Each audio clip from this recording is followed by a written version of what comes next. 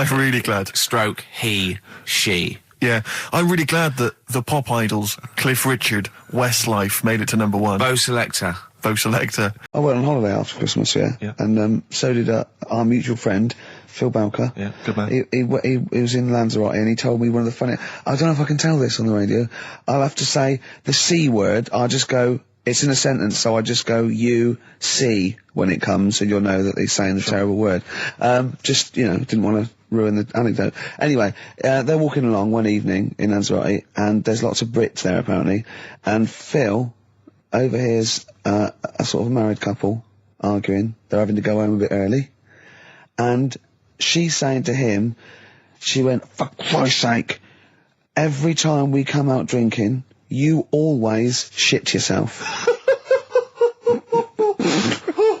Right? Wow. Always, not once. So he's going, I've told you, he said, it's not the drink, it's the weather. She went, the weather. You'll be blaming the food next, you see. I don't think they should have got married. Wow. Or when did you think the shitting yourself started? Must have been after the marriage, because if you're courting, and you go, went out with Derek again, did you last night? Yeah, how was it? The evening was lovely, the meal was nice, but he shook himself. Again. That's 5 dates, 5 different heaps of shit. But I think I can change him. I think I can change him, yeah. It must have happened after the marrying. Or he just might have think, oh God, or he's got to that age where I think, look, I'll just empty it when I get home. Yeah. I'm not going to keep going up and going to the toilet, It's the ice that does it. Yeah, Carl is right, I think. It is the ice. What do you mean? People forget, they say, oh, don't drink the water when you're on holiday, and they don't. They drink, they buy Evian and stuff. Oh, I see. They forget about the ice. The ice cubes, you're right, in a bar. Made from tap water. And that can do it, can it? Yeah. But she said every time you're drinking, didn't she? I assume that she wasn't drinking ice then. Yeah. Why is it just happened to him? Let's be honest, everyone that goes on holiday doesn't end up crapping themselves. Yeah, they usually make it to a toilet. He does it every time he drinks, doesn't he? Yeah, well, apparently. Just don't let him carry the baguettes.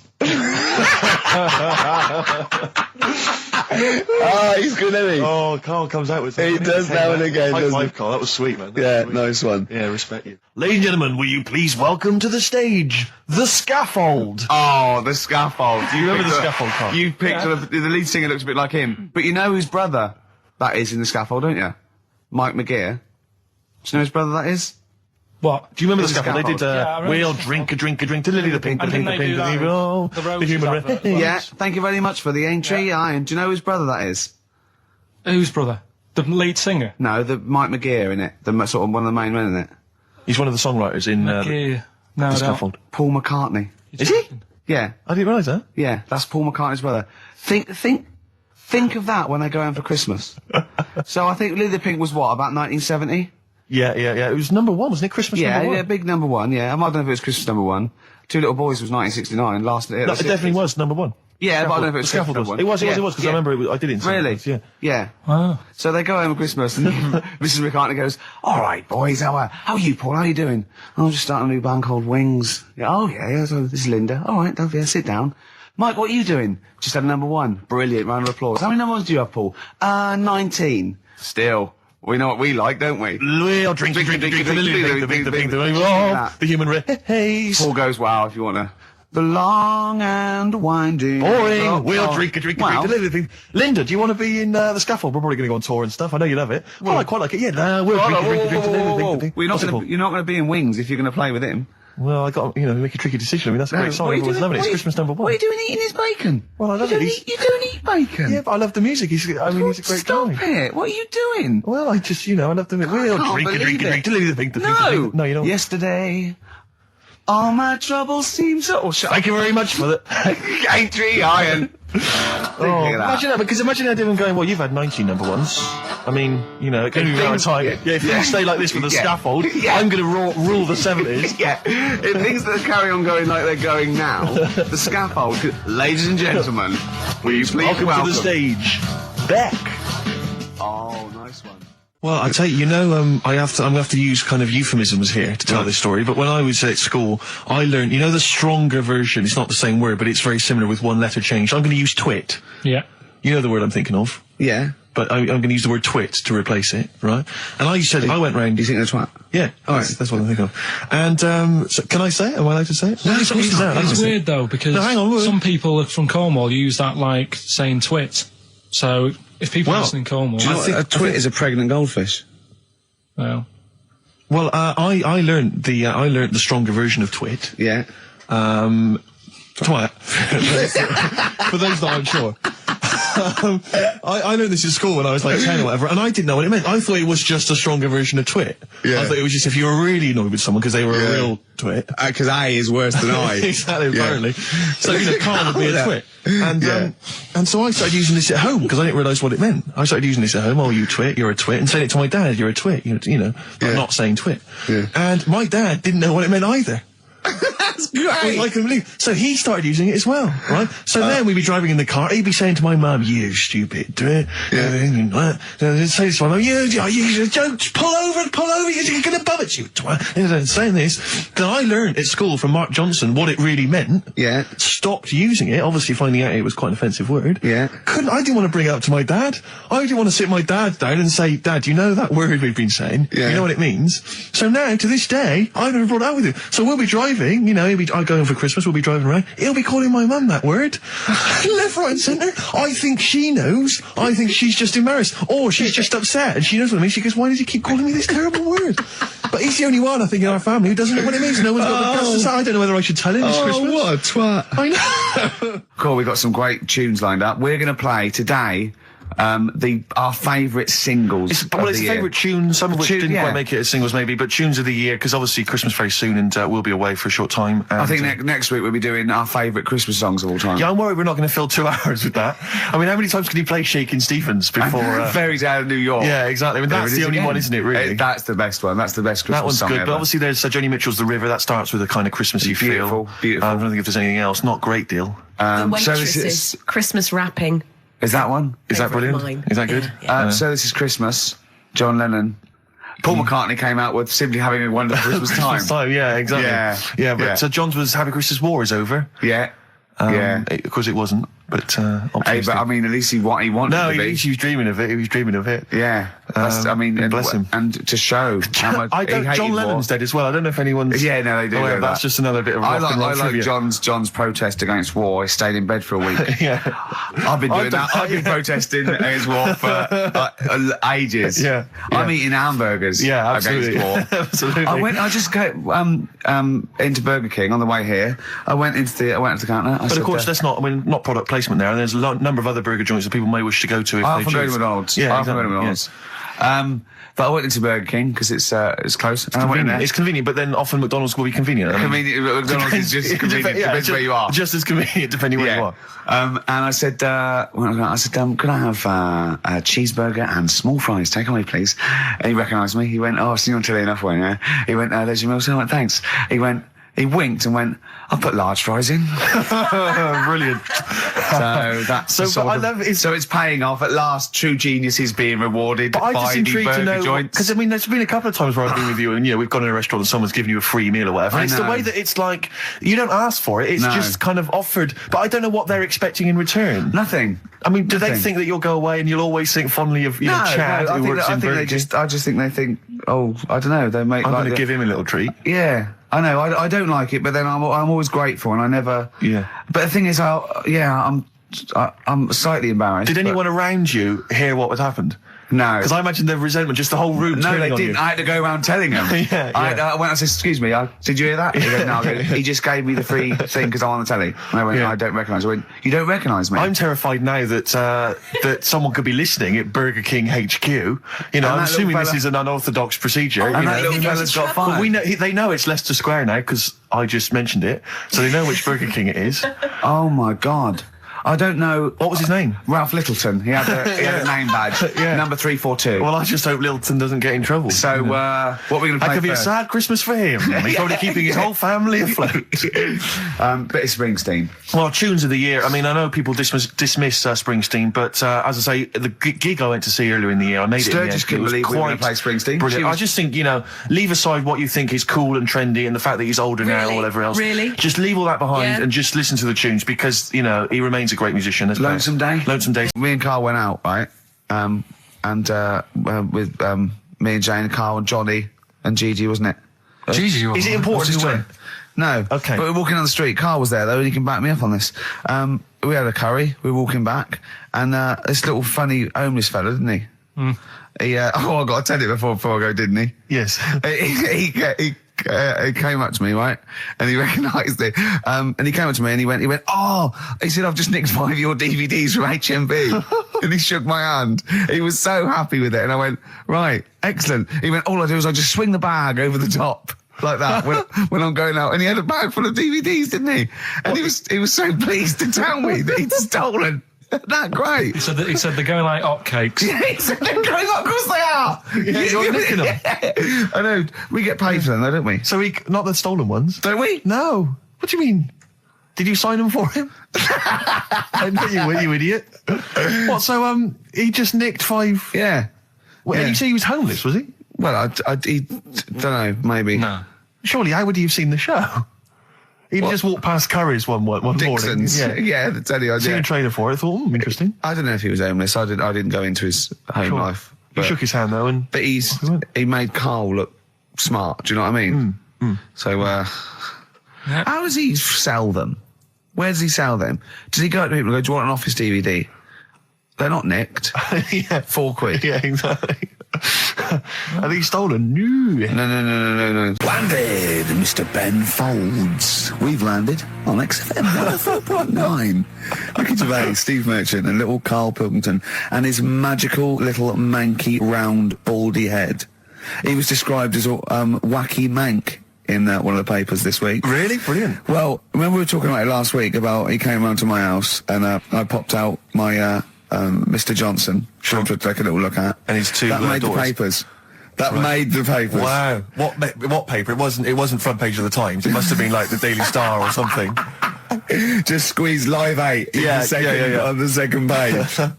Yeah, so wacky mank. Wacky Mank. That's Wacky great. Mank. Wacky Mank. We had an email from someone that reckons they remember you from body popping round Salford Way. Yeah, Eccles Precinct, apparently. You know that, don't you? I wasn't doing it round there though. What do you mean? I was round Stretford, Arndale. And what were you doing? What sort of body popping was it? Just a bit of everything. Caterpillar, bit of moonwalking. Did you have a little piece of liner you used to carry around? Well, mates had that. Right, you didn't Borrowed bother with theirs. Borrowed theirs. Were you any good? But you weren't breakdancing, were you? You weren't spinning on your head and stuff. You were more body popping. Well, I hope he wasn't spinning on his head, because you know that can sort of give you little brain damage and things. It can give you brain damage. Also, it can wear your head down, and also it makes your head perfectly round Yeah. because the gravity is pulling on. But all if you keep on doing it, obviously it's going to wear your hair out, yeah. So you become sort of like a stupid, bald, and roundy headed. Yeah. So You've got to be very I very much doubt that you did do any of that. Did you, Carl? Didn't do any of that. Well, So you're shooting off in a minute, aren't you? well, yes, because we were trying to make poverty history, Carl. Yeah. People are making poverty history all over the place. They're putting on a wristband, and it seems to be working because I haven't been poor for ages. I haven't been poor. And Alex had a stop bullying. Alex was wearing a stop bullying wristband, and as he himself said, he seems to have sorted that out. You haven't been bullied I for haven't been ages. bullied for years. So wristbands work. I saw one in a shop window the other day which said, stop child abuse. And I bought one, obviously, because a lot of people say, does it make a difference? But it was only £1, and I'd only spent it on kiddie porn. So, I think I've made a little difference there, in a small way. On a serious note, though, I like the idea that stop child abuse. If you're a paedophile and you're walking along the street in your Mac, right? You got a puppy in one hand, a bag of sweets in the other, and you see this wristband, and you go, "Oh, stop it." Oh, okay then. Yeah, I hadn't thought before. That's All what right, you then. think. Okay, fair enough. Yeah, well, I won't be doing that again. Yeah, he was hanging around in Topshop for unsavoury reasons. You saw them in there for only £1. Carl, we haven't got long, have we? We've got an hour and a half because we've got to shoot off. I've got to shoot off down to Live 8 and introduce Rem. So we got a lot to pack in. We got the Rockbusters, and then we give away. I just saw those. I'll finish the sentence in a minute. I look forward to it. I'm getting excited. I'm getting excited. So we got so much to pack in. I haven't got time to finish all mine. So listen, right? You know the things we're giving away? The signed little Homer. The Nigel Tufnell thing and the Flanimals, right? It looks brilliant. They've done a brilliant job, the people here at XFM. So take back all you were saying about them, Carl. And also, we should say as well, you've still got a chance to win that, because if you get today's Rockbusters, you go straight into the hat for the big draw, so you've still got a chance to win all those top prizes. Play a record. bit of monkeys. Yeah. Can I just tell you a story that Carl told me a couple of weeks ago? Is this another ghost story? Another Yeah, spooky it is, story? yeah. I called him out. I was, what are you doing? He said, I've just been reading ghost stories again. He said, you don't believe in them, but how do you explain this? Right, I went, go on. He said, I'll tell you as he told me it. He went, bloke, right, just sitting at home, doing, watching telly with his cat. And, the phone rings, and it's a bloke going, is that fire, in your oven okay now? 'Cause your wife called. And Carl went, well, 1, there was no fire in the oven. 2, he wasn't married. I went, right. Go on. He went, well, then, right, there was a knock at the door, and there was 2 sort of people in sort of white coats, and they came and said, we've come about that fire. Your wife called us. He went, 1, there isn't a fire in my oven, and 2, I'm not even married. Right? And he said, they saw the cat, and they looked at the cat. It looks a bit weird at the cat came out, nothing. He said, and then he went back, sat down, phone rings, and they said, did they sort out the fire in the oven that your wife told us about? Oh. He went, 1, there is no fire in my oven. 2, I haven't got a wife. And Carl went, what do you think of that? I went, that's not it. He went, yeah. I went, That's the end of the story. What? He went, well, how'd you explain that? I went, explain what? I thought he was going to say, a year later we got married, but she died in an oven fire. Right? I thought it was going to be that. And I went, That's people winding him up. Yeah, or someone did report a fire oven, and their name was Johnson, and they looked up Johnson, they got the wrong thing, it was the gas board, and they sent it around to the wrong person, right? You know, he went, yeah. I said, I explained it to him, he went, yeah. Why did they look at the cat funny? Oh, man alive, Carl. This is really weird, right? I was in my house once, right, and the doorbell rang. Yeah. Right, I opened the door, there was no one there. Yeah. Right? And then I looked across the street, There's some right, and there were some kids running away. Yeah. Now, how do you explain that? Yeah. There was another time, right, where, like, I opened the door and there was a bloke goes, you've ordered pizza. I went, I haven't ordered pizza. And I heard my mate upstairs giggling and putting the phone down. Yeah. How do you explain that? Carl, seriously, why did you tell me that story? What do you think that was weird about that? The fact that it was 3 different people. Is this all the information? Is that the entire story? It was 3 different people. Did you fall asleep hassling and not read the about end? A fire that didn't happen, about a wife that didn't exist, and a cat that didn't look happy.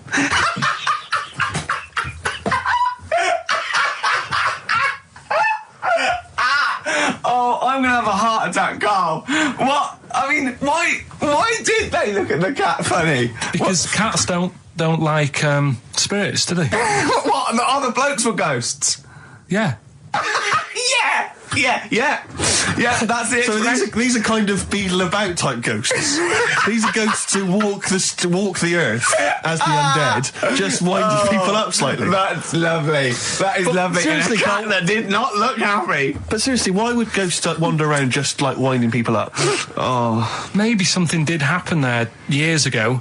Some fire. Some woman might have died in a house of a fire or something. Yeah. And it sort of all happened again. Bit of a- Yeah, it's certainly a mystery. Well, if you don't- it's a mystery. I mean, I can't. What's this book you were reading? You were reading a book, which is interesting enough. It was the for Tea and Times. Oh, Carl.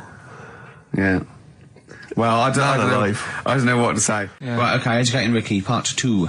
But I was in the cinema. This was not long ago, and I went to see that. This was I think I was off to see that film, Crouching Tiger, Hidden Dragon, or whatever it's called. You know, Well, they could be on the phone for that because there's subtitles. So it's not going to ruin it, is it? it wasn't her. I was sat next to another woman. She was crunching, a big fat woman. No, but he's got a good point there. Loads of people could be on the phone in there and it wouldn't sort of niggle you.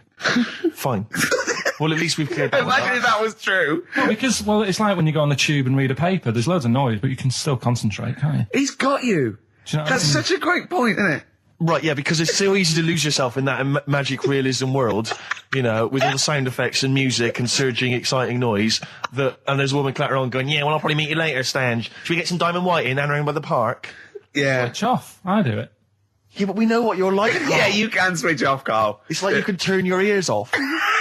That's the skill Well, you it's have. not the ears, it's the behind the ears. Yeah. It's the process that between the ears and the brain that you can switch Exactly. off. So you can still hear all these things like a cat. But I was in the there was this woman sat next to me. She was a big fan one. She was crunching on some popcorn. Again, that's a crime. Why they're selling popcorn in cinemas? I don't understand why She the needs to noisiest. eat regularly, she's Why fat. have the noise? Why the noisiest food in a cinema? Yeah. I don't understand why that's come about. Yeah. Really makes me angry. Yeah. Exactly right. This- Smoothies. We want smoothies without straws. Exactly. The trailer for that film AI, Artificial Intelligence, came on. Do you remember that? And the tagline was, David is 11 years old. He weighs 60 pounds. He's 4'6" tall. He has brown hair. His love is real, but he is not. Oh, yeah. And she just went, how old was he again?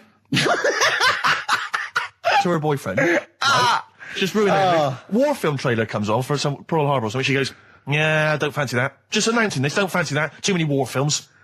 So then the trailer, then the opening credit comes on for Crouching Tiger. We know, before that, you know that thing that comes up that says it's signed by the BBFC and it has the kind of certificate and everything, and that certificate to say what age you have to be to see it. That came up, and it said Crouching Tiger, Hidden Dragon, in brackets subtitles. She went, it's not subtitled, is it? I thought this was the most famous foreign film for years. It won Oscars. It was a huge film. Everyone knew it was foreign. She goes, it went, and so the credits begin. It says Crouching Tiger, Hidden Dragon. She went, stupid name for a film. What? She just She wanted paid it. to see it. She was with her boyfriend. So then it starts, right? And obviously it's in Japanese or Mandarin or something. She's like, yeah, and they're all talking in Japanese. Japanese or Mandarin. Whatever it is. So they're speaking in this, Japanese language, Oriental language. And she's going, don't they sound stupid? Hot ching chong chong chong chong chong. Don't they sound stupid? She was going, and then the subtitles come up, and it's quite a weird kind of strange language they're talking. And she was going, can't make the subtitles out either. It's both gobbledygook. Just wittering on every step of the film. I totally agree with you, but what I like in your telling of it, I know you're getting quite I'm emotional. genuinely livid. But she went Mandarin or Japanese, some Oriental language. And Well, I don't know what it was. It's a strange language. It's a strange language. Well, anyway. Oh, dear. So then I moved. I climbed over several seats, made a big huff of, make a big show of moving. Yeah. Sat next to a guy on the phone, just chatting on the phone. Oh, I'd have gone mental at that. So now I hate that film. I didn't enjoy it. I don't like seeing it. I don't want to even think of it. It's subtitles, isn't it? Well, rubbish. Rubbish. That's why I get videos. Yeah. Right. In Turkey, Nice. it's not, actually. Mm-hmm. That's where I went, and there was them little fellas after Suzanne in the kitchen. What? What do you mean? We went to Turkey. You went to Turkey and there were some little fellas. Well, they had quite a few sort of midgets working in the kitchen. Why? Is it a theme? No, Was it a it's theme holiday? I don't know. Might get them cheaper or something. Was it? So they were get them working, cheaper? They were working in the kitchen, and one of them fancied Suzanne and kept sort of eyeing her up, and she was winding me up saying, "Oh, Not eyeing up and down, just eyeing her up. anyway, no." So What anyway, was she doing in the kitchen? no, it's like a pick what you want to eat type buffet, but you have people clearing the tables and that ready for you to come along. Are they low tables? And he was just keeping an eye on her. What did he say though? Was he? Was he It was Turkish, so I don't know what he was saying. But he was. Was he? He was Little fella, yeah, Did he talk What do you to her? mean a little fella? What do you mean little fella? sort of dwarf-like. What do you mean dwarf like? He had magic powers or he was 4 foot? No, What do you mean, A Carl? little bloke, just like a normal bloke, but small. If you stood him in the desert, you wouldn't know. But he'd be hot and nothing says, around him. right, Carl. You should watch out for the monkeys. Yeah, underground. There's underground monkeys Look, are you dangerous. can't just say there was a little midget fella who was eyeing up my girlfriend and then leave it. What do you mean? What was happening? This is a story to us. This is much more interesting to us than, and she was deaf, right, and she hit her head. That's much more I don't interesting. understand how it manifested itself. Did he come over and say something? No, do you know when it's like girls know, don't they? When someone fancies them. What do you mean there was lots of them as well? Do then? they? That's worth knowing. Listen, right, come on, right. So you went into this holiday, yeah? Yeah, wasn't And you that went good? into the dining room or something? Yeah, downstairs. And in you the looked dining over- You thought, this is all, there's no one serving. Yeah, and they go, Wait a oh, minute. hold on, you looked down and there was a little waiter. There was loads of them running around busy. Why, though? Why did Because they it get was the... summer. What do you mean? Because it was in loads of them. summer. They had more of them They on. come out in summer. They come out in summer. What do you mean they had more... What do you mean? Because it's busy, isn't it? Well, no, but they Summer. hibernate in the Why winter. were they all midgets? I don't know, maybe it doesn't heat stunt your growth or something. No! Well, they just happened to, maybe it was a thing that they did for tourists or something, I don't know. I just got on with my meal. It was a holiday, do you know what I mean? God. Right, So it's a midget serving. I'm not going to ask any questions. Right, okay, yeah. So they're all little fellas running around, and this one always was like, oh, do you want a new serviette? You know what I mean? Going out of his way to sort of... for turning on the charm. Yeah. Yeah, he was going out of his way. The others weren't. Right. I think what was happening is he'd been working with Santa all the winter. This is sort of little summer break. This one He was hadn't your seen a girl. waiter, and so he was being polite to you. Maybe. But what did Suzanne say then? Well, she was using it to wind me up. What was she saying? Oh, he's... Oh, just like, look. he may be small, but he's Well, built like a... Yeah, he's all man. so... Were you jealous of a midget then? You were jealous of him? It is a bit annoying, isn't it? Why? It wouldn't bother me as much now, because I've been with her for ages. Right. But at the time, that might have been one of our first holidays, and it's like... You don't want to be what's going on? I paid for this holiday. Yeah. And then you get off with a midget. Yeah. Oh. So anyway... But it doesn't matter, because you got chatted up by a bearded lady. So. yeah. Tell you what, no, that's got nothing to do with that. What were you going to say? What were you going to say? I was going to say the hotel was half board, and maybe... Oh, right. I thought you were going to say it's just one of her shortcomings. So listen, right? Play a record, Carl. What, is this something that happened to a friend of yours, or is this... No, I read about it. You read about it? Okay. There's this little lad, right? Okay. First of all, it's years ago, right? When Right, they didn't have decent doctors in like every town and that. Yeah. And this little kid is dead ill, right? Yeah. And the local doctor... Well, there's a phone call involved, so I don't Yeah, really well, let get the me get impression to it. that it's like medieval times. Yeah. Yeah. But I didn't say that. I just said it's years ago. So this kid's ill, right? Yeah. And he's lying in the bed, and he's all going funny colour and that. Yeah. And his mum says, I'm going to get the local doctor round. The local doctor comes round, and she says, oh, so I don't know what's up with him. He said, leave it with me. Leave it with me. He said, the doctor said that. I'll have he said I'll phone up a top doctor. Okay. Who was in America or something like that. And so he goes to the phone in his office and he calls America, and because it's years ago, the phone line isn't that good, it's all crackly and that, right? Yeah. So he's talking to the doctor and he's saying, I've got this kid, he's a funny colour, and he's really weak and that. I don't know what's He's up not with him. giving him much to go on. Right? Sure. So the American doctor, right? Yeah. He goes, yeah, what you want to do? And it's all breaking up, right? Yeah. He goes, what you got to do? You got to, it's all breaking up. You've got to give him some, parrot's blood, right? Some parrot's blood. Well, that's what he thought he said, but the line was really bad. Yeah. He meant parent's blood, but he heard that he said parrot's blood. He said, right, I'll do that, leave it with me. I can see where this is going. He goes to, a pet shop. Yeah. He says, give us like half a dozen parrots. Sure. Takes them round to the kid's house, takes the blood from the parrots, puts it into the kid's fine. The kid's fine. I've never It worked. such a load of shite in my life. I've never heard such twaddle, such just made up, enhanced, exaggerated bollocks in my A life. load of old rubbish, Carl. I mean, when he told me this, he said, the doctor said, what do I do? And the doctor on the other end said, give him some blood. And the doctor went, where do I get blood from? So hang on, wait, I just need to Where do I get clarify. blood from? Give him some parents' blood. Give him some parents' blood. Give him some parents' blood. Yeah. But hang on, I just need to know where you Sorry, read this. Carl. Where was this? Where did I you read stitched this? you up. You know what he said? He said, so do you believe it? I went, tell it to Steve. He went, do you believe it? I went, tell it to Steve. Carl. where did you read it? That was on the internet. What? About Where is it on the illnesses. internet? Right, educate me, Carl. Right, well, Go like on, I mate. say, right. Educate me. Well, what we're looking at this week, we've done war, we've done what We've else have we nailed done? that. We've nailed war. Did We summed up war with a little French bloke whose battle cry was "John's got a moustache." right. So, and last week we did science, What would you do on science then? Off Airy Kid, brilliant. right? Yeah. So this week we're looking at medical problems. I'm sure we do Airy Kid every week. Medical problems. Then I've got a couple of things under the banner of then educate me. Yeah. We've got this is interesting, right? Do you know if you have an operation on your brain, right? What they do is this is why I'd never go to the doctors. I don't like doctors because this sort of stuff freaks me out, right?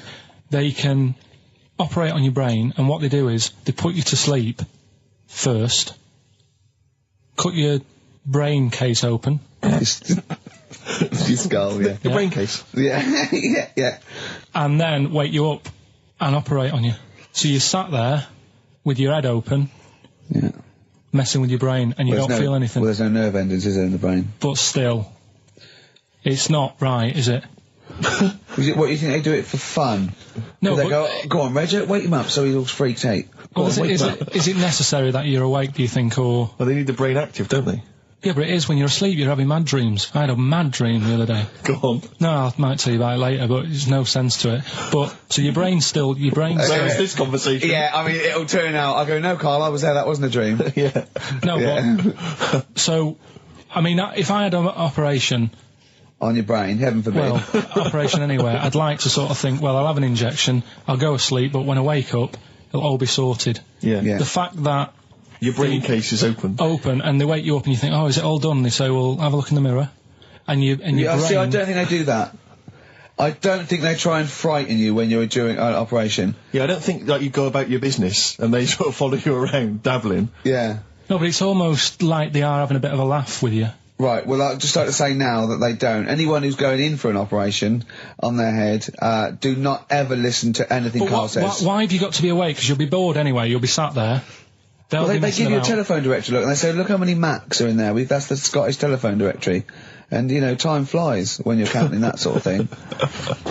No, but do you know, like, when you... What are you telling me? What are you I'm just asking saying me? how weird it is. It's weird, isn't it? It's like, do you know when you go for a haircut, right? It's a bit embarrassing. Well, I don't anymore, but... When you go for a haircut, it used to be... When you go for a haircut? It used to be a bit embarrassing when, like, they'd wet your hair and they'd make you have that sort of Hitler cut because your hair's wet, and I used to hate it, and I think, do you have to do that? Do you know what I mean? You know It's what I mean, similar. don't It's you? very similar to open skull No, surgery. what I'm saying is, it's almost like barbers like to do that to make you look daft and feel daft for a bit, and there's women coming in and out, and you're sat there with a daft haircut. Yeah. And this is what that reminds me of. Do you think they do it in a shop window, this brain operation? I'm just saying, it's a bit Do you weird. think, why are we doing it in John Lewis's? Just so more I people love can the idea that that's what doctors are doing. Let's make this guy look a bit stupid. Yeah. Open his brain Look case. at the twatty look for this brain out of his head. Take a Polaroid. Reg, take Yeah, a take a Polaroid. Polaroid. Look at him. Look at his face. Right, clock his face when I give him the mirror.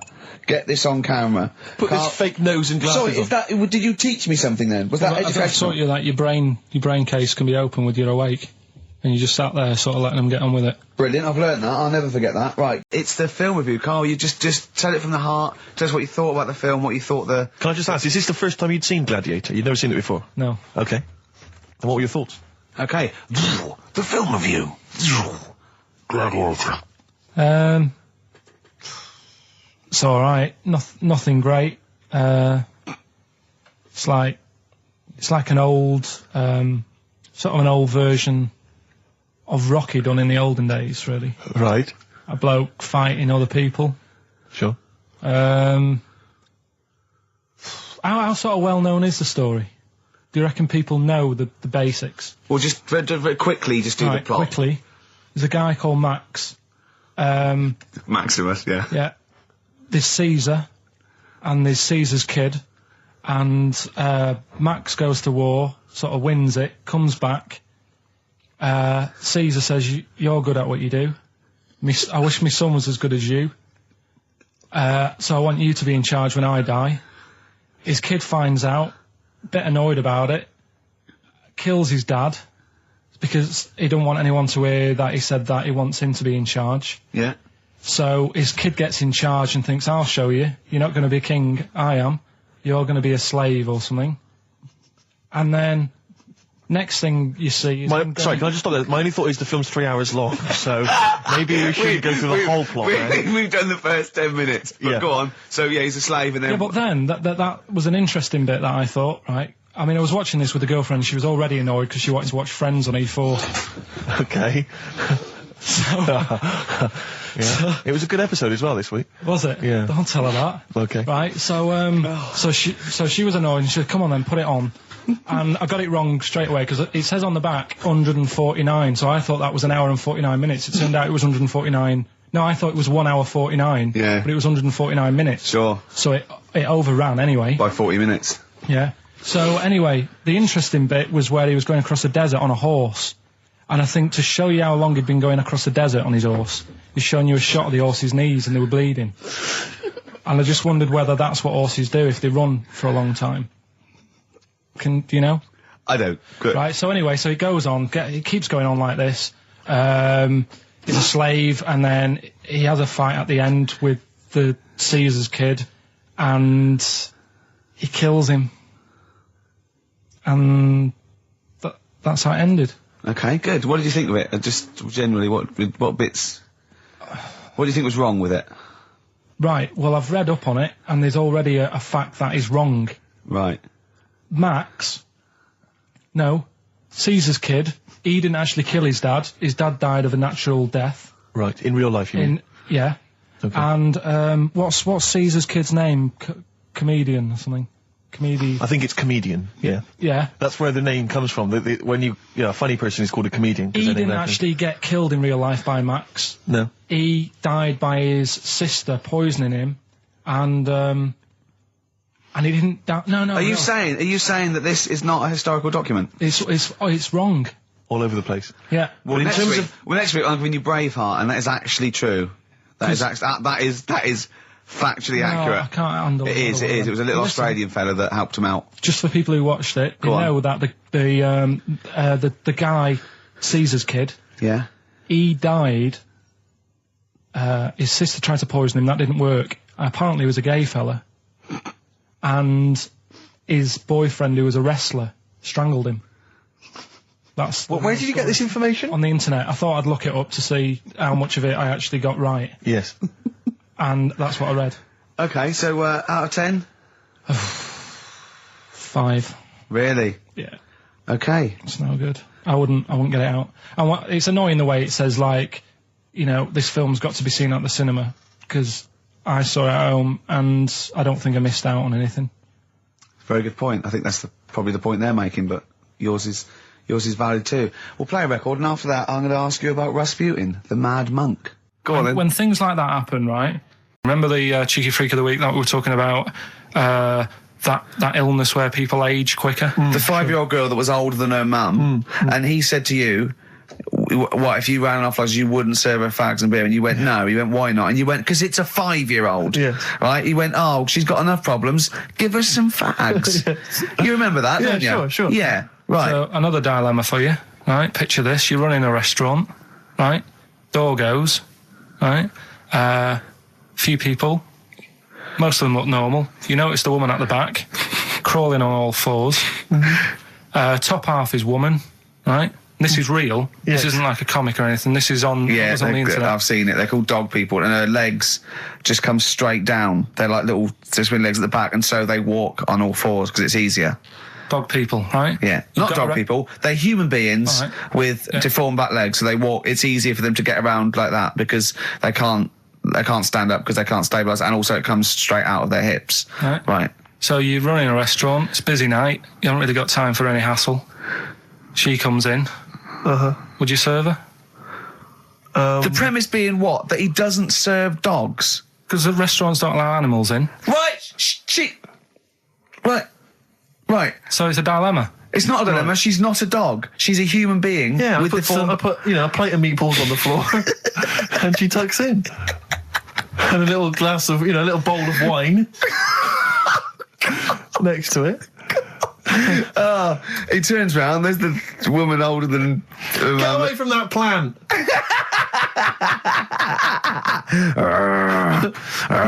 Is service included? His Russian. Yeah, that was the Welsh fella. It was bloody awful, but not as bad as his Russian cousin, Ivan. Go on. He had a fella doing some work for him, right? This fella built his house. After it was done, right, the terrible fella was like... fella Ivan. He was going, "Oh, it's brilliant, you've done a good job there. Yeah. I don't want you to build another one like that." Took his eyes out. Just stopped him making an house like that. Another one? Blimey. That's bad, isn't it? Why didn't he take away his trowel? Then he could have seen, but he couldn't have built a house without a trowel. You can't build a house without a trowel. Yeah. Makes you I think, suppose he probably later thought that once he'd been nicknamed Ivan the Terrible. Yeah. He thought, why? Because you gouge people's eyes out. Yeah, but I didn't want to build another house. I know, but Take his trowel away. What would I have been then? Ivan the Crafty at most. exactly, yeah. Ivan the Jealous, Ivan the spoilt brat. But Yeah. gouge someone's terrible, eyes. it's That bad. is bloody terrible. I'm surprised you're not called Ivan the... Do you know what I mean? Yeah, you're going to get on in history like with Vlad the Impaler. Yeah. He's mainly remembered for impaling people. Yeah, he did a lot of other stuff. Did a load of great charity But work he did. The Not impaling remembered. is the thing that's really Yeah. gone down in history. When were you reading about Ivan the Terrible? No, it's just or little Ivor stories. the Terrible is the thing you remembered from this informative article. No, it was just little bits like that. Talking about him, there was a thing about someone who worked for that fella who painted the ceiling. Sistine Chapel. Yeah, there was a thing. A woman who worked for him in his house, and I love how you assimilate information when it's just bordering on the academic, or just the interesting and true. It's wonderful. Ivor the Terrible gouged someone's eyes out 'cause built him an house. That fella who painted that ceiling had a woman work for him. Imagine if you wrote that down in an essay. Imagine if you wrote that in a school essay. Well, you'd probably end up with not getting a grade or... Yeah, or thinking you turned up to more than you had. Exactly. Anyway, the Go woman on. who lived with... Yeah, the woman who lived in a shoe. Go on. yeah, there was this woman who lived with him, and she used to go out and do all this shopping and that. Yeah. But because she couldn't read or write, he used to have to draw everything that he wanted. Why couldn't you just tell her? I don't know. No, but no, wait. That's an excellent point. Could she talk? Yeah, but if it's a big list and that, loads of different coloured paints. But why and couldn't stuff. she draw on a piece of paper? Why did he have to do it? Because he's a better drawer, isn't he? That's the point. That's it. We were just looking for the logic of the story. You found You've it. done it. Play a record. Do you believe in palm reading and stuff? Yes. Sorry, yes. Yep. Yeah, of Yeah. course. Sorry, I forgot. Yes, of course we do. Right, well, there's a fella who, he used to do palm reading. Oh, yeah. But a lot of people, he found that when he went up to him in the street and said, do you want your palm reading? He was like, a lot of them were like, I'm a bit ashamed of my nails and stuff because they're a labourer or they're a cleaner or something like that. I know a lot of labourers are slightly embarrassed by their nails. Yeah. No, but... Yeah. So he If you found look that, at my bloody hands, Reg, well, that's that hod carrying. did I ever tell you that? Did I ever tell you that I got picked at school to make tea and serve biscuits to old people because I've got good nails? No, go on. Is there any more to the story? Well, that's about it. I mean, we used to do I think the head teacher must have been getting something, maybe getting his mum in there for free or something in this old people's home. So he offered the kids at the school, he said, right, all sit at your desk and put your hands on the table. And everyone did. And he walked past mine and he said, not bad. And he said, you've got the afternoon off. You can go and serve biscuits and tea to the old people. What did you say? I said, all right then. Was good. that? Yeah. Good afternoon. But anyway, so these... Yeah, so what these- did he do? He just sort of walked around and went, you all right? Do you want bourbons or digest? I bet you get on with old people, wouldn't you? was all I'd right. love to see, maybe Especially the senile ones. yeah, no, but I'd love to see you on VH1, just in a link. They just go, they've just played Robert Palmer, right? And it comes to you in a little park, and you just sit next to an old lady and go, alright? And you go, yeah, not too bad. You go, what do you think of London? Crap, innit? And she goes, yeah, it's awful, innit? And you just have a talk, and you go, right, well, she doesn't like it, in excess. That's what I'd like to see. I still think my idea is better. But so what are you going for then? Oh, you've picked one, haven't you? Yeah. So this fella. So there's palmists going around the streets. Yeah, he's going round and there's a lot- Randomly trying to give they're palm readings. They're losing money, hand Right. over fist. Yeah. Right. So they said he's what he's done. He's reading people's bottoms now. Sorry, whoa. You just, I didn't quite follow that. He was a palm reader. That wasn't making money. So now he's going up to people in the street and saying, can I see your arse? Basically, yeah. So from being a palmist to an arsonist. Well, they just that's what he does. He said there's same sort of lines and that you get on your hand, you get them on your bottom, and he can read them. Right. Yeah, he's not a pervert or anything, or making up as he goes along. No, that's it. That was that. So, if a man came up to you in the street and said, "Can I have a look at your arse?" Can I read your ass? TV illusionist Darren Brown. Oh, yeah. Yeah, he's bought a new pad. Yeah. And he just came around to tell me about it. Yeah. And it's interesting because Somewhere to keep his guns. Exactly. And I can never know kind of how much, he's just playing with your mind, experimenting. But he was telling me about the place, and apparently Say he loves you. he's got a B-day in the house. Now we were discussing B-days because Never understood that. I've never got my head around it. To this He's day, not meant to. Well, no, but I don't think I've ever met anyone who's used a B-day. Oh, Darren Brown does. He's known as the cleanest arse in Modern Magic. Yeah. Shiny arse, they call him. But we were chatting about it, I don't really know, to be truthful, I don't really know how you use them. I don't know. Well, I assume you just sort of go over it and let... But do you face the wall with your knees on the tiles, or do you I face think away you from the wall? No, it's sort of like you just... I don't... And no. it's got the little Do you nozzle. sit on it, or do you sort of hover above it? Do you I hover feel- over it and just splash things onto them? No, it's a little jet, isn't it? It does it for you, doesn't But it? is there a jet? This is what I'm wondering. Is there a jet it's of water that it's goes like, up the crap? It's like it's a drinking fountain This you used is to what have I'm in school. thinking, yeah. Which I remember Mr. Mellows used to embarrass himself every time. I go, no, he's in the playground, Mr. Mellows. Yeah. It's not a B-day. We're not at your French, cottage again. yeah. I don't. B-day sounds French. Well, I'm assuming it's French. After, they're probably so embarrassed about just sort of like squatting over a hole. Yeah. They go, well, at least we can clean it. Have they? Because I haven't been to France for years. But are they still persevering with the They're public still toilets, going just with a it. hole in They're the still ground? I mean, I think they have got. Has a single Frenchman travelled anywhere else in the world? Yeah, and goes, seen that now this you is can actually uncomfortable. I know, my trousers go You go down to the... Delhi, and I think there's proper decent porcelain. I know, I can't believe it. I think they have got the flush ones now, mainly for the tourists. Sure, yeah, But yeah, I've yeah, never yeah. really understood that. But it's not, you don't go in, it's not like because they're literally crapping into an open sewer, aren't they? That's the French approach to the public lavatory. Do they have the bidet next to the hole? No, the toilet is a toilet, isn't it? Right. But it's just like...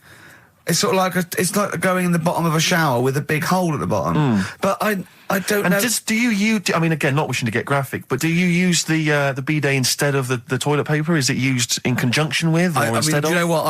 I've honestly never used a bidet. Because it's not but- really a working class thing, is it? The bidet. No, but well, it sort of came in with sort of like purpose-built houses, didn't it? They sort of like shot up all over the no pun intended, all over the sort of 70s.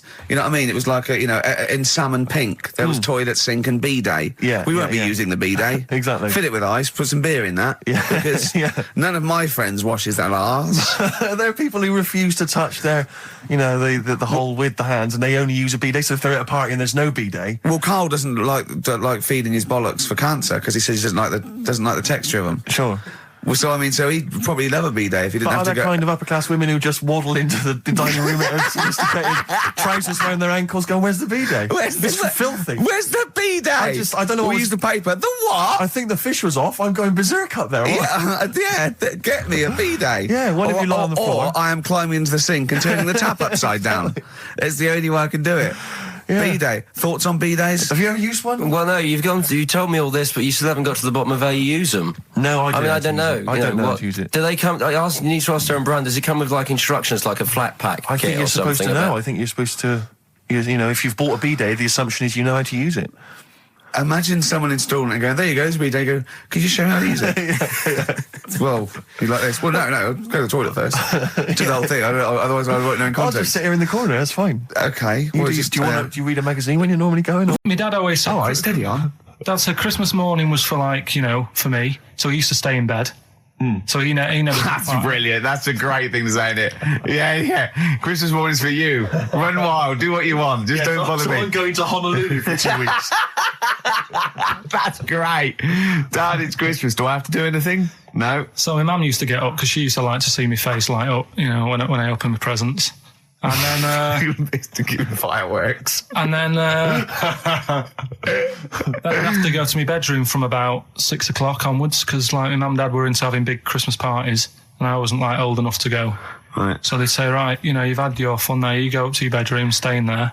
Really? Yeah, I remember one year, right, I got a train set, that's what I wanted. Yeah. Right? It's brilliant. Playing with it all day. I thought, I don't mind about the party, I'm happy staying up here playing with this. Brother comes in, he's had a few, right? He's going, yeah, give us a go on your train. How old is he? He's a bit older than me, so he might have been like Let's see. Well, let him be 18. Yeah, probably about 18, 19, And how old something were like that. I had a train set, so I don't know, about 14. something like that. Right, so I'm playing on that, loving it and stuff. And then he comes in and goes, oh, give us a go. He turns the transformer up to like 14. He went really fast for about 5 seconds, broke it, and then he went back downstairs. Wow. So Christmas, I hadn't even got to Sounds Christmas like Day. the Conservative government with British Rail. Satire, that is. Satire, Rick, I just thought that there's satire. It's If there's any satirical shows listening or it doesn't work. It magazines, doesn't work in any way because there's the analogy falls down. No. Apart from there being a train. think it through though. British Rail was trains, Yeah. and the government broke the trains in many. Well, they didn't break them, like not officially breaking them, but they kind of. It does work. It's perfect. Oh, I'm pretty pleased with that. And I can't. And no one's asked him to be on. Have I got news for you? It's weird, isn't it? Because it's strange that when you've got a satirical mind that's as quick as that. Yeah. All And right. he's broke your little train set. So what did you do? I just like watched telly and had some sausages. I bet you were happy with that though, weren't you? Oh, it's a bit annoying though, isn't it, when your main present of the year's been broke. And did then, it ever get it fixed? No, that was it. Put away. I'm intrigued why your parents wouldn't let you come and join in the festive fun. Was it like really debauched down there? Was it like eggnog everywhere? And Well, no, but I mean, that's fair enough. 6 is a little bit early, but I just think, if you're a kid, you had those fun, put them to bed at 8 maybe. And do you think so on Christmas Day? I thought that was a day for family. Well, not if there's a party going on. And Well, then don't have the party on the Christmas Day. is Well, my point. that's another option. Yeah. Your parents are weird, aren't they? A strange breed. Well, I think that was the year, right? You're talking about buying presents and stuff. I think I did treat my mum to. I didn't buy my dad anything. I think that was like when I got a bit older, I used to get my dad something because he wasn't that bothered anyway. No. So got my mum. There was a cheap shop, right? Of course. Thank God for that. Called Snips. Right? So I went in there and I thought, let's see what I can get her. And remember Victoria Plum? I don't think so. Well, it's like a fairy character. Right. Right. And my mum's into gnomes and stuff. Right. So I thought, right. She must be pleased with you then. Victoria Plum. I was thinking, is that one of the neighbours? Is it like a brandy Do you liqueur? remember Victoria Plum? Victoria Plum. Victoria Plum, yeah, it's like a little fictional sort of character, right? Okay. So I saw it, I thought, yeah, she'll love that, right?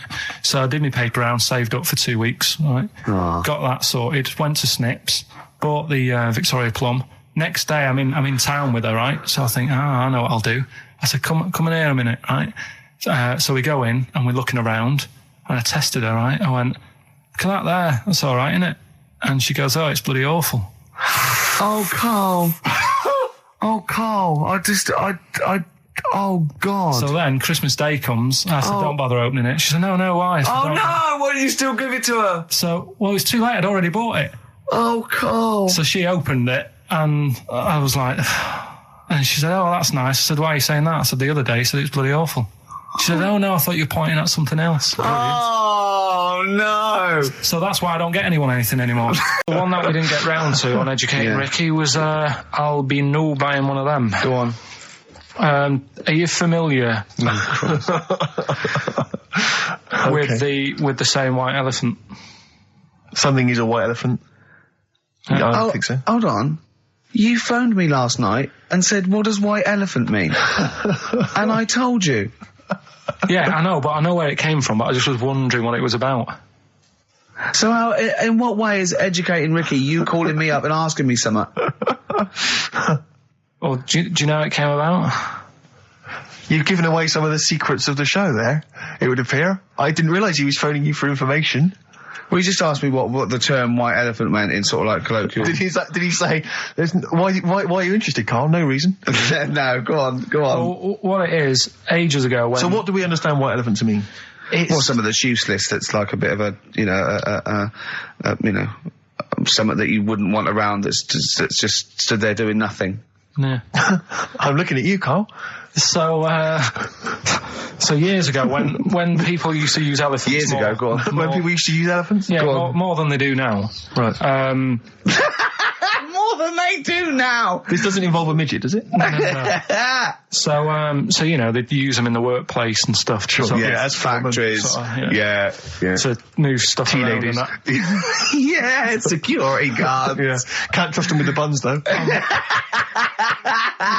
That's why they stopped using them. Oh, Right. God, go on. So there was loads of elephants knocking about, and the thing is, right, you couldn't move from. if you have a lot of something, you also have a lot of demic ones, don't you? A lot of what? You know, sort of demicky ones that aren't right, really. Demicky? Well, you know, like they weren't properly. They weren't properly. Sorry, what, Carl? What are you doing? Right, I'm getting to the story. So what I'm telling you is, They were a bit demicky, so they weren't Basically, properly. Have you started making words up? Right. Yeah, and you Stanley Unwin. Listen. Reincarnated. Demicky? Yeah. there was a lot of albino elephants knocking about. Okay. Where is this? Olden times. Africa.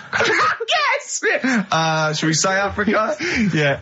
If an answer's got a question mark at the end, I'm not sure. It's either Africa or India, but I'll give you a clue. Well, these elephants, do they have big ears or little ears? I didn't sort of notice the size of the elephants. What I noticed is they were white because they were albino elephants. Okay. Right? So that's why they're heading, I'll be null buying one of them. Okay. So what would happen is people who didn't know what they were doing, like, you know, you get people making a mistake buying cars that are full of problems and that. Back then when people were buying elephants, they'd go up to someone, say, I'm after an elephant, and the fellow would say, yeah, I've got one here for you, this is a nice one. And it was all white and stuff, and it had like blue eyes. You should never trust a used elephant salesman. This elephant's white with blue eyes. Right? So, this is great. So a fellow who didn't know what he was doing would buy the elephant and he'd get it back and it'd be all sort of lazy and stuff and what we're doing and stuff. And he'd say, what's up with this? And his mate, who's a bit of an expert with elephants, and go, oh, where have you bought that from? And he'd say, oh, I got it off that fella. And he goes, oh... All this embellishing nonsense in terms of the story. You shouldn't have bought that. So he goes, why? And he says, it's only albino, isn't it? And he's like, what does that mean? And he said, oh, it gets tired. It's not that good at doing work and that. You shouldn't have bought it. It steals from you. But elephants back then were like a god. You know what I mean? Right. You couldn't say, oh, I'm sick of this and I'm going to abandon it or anything, because elephants were seen as like pretty high up on the chain of things. So they'd end up being stuck with an elephant, that's an albino, couldn't do much, gets tired, basically gets in the way. So they said, that's where they're saying, like, you know, bought a bit of a white elephant there. What do you reckon, Rick? I feel like I haven't been educated. I feel like I've lost something. So at that time in my life I could never get back. I feel like I've sort of been soiled and I don't know where to start. I'm angry. Do you know what I mean? I'm angry. Sure, yeah, I can see that. And all that rubbish around. Look at his little face. Well, what was all that shit about a second-hand elephant salesman and his mate knew about elephants? What is it? They had blue eyes. What are you? Well, albinos have red eyes for a start. That's it. We've run out of time. What? What are you going to do about this next week? Are you going to actually do some educating next week? And what about Rockbusters? Are you going to make the clues proper cryptic clues? Well, that's the teaser, isn't it? That's what we'll leave them with. Will it be any good next week? We've had a lot of emails saying, could you bring back White Van Karl? Oh, yeah. Which is that section of the show where we ask the questions that the Sun asks someone various else, random punters of Karl. But sadly, recently, they've got very politicised and very kind of, basically a little bit depressing. So there's not really anything appropriate. But I have trawled the papers looking for other questions posed in other sections of the Sun. Good idea. I was just looking here at the Dear Deirdre section, which is the sort of problem page. I don't know what your views are on this. I'd love to see Karl. Oh, God, can we get him a job? Just ask. Oh, my God, that would be amazing. Right? Well, here's one. I'd like to see your view on this, Karl. I'm a happily married 42-year-old woman with 4 kids, yet I've developed a huge crush on pop star Darius Dinesh. Yeah. It sent my hormone levels through the roof, and last night I woke my husband up at 4 a.m. for sex. We've been married for 20 years and he can't believe his luck. Recently I've been having... I want to go to I'll stop you there. Why are you telling me? Right, carry on. Sorry. Recently, I've been having erotic thoughts about Darius morning, noon and night. I haven't felt like this since I was a teenager and mad about Donny Osmond. My husband is amazed at the change in me. We had sex twice last night and again this morning. Again, why are you telling me this? Yeah, go on. He's just boasting. This is not a problem. It's not a problem. What's here. the problem? No problem, just wanted to tell someone. Thanks very much. I watched Darius on TV last night, and when my husband came home, I dragged him into the kitchen and we made mad, passionate love. Right, they did it then, twice last night, once this morning. That's 4 times. Five times she's mentioned it so far. Yeah. She's doing all right. My husband. This is a great bit. My husband thinks it might be his new moustache. Or that I'm going through the menopause, but I know You were thinking of growing a moustache? I was Just thinking think of it would growing a change it like with the ladies? I love the idea. That's what he thinks it is. He's telling his mates in the pub. You should go grow mad with to me. these. Grow The with old these, Tom right? Selleck. 5 times in the last 24 hours. Hooray for sexy Darius. So, what do you make of that then? What are your views on that? Hold on though, if that bloke is reading that paper, that narrows it down It's a gotta bit. be, yeah. Who else did he know? His wife likes Darius, he's had sex 5 times that night, and he grew a new moustache. He's thinking, I wonder if that's me. Maureen. Yeah, go on. But what's your concern? Because I'll tell you what her problem is. She's worried that, the reason that she's now kind of overly excited and she's having this great sex with her husband is because she's actually fantasizing about someone completely different, younger. She's having these wayward thoughts, isn't she? She's a bit concerned about that. What's your concern? What are your thoughts? I reckon she's going to start shoplifting soon, coming out in hot flushes. Go on. Just, they're both happy, aren't they? He's getting what he wants. She's happy. I'd say, yeah, whatever, get on with it. Do you think that she should confess? She wants to be honest with him.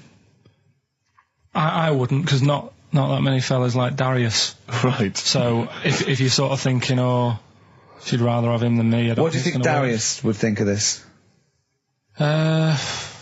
He'd probably be happy with that. I mean, What would you do if you got loads of phone calls, right, from women going, Carl, whenever you're on the radio, I just have to do it. I just have to do it. Your voice makes me... I'd say, right, well, it's alright.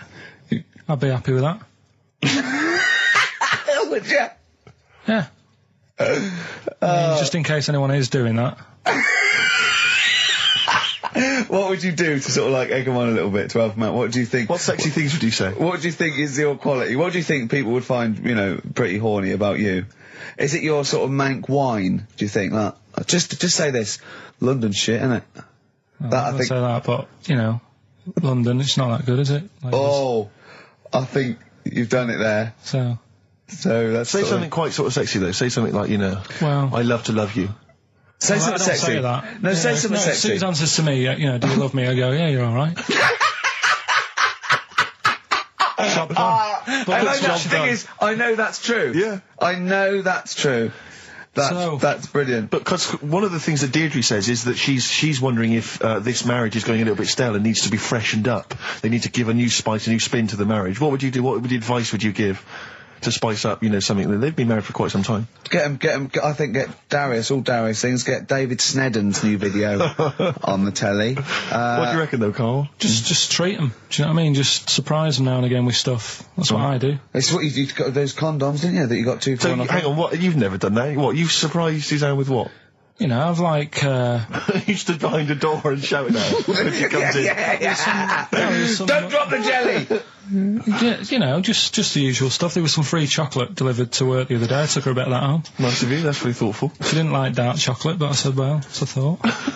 So, I had it. But, you often benefit from any gift that you give her. The chocolate, the meal, the condoms. There's always something in it for you. Yeah, there is. I love the idea. She's got bored with a Christmas present now, though. What, the condoms? Yeah. Or the food that she ate. No, the condoms. Right. Yeah, she's got tired of filling them with water, throwing them at the passing kids, or putting them on her head and inflating them. I love the idea of asking problems. What do you think of erectile problems? You know that Pele advert? He goes, be careful, we haven't got erectile problems, call this number. What would you do if you're impotent? What would you do?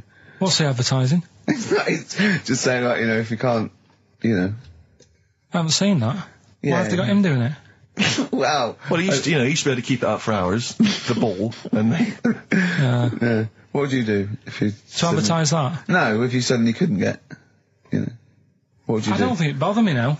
I know you're 30! You're talking like you're an 80-year-old. Well, I didn't do that well at school and that, right? But we had biology. and I didn't take much of it in. But there was one day when it was about, knob news and stuff. Sure. And it was all about how blood, is what makes Engorges yeah the erectile tissue. Sure. Yeah, it was all about that. And there was this girl in our class called Paula, right? We were sat there watching it, and she fainted. You just heard her go, oh! And she hit the floor, right? Because we were all sat on top of the desk watching this. I wasn't that interested in that. No. I wasn't looking at it and that. But Paula, right? She fell over. And the funny thing was, right? What was it? A video? Yeah, a video of like this blood.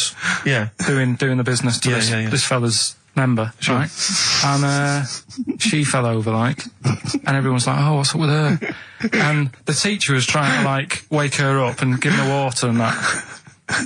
And it was really weird because then the nurse came in, and yet this video was still playing. And the nurse came in, what happened? Well, do you seen this? Yeah. And you could hear, like, then it was going on to, like, sex education on the video. It was all done from start to finish. What happens? Da-da-da-da. And by the end, and she was still out cold by the time it got to, like, and then they had a baby. Yeah. Yeah. Right? That just reminded me So of it. it then. seems to me that was a sex education class. She fainted when the penis got erect, and when she woke up, a baby was born. That's probably what she thinks happens. She's wandering around now. And the whole class just missed out a bit because they saw If someone she's ever faint. with a bloke and he gets an erection, she just goes, "Oh no!" Well, that's it. She was a bit of a class tart, really. That's why everyone was like, "What's up with her?" Carl. No, but she was. Everyone was like, "What's up with her?" She's not seen it before. Okay, so monkey news, please. All right then. Let's hear the jingle. Oh, chimpanzee that monkey news. Right. Now, before And again. Go on. Oh, chimpanzee that monkey news. Brilliant. All right. Right. Before I went away, I told you about Alfred. He was the monkey where there was a robbery going on in a bank. And then he nicked the robber's loot and backed out with a gun. Yeah, He sort of stole. He robbed the robber, didn't he? Yeah. Did he take his gun as well? He Did took the weapons. He took all the weapons. There was like a couple of robbers. He managed because they were so amazed that a monkey was coming in. It was like Don't talk shite twice. Right. Anyway.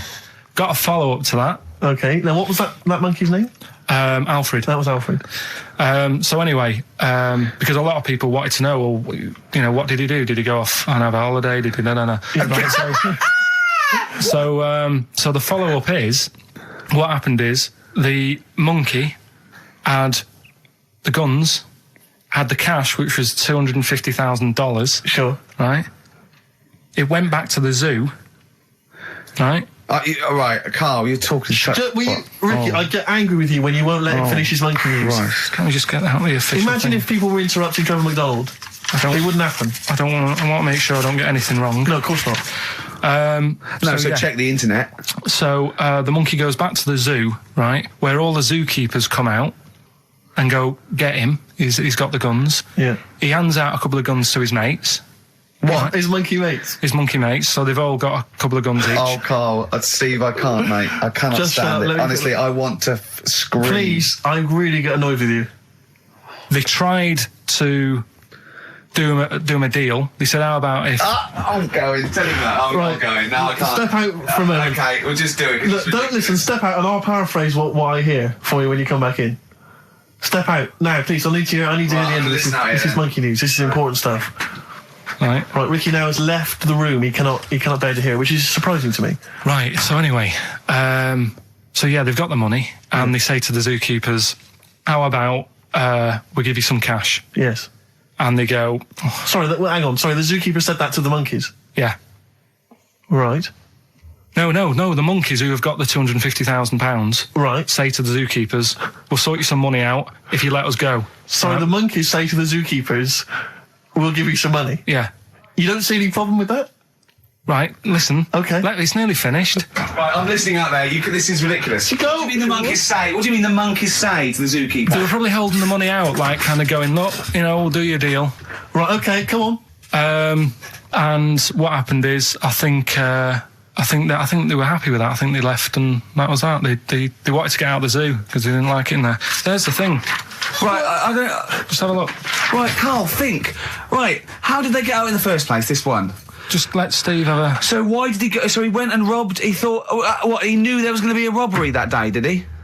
He might have been getting some money before they went to escape, and then that happened and they had more money. They might have been withdrawing some stuff out. What do you mean? No. If he was planning on leaving the zoo, he's going to get his savings.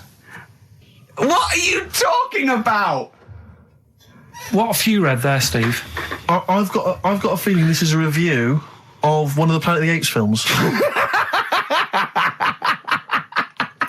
I think it's Escape from the Planet of the Apes. I'm not certain. It could be Beneath the Planet of the Apes. Right, what, I mean, Carl, think, please think, right?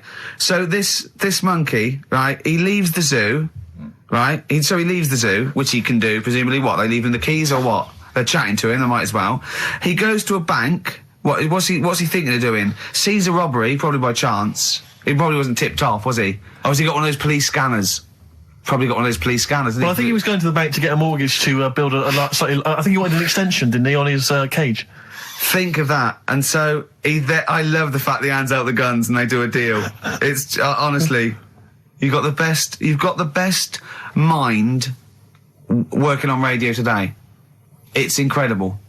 So the only person who makes less sense is Terry Wogan. Oh, he goes up and down, doesn't he? I can't understand his sentences because I don't know. No, it's like free-form poetry. Yes, I don't know whether it's the end of a sentence, in the middle, or a new one. Yeah. Yeah. But let's have the jingle again, a record, and then we'll probably have to wrap up the show, I imagine.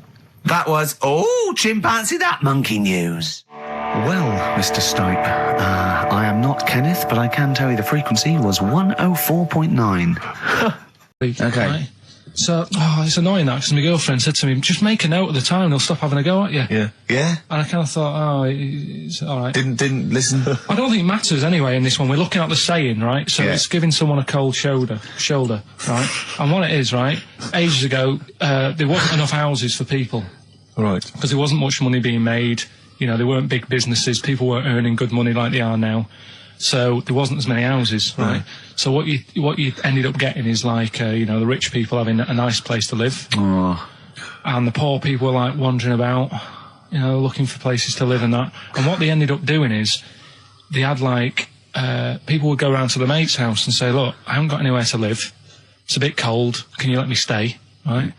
So they'd go, all right, then you can stay a couple of days. But they ended up staying for like weeks. Yeah. Right?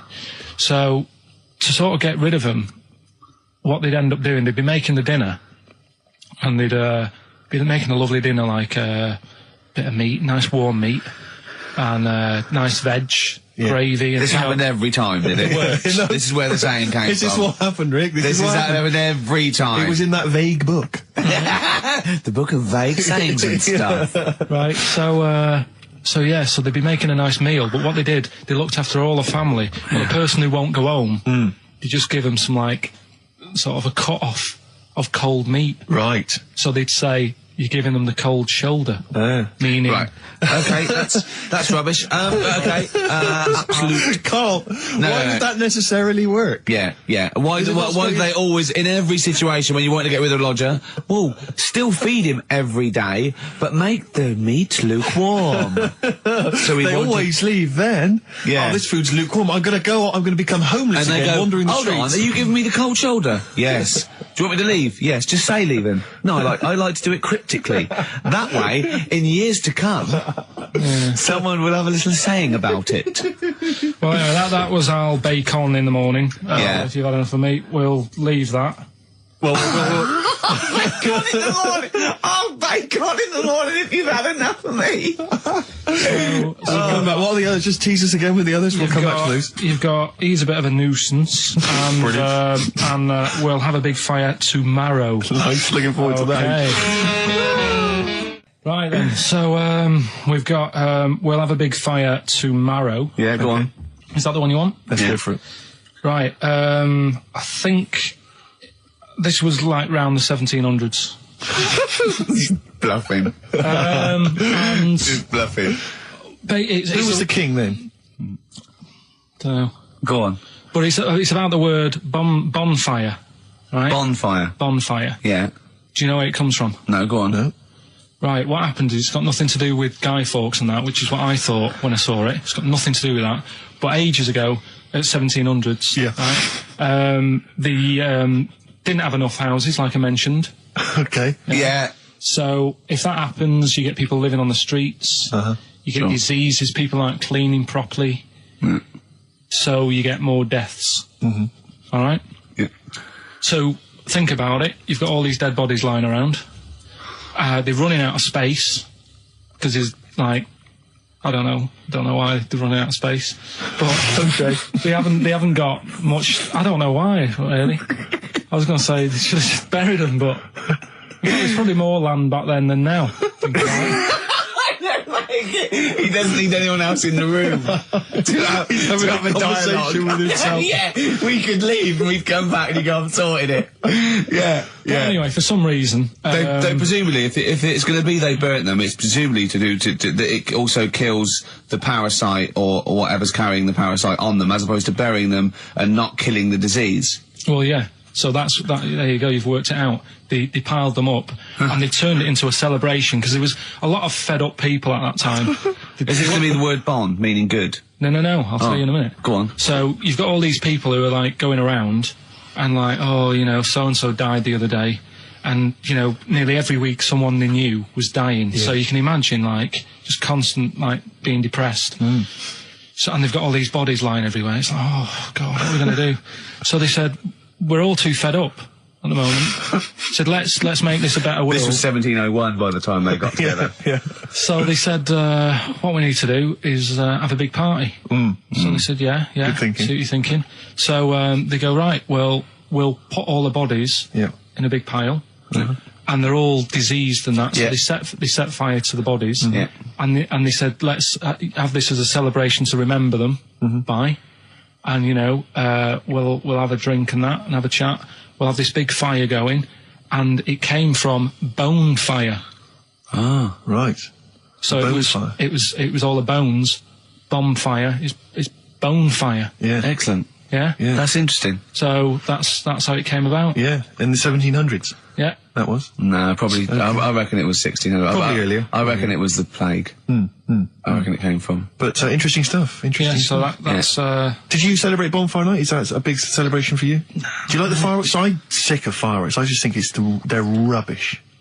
I'm not impressed. I've never been impressed by fireworks. Even as a kid, you know, you have to go to like sort of community kind of gatherings with a bonfire and fireworks, and some local vicar or whatever would come out. But I also think the adults think the kids love it, and if they just got together and said, "Should we go this year?" They'd all go, "No." Yeah, absolutely. Let's not go this year. What would be better is if the vicar had wheeled out like a massive rocket, climbed in, gone last one to the moon is a bender, and then fired himself off. Now that, I'd pay to see. That's a firework display I'd like to see. As it is, it's just rubbish. Oh dear. Yeah. That's Is that your feeling, excellent. Carl? Yeah, I'm not keen. No. Sorry, what clue was that? We'll have a big fire tomorrow. Bone marrow. Bone marrow.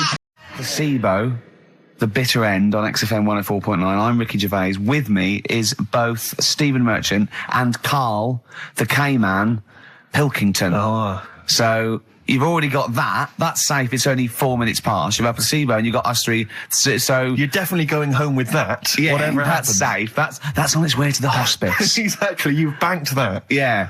Now, do you want to gamble all that to go on and listen for another 2 hours? Well, you could walk away now and you're up. Yeah, you're up. You're already up. Right, that's brilliant. You have not wasted any time. Do you want to gamble that against another 2 hours? It might be shoddy, it might go downhill, but it might get even better, Carl. What do you say they do? Listen for another 2 hours? Yeah.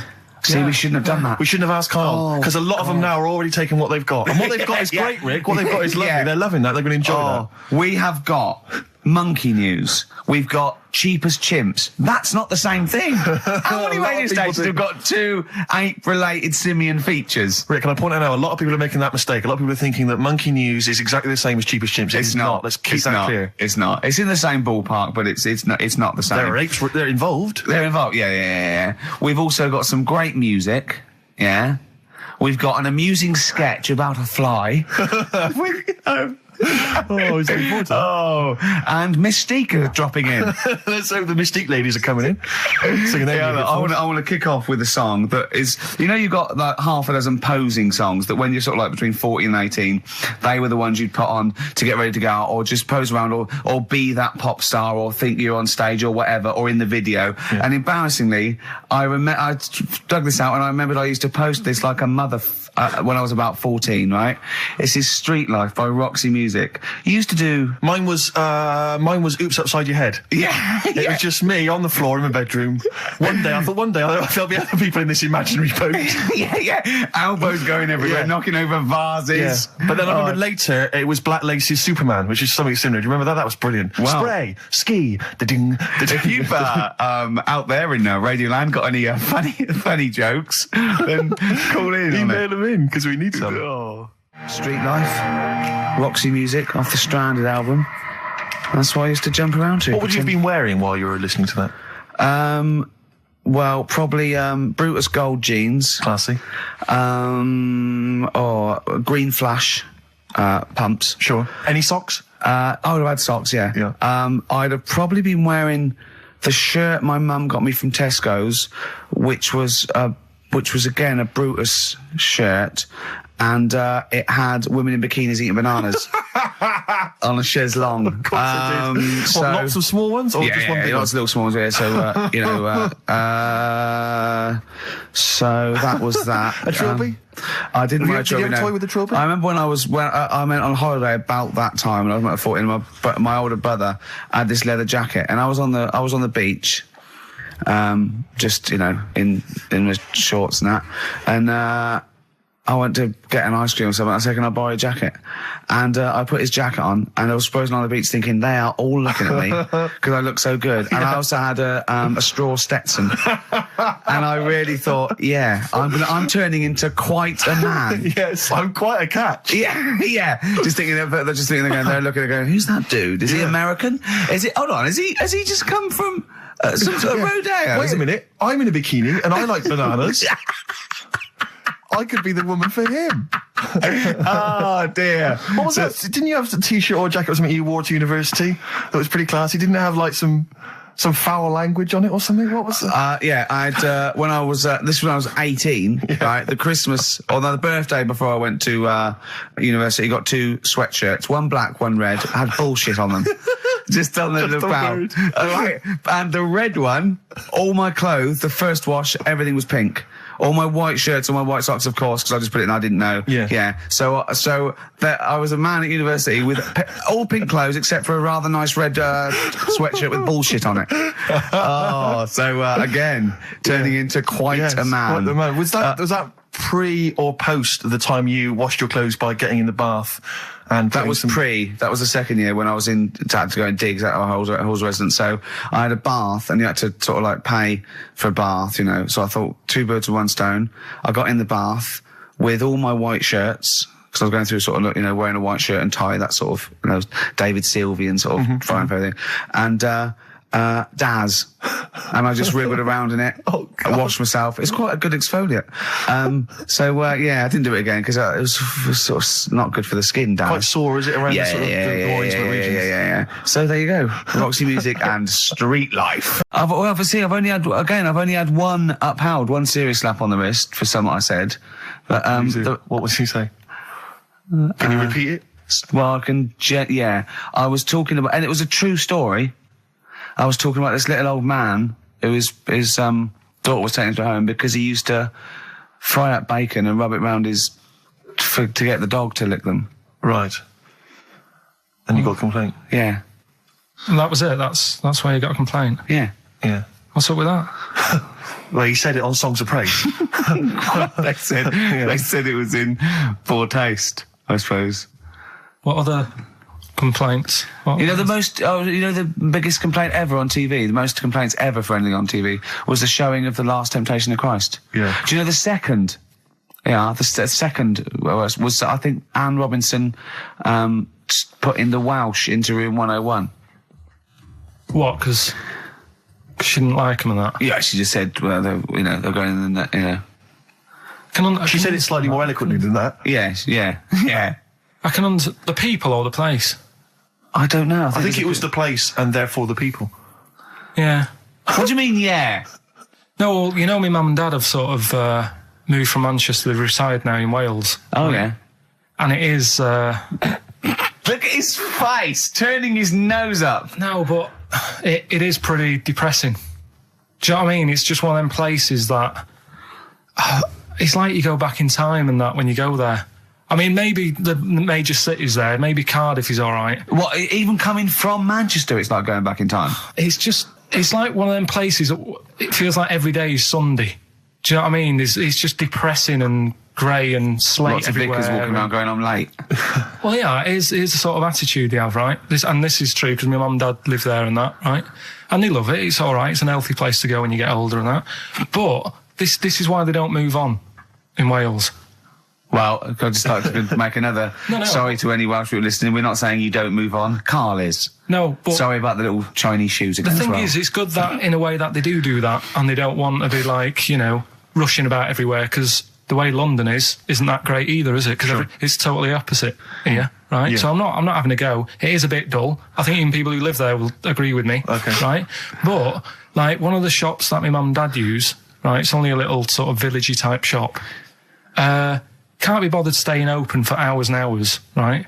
Because there's not enough people who use the shop. Yeah. So what you do is, they get used to what you buy. And They leave it out. They put it in a phone box outside. They put it in a phone box? Yeah. So it doesn't get wet. So my dad's loving that. Well, Once he yeah. found that out, it was like, brilliant. But how is that a bad thing? That's brilliant. Well, it's not for other people. It is for my dad, because he's picking up all sorts of stuff. Oh, Chickens. no, he's not. Oh, yeah. He's not nicking other people's shopping. Well, it's not like nicking, is it? Because it's not theirs yet. Oh, and you've stitched him up on radio. Well, of course, because they're going to think, who is there in town with a Manc accent who hangs around a lot? Who keeps making phone calls. And he's getting fatter. Yeah. That's You've stitched him I right love up that. there, I Carl. love that your dad was excited when he found out. I can't believe that he's moved there. He's retired to this little village where it's based on trust and community, and he is abusing it. He's using his scally Manc ways. Bloody hell, Lakers. No bread again. There's old women Was going empty? hungry. Yeah. Their cats aren't getting fed. And your father is just, that's obscene. That's obscene. Oh, I think it's Die Thief. That fella from Manchester. I don't even think they've got Sky there yet, have they? They can't listen. They won't know what's... I think you stitched him right up. I hope you have, actually. I hope he goes down for it. I hope he's hounded out of the community like Frankenstein's monster. Yeah. They should get burning torches, go up to the Set fire mansion. to his cottage. Yeah. Exactly. Right, well... He's out of the choir. Yeah. The Streets? I haven't seen it. What is it? It's Scorsese, isn't it? It's Martin Scorsese, and I've bought the film actually recently because I was intrigued to see it, but I've not actually watched it. But from what I understand, the reason that it was so outrageous is because it has a whole sequence which shows what it would be like if Jesus had lived his life and not martyred himself on the cross, but lived his life as a human being, part of which is him having sex. And so I think that was chiefly what the outrage was, that it was showing this godly man to be, you know, as human as he was supposedly, you know, because he's supposed to be human as well. So so that's the reason. That was the reason that there was complaints there. I don't know. I haven't seen the film. Well, I can't you say. you see him, do you? You see him having sex, I think, yes. Although it is an actor, Carl. Yeah, I it's must not point actually out. Jesus Christ. It's not the real Robert Powell. No. It's an actor playing Robert Powell. Is that, you see, with sex on films and all that, right? When I was growing up, Here we I'd go. be watching... No, I'm just saying an example of this, really, Go on. right? When I was growing up as a kid and I'd be, you know, watching films with my dad, right? He'd really be enjoying a film, Yeah. right? And then a sex scene would happen. Right. And he'd go... On film. in Or the just film. behind you. Yeah. In the film, a sex scene would happen. Your brother up to his old tricks again. And he'd get up and go make a cup of tea, right? Right. Typhoon that he'd stolen from some sort of telephone box. And like even recently, he thinks it ruins a film. Do you know what I mean? Because there's no need for it to happen, is there? Really? Yes. Why? Sometimes it's warranted. if the film itself is Yeah, no, fundamentally some about... films it isn't though. Some films it Of isn't. course, some films it's arbitrary. I think the films that him and his dad watched together on Channel 5. Yeah. Probably not. Is it only on Channel 5 but in do your you not- house? But let's put it, if you're watching, you know, I don't know, a late night, Friday night, you know, From erotic thriller. 1983. Yeah, illegal briefs. A beautiful lawyer has to defend a man who may be a killer. She falls in love with him, but does she know the real man? Oh dear. You know what I mean, though. Lest you forget, of course, that I... Love Heat. With the bloke that is now in... Go on. You know, of course, that I, according to the Internet Movie Database, I once appeared in one of those films, in the film Killer Image, a Canadian film, I believe, from 1989. According to that computer... It's all wrong, isn't it? It's all wrong. It's all completely wrong. Of course it is, yeah. Apparently I was in that, and I played the role of Kirk. Was it a porn thing? No, I think it's just an erotic thriller. Oh, right. That I suppose it You is. only had a very small part, though, didn't you? Indeed. Yeah. Yeah. But no, do you know what I mean? Sometimes you don't need to go that far. Say, like in this Jesus program, right? Film. What's it called? The Last Temptation of You Christ. just like talking. You know what? What's his name? Is it Ralph in The Simpsons? Yes. I drawed a kitty cat. It's like talking to that. Yeah. No, but right, this temptation thing, right? Do you know, often we don't get that many complaints on this show. We don't get very many complaints. And I think that's either because there's no listeners, or B, it's because most people agree with Carl, and that I terrifies know. me. Or they let him off because it's like, you know, you can plead insanity, you can go mental and kill a few people, but they go, oh, he's a bit bad. No, but was it because, like, they're saying that he was having it away? Or is it because you saw it? What got the complaints? The complaint was the very suggestion that Christ It was himself would be a having blasphemous thing, not the fact that you saw an actor's knob. So what about if they just cut it down a bit and you like, saw the little stable door closing? It wasn't the baby Jesus having sex. It was the grown man. The stable door shutting. No, but do you know what the they do? nativity scene. Oh, that is brilliant. That is. then- The wise men saying, I can't believe we brought myrrh, we should have brought condoms. No, yeah. There's 2 for 1 offering, Boots. Yeah, I don't know what we were thinking. It was frankincense. It's just that it's always awkward. Should we isn't it? apologise now to the Christian church as well? yeah. So Sorry, we- the little Chinese fellas, little Welsh fellas, and the little Christian fellas. We haven't said anything wrong. No. It's like, you see, when I was growing up, Stable door. I love the idea that in Carl's world, he was born in a stable, just thought, well, I love this place. Yeah. I'm just going to stay here the rest of my days. This is good here. Oh, brilliant. but when I was watching telly with my mum and dad, I mean, it still happens now, right? My dad will sort of go, oh, ruined, good film ruined, right? Yeah. If some sex scene happens. But why doesn't he But just what are we ignore talking it? about sex scene? Are we talking about a kissing, or are we talking about penetration and looking at the camera? Going, just- are you enjoying this, Pilkingtons? What are we talking about? What is sort of extreme levels we talking about? Right, last time I was down there, right? Yeah. What was it? Meet Joe Black. Meet Joe Black. Meet Joe Black is a terrible film. yeah. Right? There was good film, and then you know it's going to happen because like the music comes in. Brad Pitt's keeping quiet. A woman's eyeing him up. Sure. So my mum, I love that. my mum's worked it out already, and she's going. Anything on the other side, love? She knows. She She knows it's something's. Well, so you can be enjoying a film and you can be an hour and 10 in, and then some spidey senses of one of them can go, should we turn it over? And the other one goes, yeah, all right. Are you sure it's not them protecting you from scenes of sex? So that what they're thinking is, what if Carl gets the idea to have sex? Yeah. That could lead to procreation. We don't want any more like him. Yeah. We've got to end the line here. You sure it's not the doctor? Keep calling out going, you are keeping away from exactly. women, aren't you? He must never find out. Are you how sure it's they're not done. embarrassed because they're watching a sex scene with their son? It happens every time, right? There's 2 things that my mum does, right? It's that if there's sex scene on the telly, she'll go, anything on the other side, love? And the other thing she always says, if ever there's anything on the telly with Elvis in it, Yeah.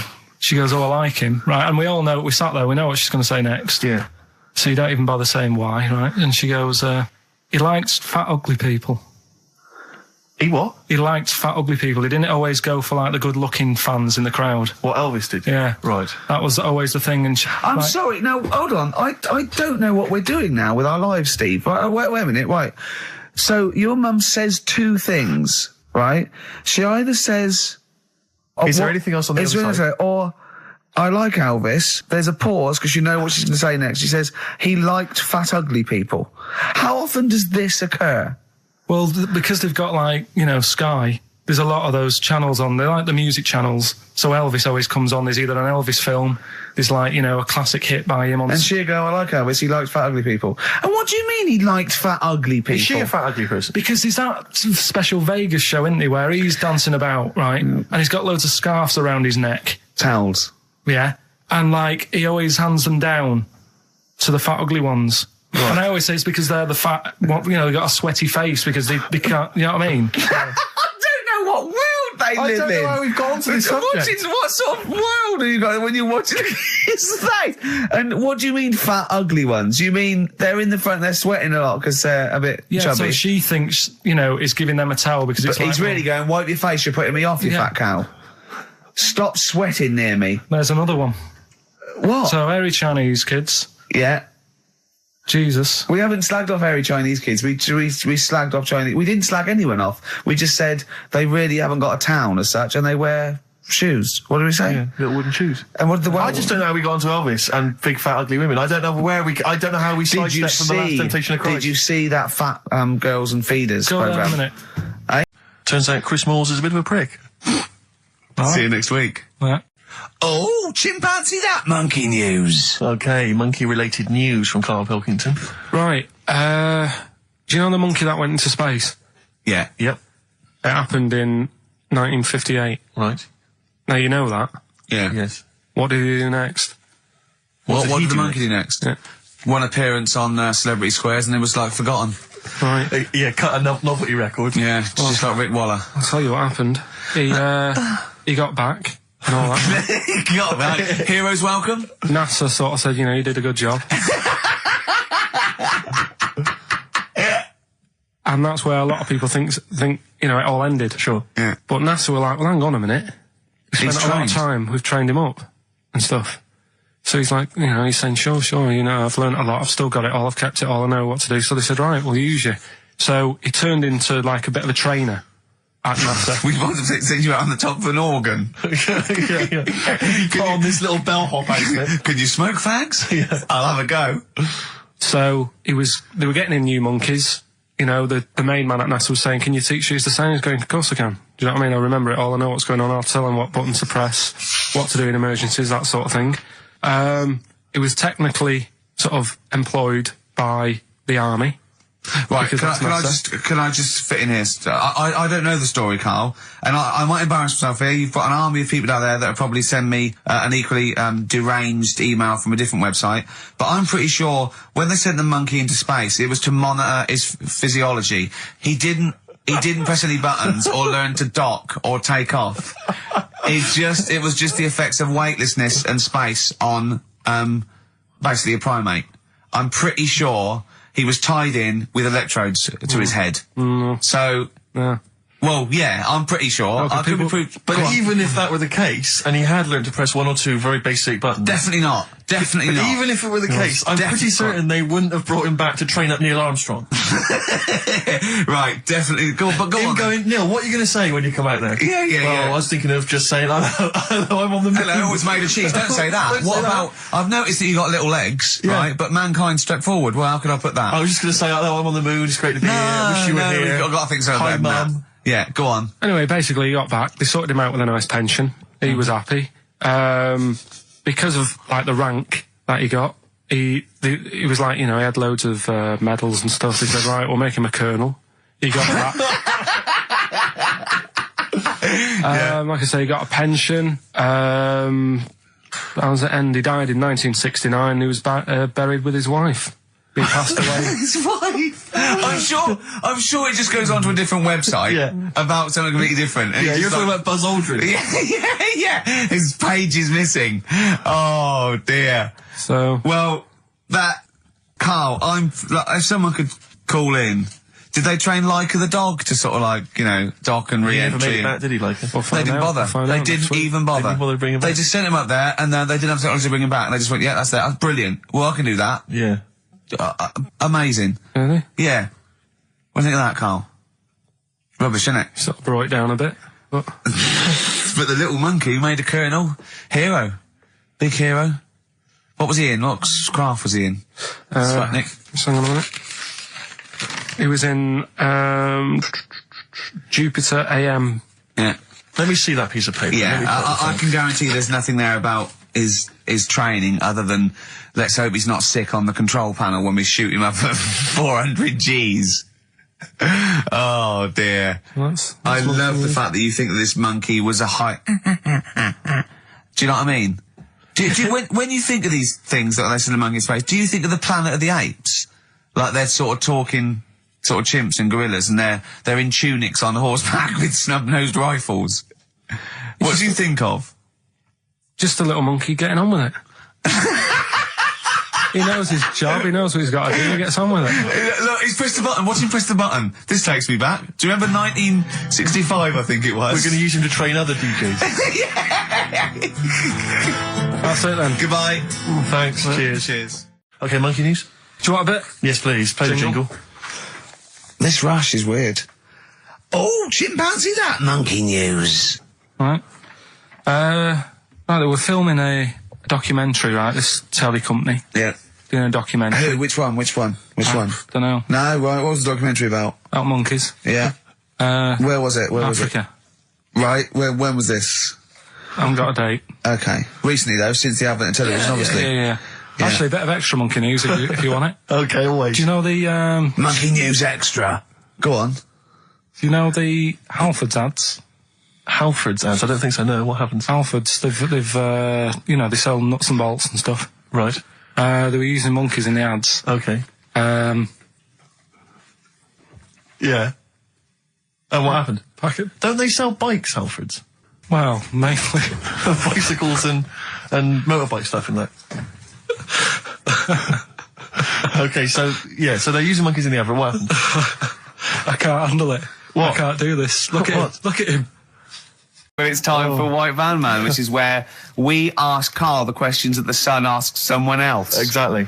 It's an article in there where they ask them, typical man on the street, the big questions of the day, gives them their platform to the nation, and we think this is just too good to let out because we only care about one person's opinion in the country now. That's true enough. He's the K-Man, and there he is. There he is. Right. What do you make of New York's ex-police chief saying we need more bobbies on the beat? He's come over here. He's the guy that sorted out crime in New York City. He's come over. He said, "You're going all over the place here. You need more bobbies on the beat, more policemen, a visible police presence." There was something last week about some copper in London who was sat on a bench, and he was asleep or something. Oh, yeah. And people were like outraged because like he should be looking after England's people, not nodding off on a park bench. Which is a bit daft because They were shouting he should be looking after England's people. Was this the 16th century you went back to? What do you mean he should be looking after England's people? wherever he was, if he was in like a park somewhere, they were like really annoyed because he was asleep. But Sure. the way He's I probably look at it, undercover. No, but the thing is, if there would have been any trouble, I'm sure he would have woke up. Yeah.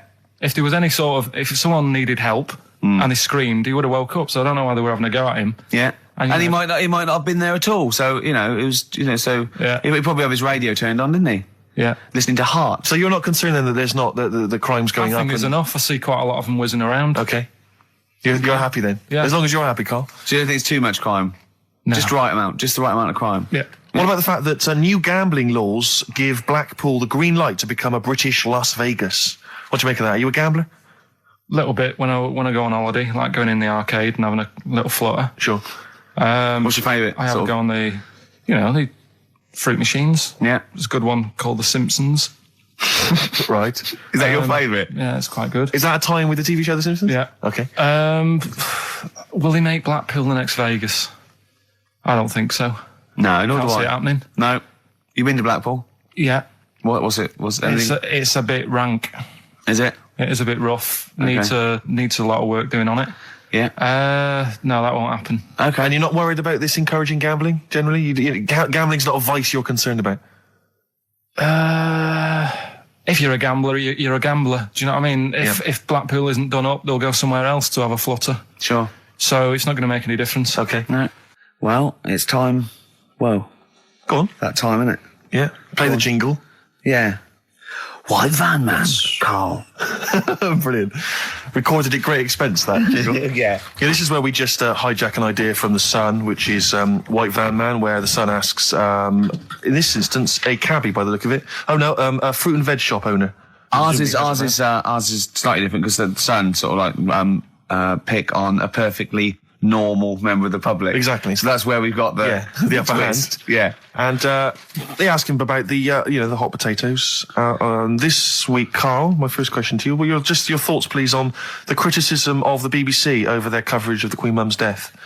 What do you make of this? You're aware of all the criticism that Peter Sissons asked some probing questions? No, I thought it wore was a burgundy tie. I thought that's it. Yeah, he just it didn't show respect. He just had a burgundy tie on. See, that's not really not showing respect, is it? No, it's not. You know, you show your respect by sort of doing the news on it, giving her a bit of coverage, and showing, what publicity. What a good woman she was or whatever. Yeah. And then you move on to sport news or whatever. Do you know what I mean? Yeah. I totally agree. I don't like the way everything's morbid. I was thinking about it. It's like, the way in birthday cards and that, people always put funny things in them. I think you should save things like that for funerals, for like funeral cards and that, and try and cheer people up at times when they're low. Do you know what I mean? Because on your birthday, you're quite happy anyway, so you don't need someone putting a funny comment in a card. I think, when you send a card... What would you suggest? Well, whoopee cushion, but on the vicar's chair. How would you liven up the funeral? Just little things in the card. I mean, you're just writing stuff like, well, at least you're still alive or whatever. So as you're giving the eulogy... that'd be good. So supposing someone's husband's killed in a car crash, you go around with some flowers and a little card, and it says, at least you're still alive. Well, maybe something funnier than that. Well, maybe like if you got up to give the eulogy during a funeral, just wear a pair of comedy tits. Yeah, or those glasses that are eyes on sort of springs. But why has everyone got to be so sad about someone dying? No, what annoys me is that when you see the people on television, the sort of members of the public, and they're crying about the Queen Mother, who was sad when anyone dies, sad when anyone nan dies. She was 102, and it's sort of like I think they should cry. Well, there's a picture in the paper today. I don't understand it. There's a picture in the paper today of various people who were lining the funeral. Kind of route yesterday, and there's a picture of a very young child, maybe sort of 5 or 6, on the arms of her dad, and her head bowed, and it says a young girl there weeps for the Queen Mother. And I was looking at it, and you can tell she's just tired. Well, she's just tired and bored. It's so transparent that it's not crying. It's most just, people what are we cry doing when their here? nan dies. Exactly. It's sort of like. But what is a 5-year-old girl going to be? Why is she going to be crying? The Queen Mum said, I can't believe it. Yeah. Teletubbies? No, the Queen Mum. Oh, not the tweenies. No, it's all in a minute. Yeah. It's like, oh dear. I mean, I know. I'm sure, I don't know much about her. I don't know if she was a great woman. And obviously, it's always sad when someone dies. But it's like, it's interesting that there was a lot of tourists in that long line of people that are now queuing from hours upon hours to see her dying in state. Because it's clearly just people who want to be a part of history. Must be gutting if you're over from Sweden and you find out that, the Queen Mum's died. Oh, you must be devastated. You probably don't want to carry on with your visit. Exactly. Really. Okay, listen, Carl. I think we've covered that. What do you make of the? What do you make of the first genetically modified baby? Oh, are you worried about this? Do you know what did they do? What? Let me see what it says here. Isn't it just choosing the eye colour? Well, this is the concern, isn't it? That in the future you'll be able to decide whether it's a boy or a girl, how intelligent it is, what it looks like, is it handsome, is it ugly? Obviously, no one will choose an ugly baby, and so on and so on and so on. And so it means that where will it lead? Where will it end, Carl? Are you concerned? I've thought about this a lot. What will us three look like in the future if they're being, genetically modified, beautiful people? What will we be like? How will we be considered in society? True, yeah. But we've talked about this before, haven't we? About the cloning thing. Yeah, that's a bit weird. Yeah. But I don't think it matters because at the end of the day, right, you might look like some other kid, but it's the way you're brought up that will change your features and the way you are, your personality. If you lie, you get a long nose, don't you? Well, no, but listen, right, because I remember when we, I was growing up on this estate. This is going to be good. Go on. No, it's not. It's just an example of how this doesn't work. Go on. So we don't need to worry, sort of thing. Sure. Right? Okay. So I'm growing up on this estate, and there was this woman about 4 houses down, right, who's a bit rough. All right. Didn't fancy her. Oh God, no. Right, but she had a baby. Well, tell me about her first. I'm interested in this woman. Why was she? It was a very. Like being a man in a dress. I mean, I didn't grow up in a posh house or anything. I'm not saying that if you live in a bit of a rough house, you're a bad person. What did she look like? But anyone can tattoos, clean up. Looked like Tony Green with a fag on. They didn't clean up much, right? Oh. Which, even if you've not got a lot of money, you can still try and make the place look nice. Yeah. Right. But she didn't, and a kid used to take a horse into the house. Sorry. Whoa, Neddy. What do you mean a kid used to take a horse into the house? Where did they get a horse? Must have nicked it from somewhere. Must have Let's done. see, you've seen a horse in it. No. What, is that from outside the saloon round the corner? Yeah, was it just tied up with a bit of lettuce? Right? And, Oh, that's great. I'd Did been Big out. Jake come looking for it? I'd been out. Oh. Nicked Sorry, away. let me get this. This was before the lynching stopped or after. Where did he get a horse from? What do you mean he must have nicked it? His mum said, where'd you get that from? I bought it. All right, then. But keep it out the kitchen. I don't want you going Catlin rustling. Where did he get a horse from, Carl? And how long did he have it for? Was he leading it or riding it? Mum, open the door. I can't I stop. can't stop it. Open the patio door as well. I'll be... Looks like we got us a runaway. What do you mean? I don't know, but the thing is, they couldn't afford to buy one because they're not cheap. So I'm just guessing. Maybe that's wrong of me. But I think... He had a horse? Yeah, right. So That's why the family didn't have any money. They'd spend it on the horse. No, I don't Exactly. think, that's what I'm saying. I don't think they would have bought it. So anyway... Yeah, it's wise to whisper, Carl, in case they're listening. Yeah.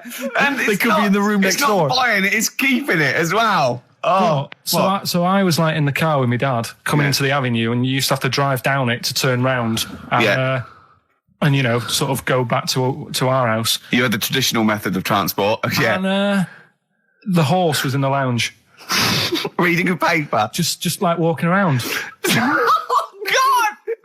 What? And when I was doing, I tried to earn myself some money once by flogging little flowers in plastic cups. What? This is And I went- genius. It just keeps coming. What do you mean you're trying to flog little flowers?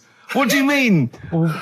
Let's play a record. Let's play a record and come back to this. Wait a Because minute, it's always wait a going to minute. just unravel and unravel. It's going to go on for hours. Let's It play a gets track, deeper Carl. and deeper. It's like come an on, Carl. onion, isn't it? We've created a whole world here where there's a man living with a horse. Just walking around the lounge. I come from the West Country. I've never heard anything like that. I just think of a big sort of like orange carpet and it's got a rediffusion telly and this horse going, I'm fed up in here. Exactly. This is really... I am not taking the rubbish out again. Yeah.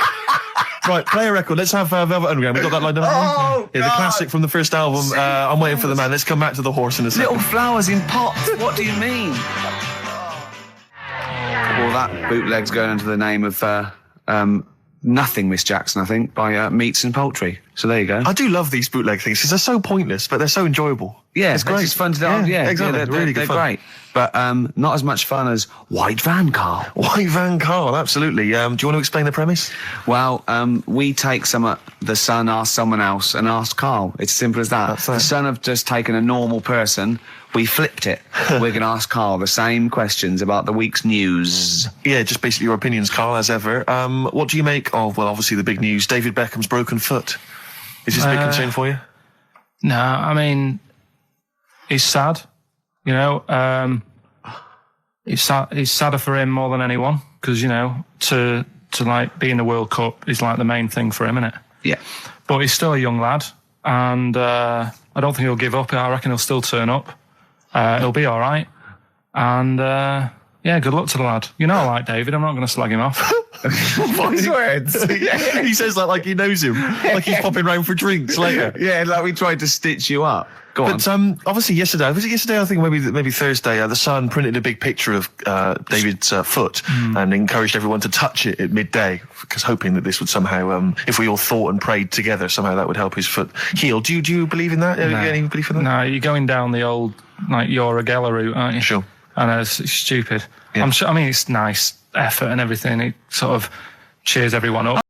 We should go in a competition. Who's the tastiest cartoon ever? Well, actually, I threw someone up did contribute. Cheetara. I threw up Jessica Rabbit. I've had some people contribute here on Go the on. email. We've got someone here, Dom, has emailed us. He's told us that for him, Daphne from Scooby-Doo. Yeah, Always popular choice. And obviously this is one I've never quite understood. Wilma from the Flintstones. I've actually always felt that Wilma, I don't know, I just thought she was a bit... No, not a bit Wilma. homely. Betty, surely. Yeah, Betty. Well, this is what I'm saying. Wilma, I mean, yeah, Betty, surely, but Wilma? No, I mean, it's she's like- quite homely. But Betty, yeah. Come on, Steve. You wouldn't say no to Wilma. Yeah, I suppose not. If it was on, Well, I'd be worried about Fred if he found out. well, I'd hate to do it, you I don't know. want to do it to Fred. He's a good guy. He is, isn't he? He's a bit of a chump. Whereas Whereas Barney, to be honest, I don't think he deserves Betty. Do they both work in the quarry? Because, I mean, let's be honest, Fred, not a smart man. I mean, he obviously didn't come out of rock school with anything other than a couple of basic O-levels. I know, but he's a hard-working, sound sort of guy. They got a big house, they got like a TV, they got that bird thing. Yeah. I be honest, if I was Fred, I would be a little bit disappointed that my kid does nothing, whereas Barney's can lift up sort of tall buildings. Sure. Bam, bam. He's a very strong... You know. I mean, interestingly, Fred loves his job. He's always yabba-dabba doing at the end of the day. He does spent the whole day lifting rocks from one place to another. I'll tell you what, I wouldn't take that from that cat, though. I would. If a cat picked me up by the scruff neck and put me out, right, on the doorstep, I'd go mental. I'd get rid of it. It is a saber-toothed tiger, though, Carl, so it could rip him to shreds. It's not like a normal domestic cat you have nowadays. You know when they go to the drive-in at the beginning? Yeah. And they order, maybe some ribs. Yeah, that huge rib, and it tips the car over. Yeah. Was that her first day on the job?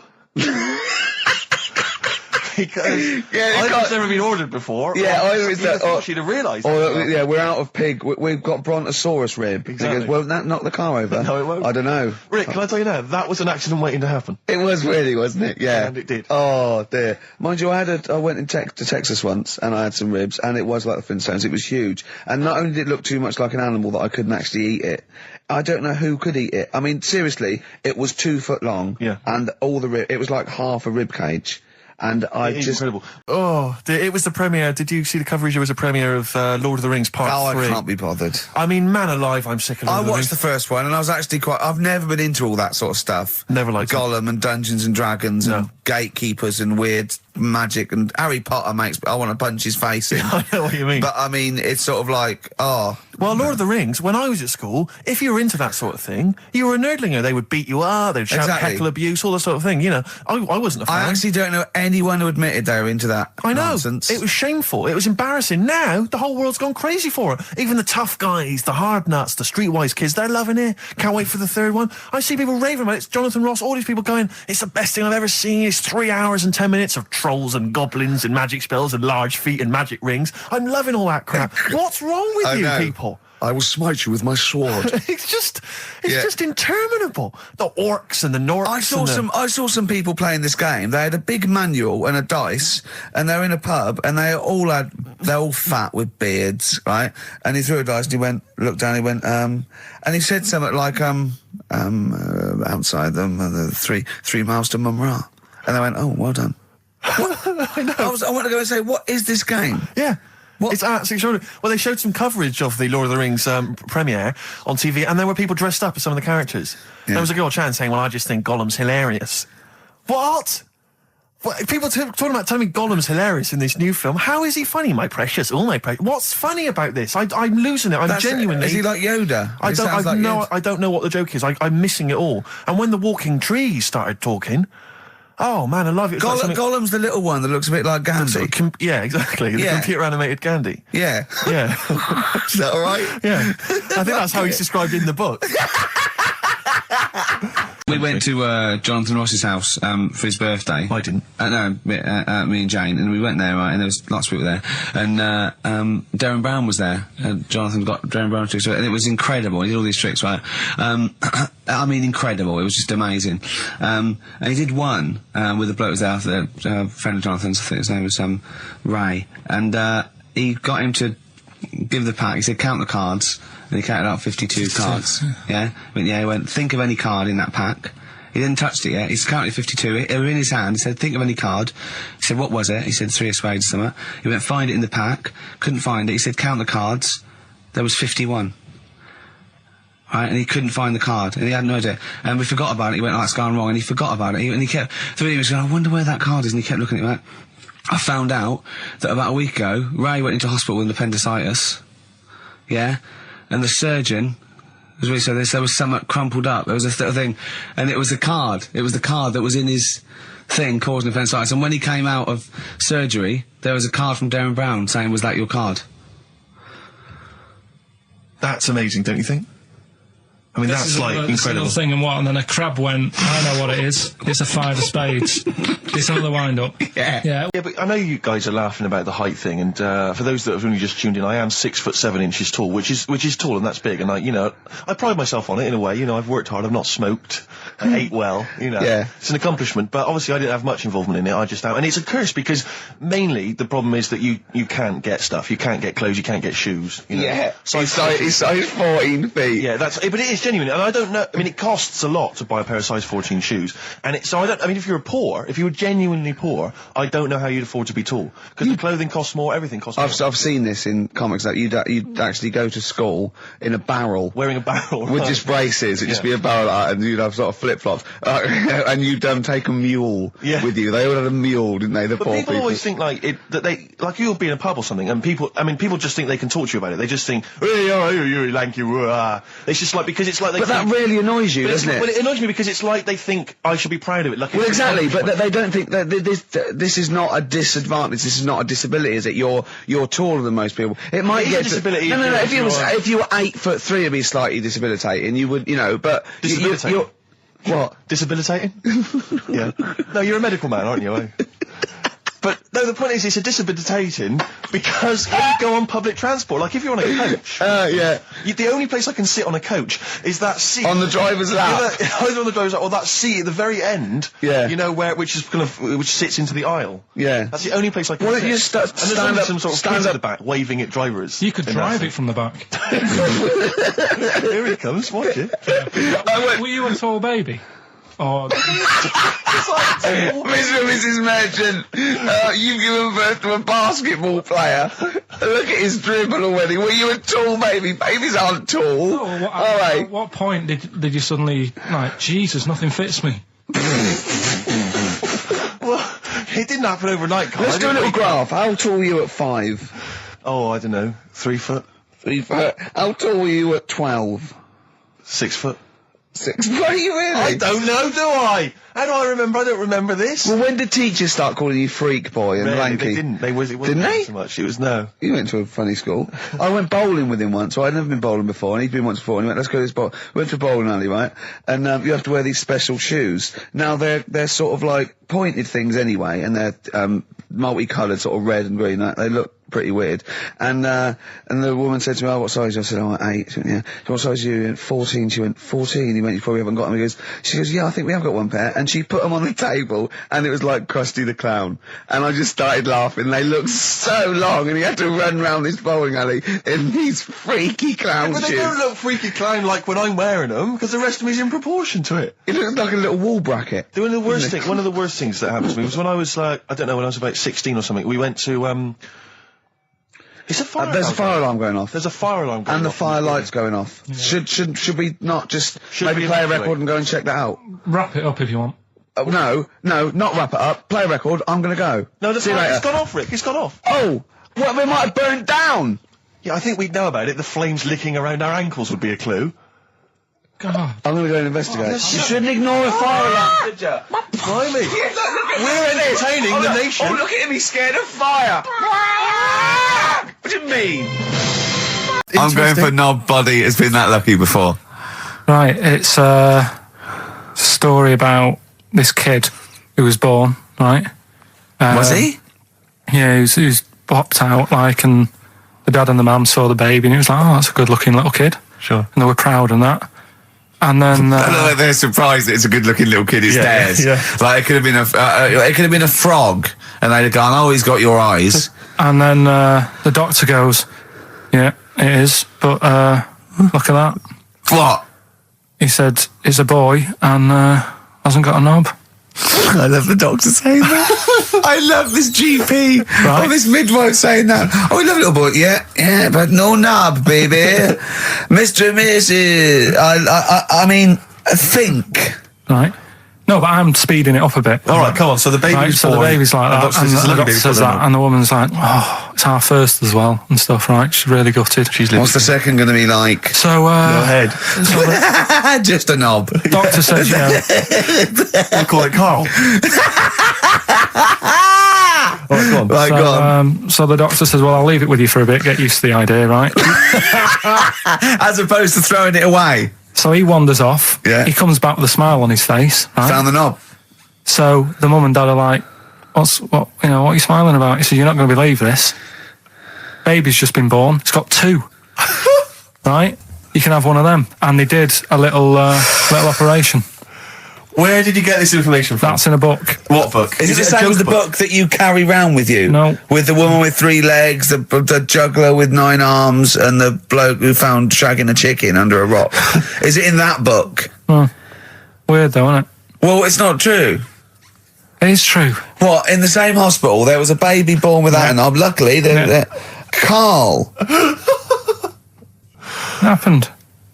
You're not. You swear to God, you're not making. The I'm not doctor making it came up, back honest to God. smiling because he won't believe it. There's a baby there with an excess of a knob. It happened, honestly. I'm not, all these things are not made up, the educating stuff. That's why I do it, innit? Teaching you stuff, always teaching you stuff. Fair enough. All right, if anyone can confirm the baby with no knob, they're going to baby with confirm it 2. because they're going to go to the same dubious website that Karl got it from. I always try to be level-headed and reasonable in these situations. And it's You always ignore it. Guatemala or Mexico. Rodriguez was born without a knob. Luckily, baby next door was one 2 knobs. What a load of shite. Play a record. It's the big one. It's what people tune in for. They probably tune in about 10 to these days. For Monkey News. With, Karl Pilkington. Can we hear the jingle? Only 4 to go. Oh, chimpanzee, that Monkey News. Right, this one's about it's been emailed into me. Right. I haven't really had time to check it out this week. No, you're joking. Been busy. Ooh, I hope it's not stupid.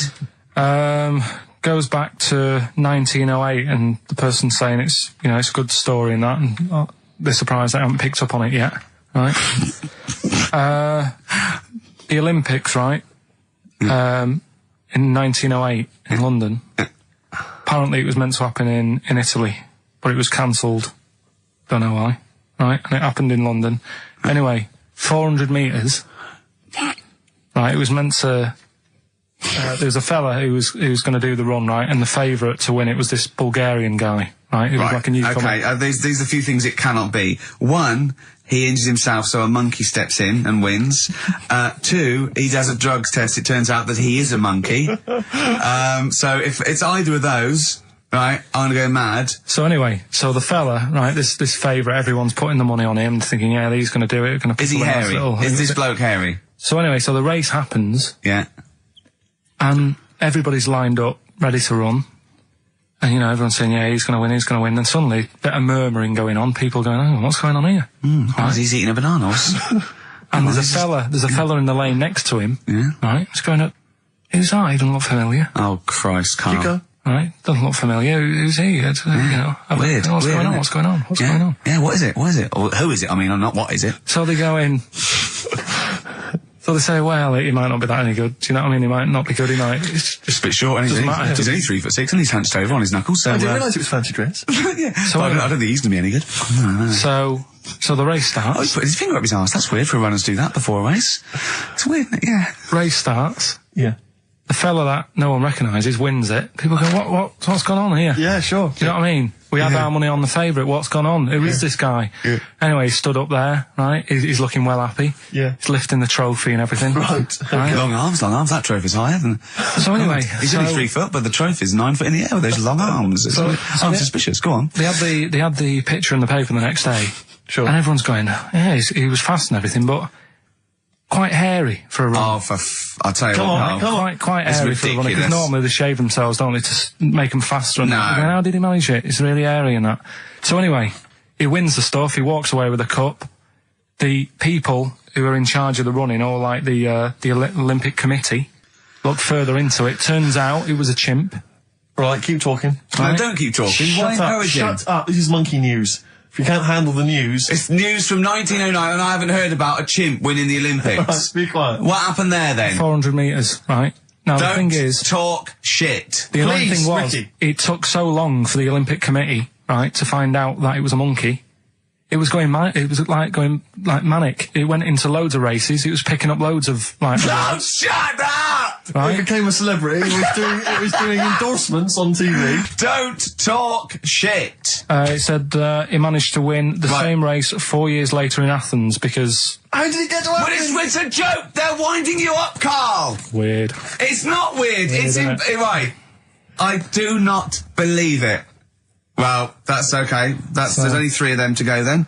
Right. Yeah, didn't they also write something about me Bald round head. Yes, perfectly round little Yeah. bald man head, they said, so... Because you need to know that when you listen to the radio on that.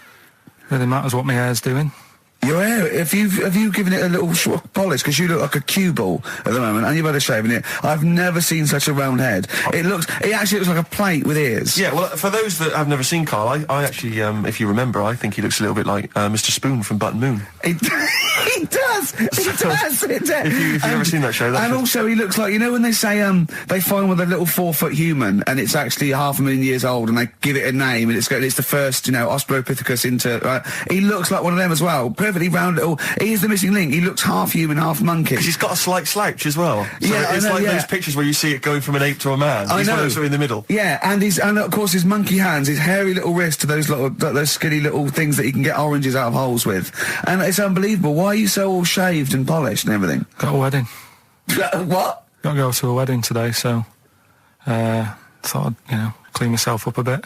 Yeah. Shouldn't you be Shave wearing my a suit or something? No, I'll go home and put something on. Oh, okay. But, Suzanne said, make an effort. I sort of had a shave and that, and then I came out of the bathroom, she said, oh, your head looks a bit sort of eggish.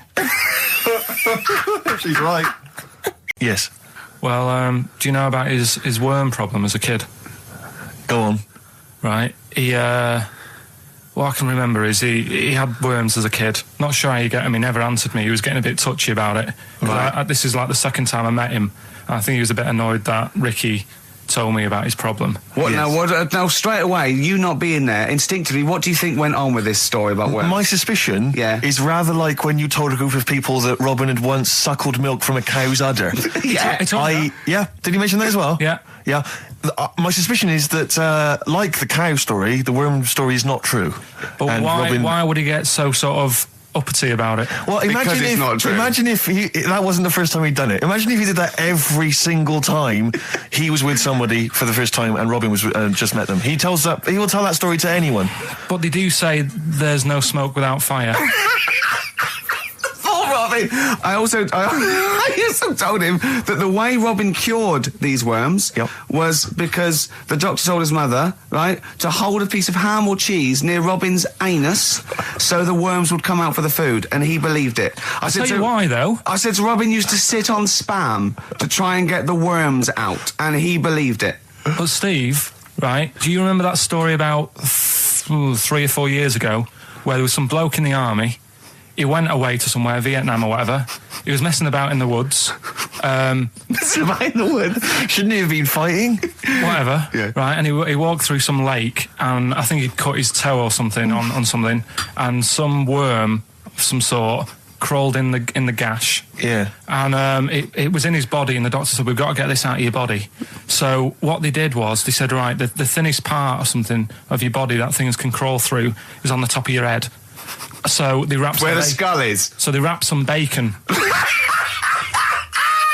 they didn't! They did. Because that's Oh, that right. thing. So Everyone... he's gone in via the toe.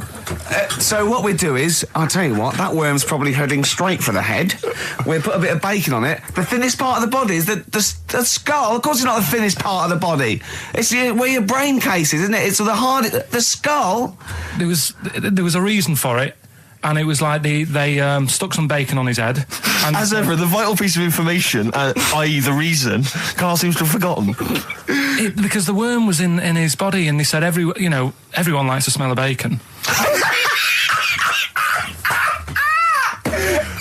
Including worms. Even a Vietnamese lake worm. They love Remember bacon. last week when I said about the little fella with the bone with no brain, and you were proved wrong? No. Please. No. We were saying it wasn't a little fella. We were saying it was a stillborn child.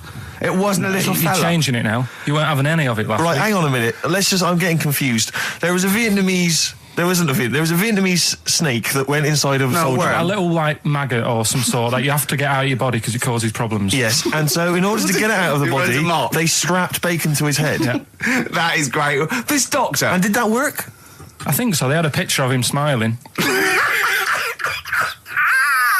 Oh, God, what, the worm or the bloke? The bloke. Oh, dear. Honestly, I hope someone knows the story. And Right. it was about 3 years ago, I reckon. Okay. And, it did work. G.I. Bacon. So this is why when So what, the worm burrowed out of his head to get the bacon? get to the bacon. Right.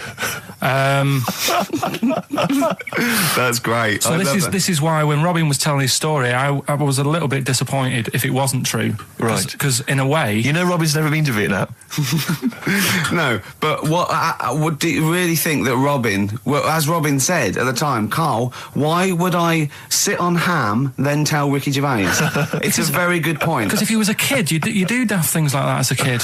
Right. He know is what I mean? telling Ricky Gervais, though. Yeah.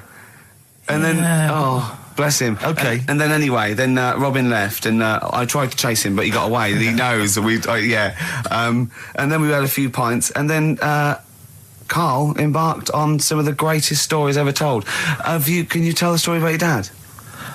Let me run it by. I haven't spoke to him all week, so let me run it by him. Okay, play records. Because What we got? we've got one of Steve's. Yeah, well, tunes. bizarrely enough, this comes from the Teachers 2 soundtrack, the soundtrack to the current TV series. There's a slight whiff of nepotism in the air. Yeah. Rick, would you like to explain why? Well, that's why you're doing it. No, my girlfriend worked on it, but Yeah. you were going to play this anyway, weren't you? Well, I was actually. Bizarrely enough, I was going to play some I Am Clute, and this is from, as I say, the Teachers soundtrack. This is called To You. It's a good track. That's I Am Clute, a track called To You from the Teachers soundtrack. That's also got, I know it's the Electric Soft Parade, The Hives, Star Sailor, Feeder, Turin Breaks, Mercury Rev on there. It's a good little collection. Lovely. Carl has just had confirmation. He's looking smug because someone phoned up and went, "It is true. It's a Laogai chi worm, and you wrap bacon around your head." That's all the bloke knew as well. Yeah. And his name was Gary. Yeah. So I'm not having it. No. And he said, see, that's why the Robin thing isn't so weird. He said, but when you said he tried it with cheese, he said I was having none of it. He's got standards. I'll tell you something I do know. Go on. Right. But I can't really get a question out of it. Go on. Just tell us. There's a shadow somewhere. It's already good, isn't it? I'm loving it already. No, right. There's a shadow. I think it was in America. Yeah. And it's on a quiet road. I'm guessing somewhere like Boston. That's what I imagine. Okay. Right. No. Somewhere like Boston. And people at night used to see this shadow moving about. And they'd go, what's that? Right. And it got known, the town, the little local town got known for this shadow, but it didn't cause any problems. People What are you talking about? Well, it was like, You lost me. What are you talking no, about? do you know like some places get famous, like Scotland's got the Loch Ness Monster and that, but it doesn't go cause on, any. yeah. But it doesn't cause any problems. It doesn't exist, go on. Right, so there's this shadow walking about on the road. And, What do you mean? No, what's he again? Rubbish. Right, so it's walking Nonsense. about. Where did you read this? Where did you It's see walking this? about. This was on the internet, and I'm sure. Sorry. Sorry. Right. I thought it was shite. I didn't know it was on the internet. Right, so this shadow is moving about, and Independently of an object. yeah, and the local mayor and that is like, yeah, it's a bit weird, but it's not harming anyone. The mayor involved. Was he elected to that post?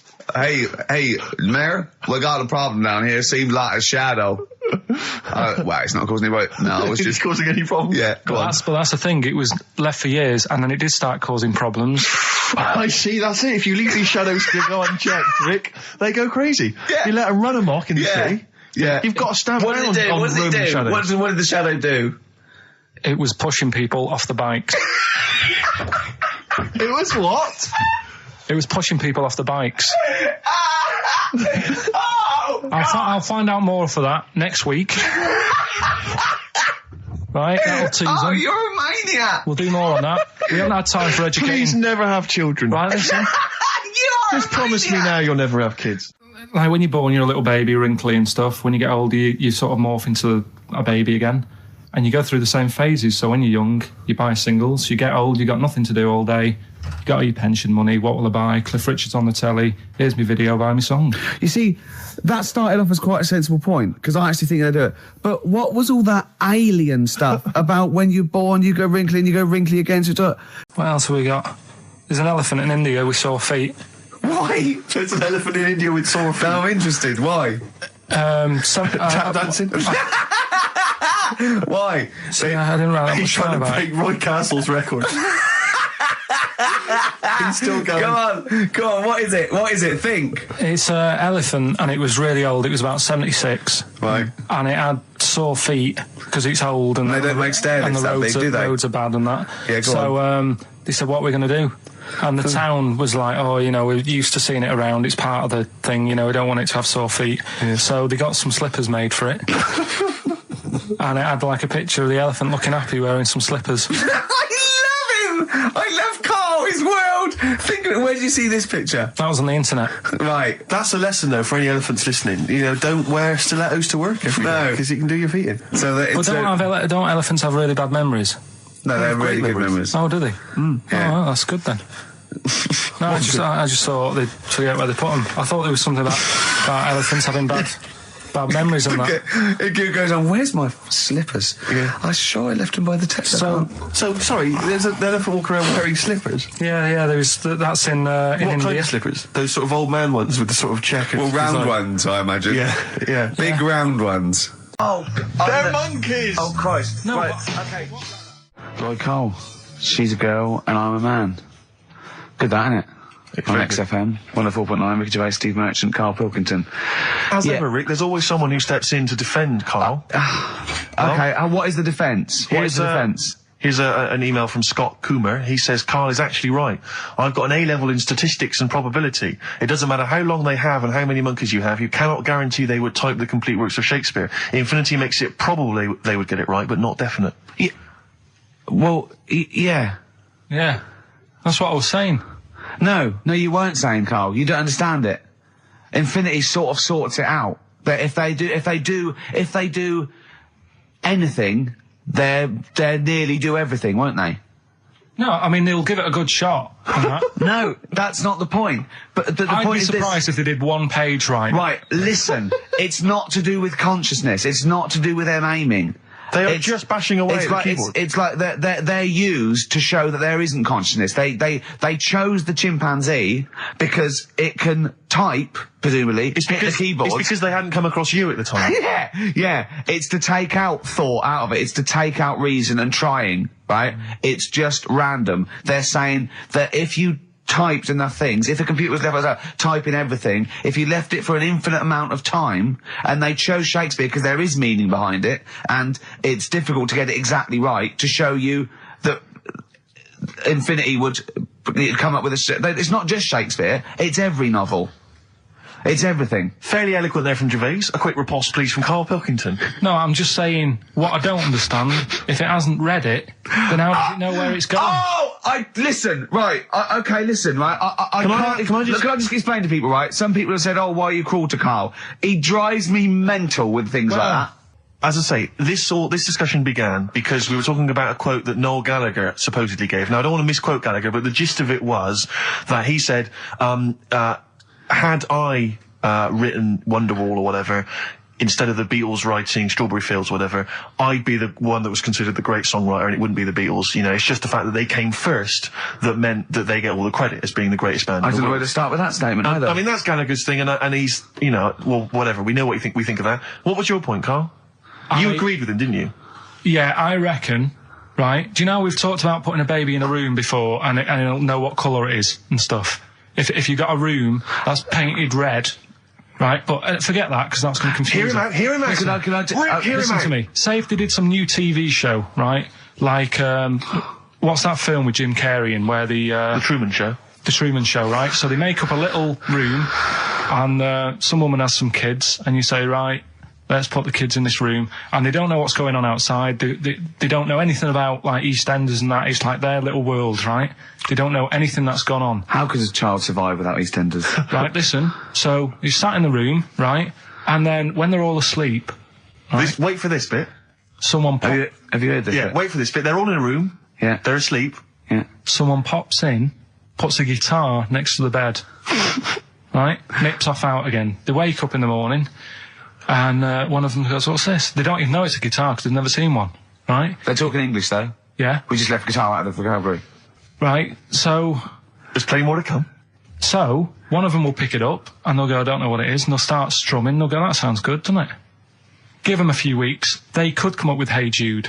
Whereas, typing Shakespeare, a monkey that can't even spell, I see that. can't answer it. Can't I answer might it. come with you, Rick, if that's all right. Because I we've got to sort out that Christmas special as well. Yeah, no, sure. Alright, I'll see you later. I'm shooting off then as well. Cheers, Carl. Actually, on the subject of Men in Black 2, What? Have you seen that, Steve?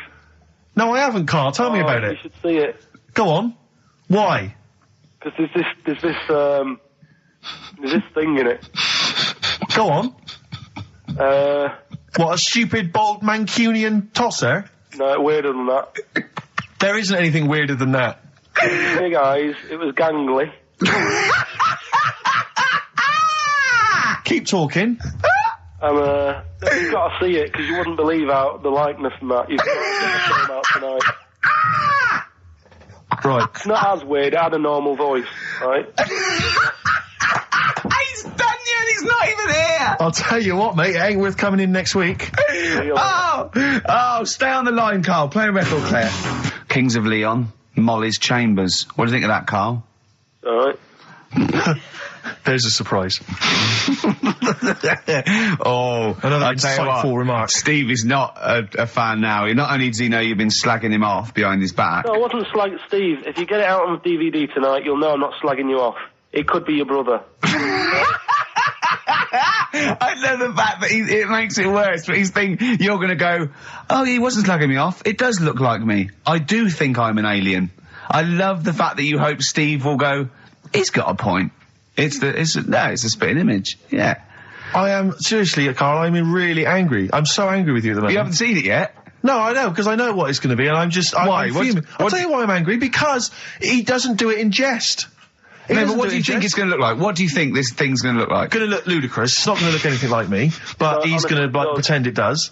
No, Go on, what? Go on. No, it does look like you. Yeah, of course it does. And you looked like the Human Z. Well, I mean, to be honest, you did a bit, Carl. You walk like him, you're bold like him, you got a sort of gormless face like him. Any more? I don't smoke. That does. So there's the time. Time for monkey news. Can we have the jingle? Oh, chimpanzee, that monkey news. I love the jingle. Right, well, Can we play that jingle once more? Yeah. let me cue it up. So, chimpanzee, that monkey news. Oh, it's brilliant. Well, listen, it's from Steve. Okay. Right? Now, what it is this monkey, right? Yeah. Don't know where it was. Mm-hmm. But there's a bit before the monkey anyway, right? Jeez. Is this, now listen. Shoot me. Right? It's a bank. There's this bank, right? Busy bank. Normal day, everything's going normal, right? Busy bank, people going in, doing what they do, seeing about mortgages and stuff. Yeah. Everything's normal, everyone's happy, right? Yeah. So anyway, it's quite busy one day. Fella comes in with a gun and a balaclava on. Up to no good. Right, I'll tell you now, Carl. If this fella turns out to be any ape or monkey related species, you're never doing this again. you are never. So just, if you want to finish it, it's at your own risk. But if this fella who robbed the bank turns out to be a chimpanzee, that's the end of monkey news. All right. Okay, let's hear the end. It's a lovely day in a lovely bank. Everyone's happy. Everything's normal. The man comes in the balaclava. Man comes in. Starts, it a man? Starts waving a gun around. Shut up, Rick. Let him finish the story.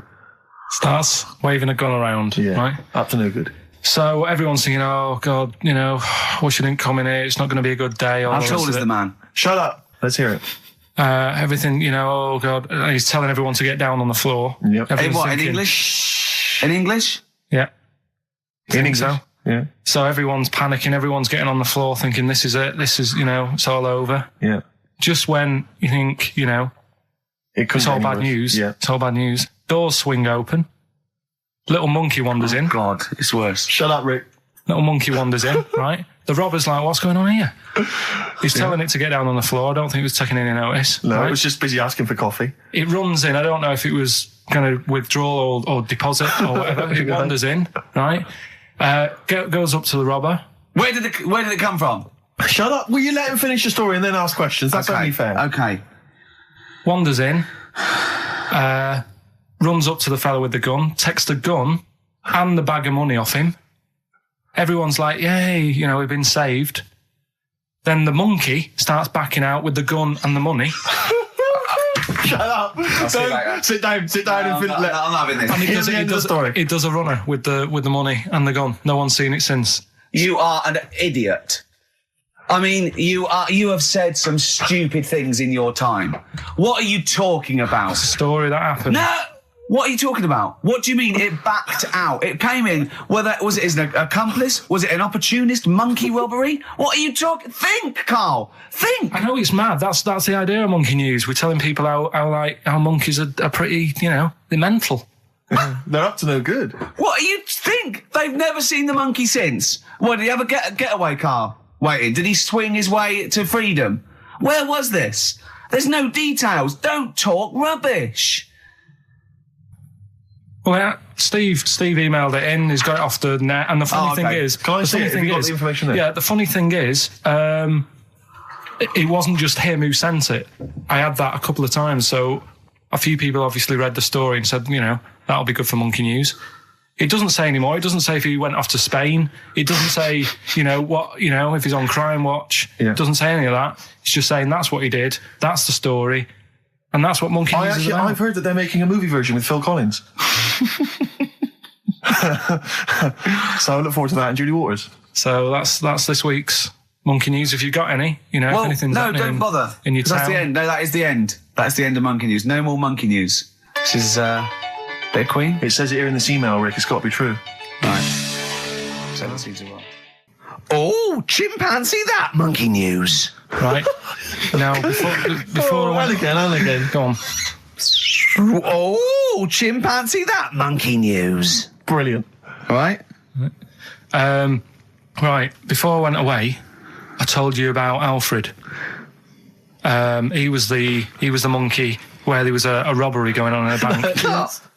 And then he nicked the robber's loot and backed out with a gun. Yeah, He sort of stole. He robbed the robber, didn't he? Yeah. Did he take his gun as well? He took the weapons. He took all the weapons. There was like a couple of robbers. He managed, because they were so amazed that a monkey was coming in. It was like, don't talk shite twice. Right? Anyway, got a follow up to that. Okay. Now, what was that monkey's name? Alfred. That was Alfred.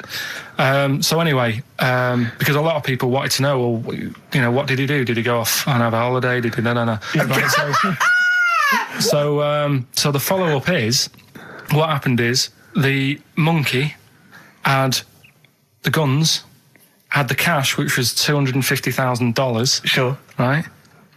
It went back to the zoo.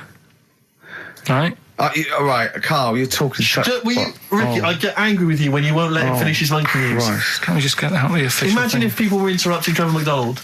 It wouldn't happen. I want to make sure I don't get anything wrong. No, of course not. Check the internet. So the monkey goes back to the zoo, right, where all the zookeepers come out and go, get him. He's got the guns. Yeah. He hands out a couple of guns to his mates. What? Right. His monkey mates? His monkey mates. So they've all got a couple of guns each. Oh, Carl, Steve, I can't, mate. I cannot Just stand it. let me- Honestly, I want to scream. Please, I really get annoyed with you. They tried to do him a deal. They said, how about if... I'm going. Tell him that. I'm Right. not going. No, I can't. Step out for a moment. Okay, we'll just do it. Look, don't listen, step out and I'll paraphrase what I hear for you when you come back in. Step out. Now, please, I need to hear the end of this. listen out, This is yeah. Monkey News. This is important stuff. Right. Right, Ricky now has left the room. He cannot bear to hear, which is surprising to me. Right, so anyway, they've got the money, and they say to the zookeepers, how about we give you some cash? Yes. And they go, Sorry, hang on. Sorry, the zookeeper said that to the monkeys. yeah. Right. No, the monkeys who have got the £250,000 Right. say to the zookeepers, we'll sort you some money out if you let us go. Sorry, Right? the monkeys say to the zookeepers, we'll give you some money. Yeah. You don't see any problem with that? Right, listen. Okay. It's nearly finished. Right, I'm listening out there. This is ridiculous. Go. What do you mean the monkeys say? What do you mean the monkeys say to the zookeeper? They were probably holding the money out, like kind of going, look, we'll do your deal. Right, okay, come on. And what happened is, I think they were happy with that. I think they left, and that was that. They wanted to get out of the zoo because they didn't like it in there. There's the thing. Right, I don't... Just have a look. Right, Carl, think. Right, how did they get out in the first place, this one? Just let Steve have a... So why did he go... So he went and robbed... He thought... he knew there was going to be a robbery that day, did he? He might have been getting some money before they went to escape, and then that happened and they had more money. They might have been withdrawing some stuff out. What do you mean? No. If he was planning on leaving the zoo, he's going to get his savings.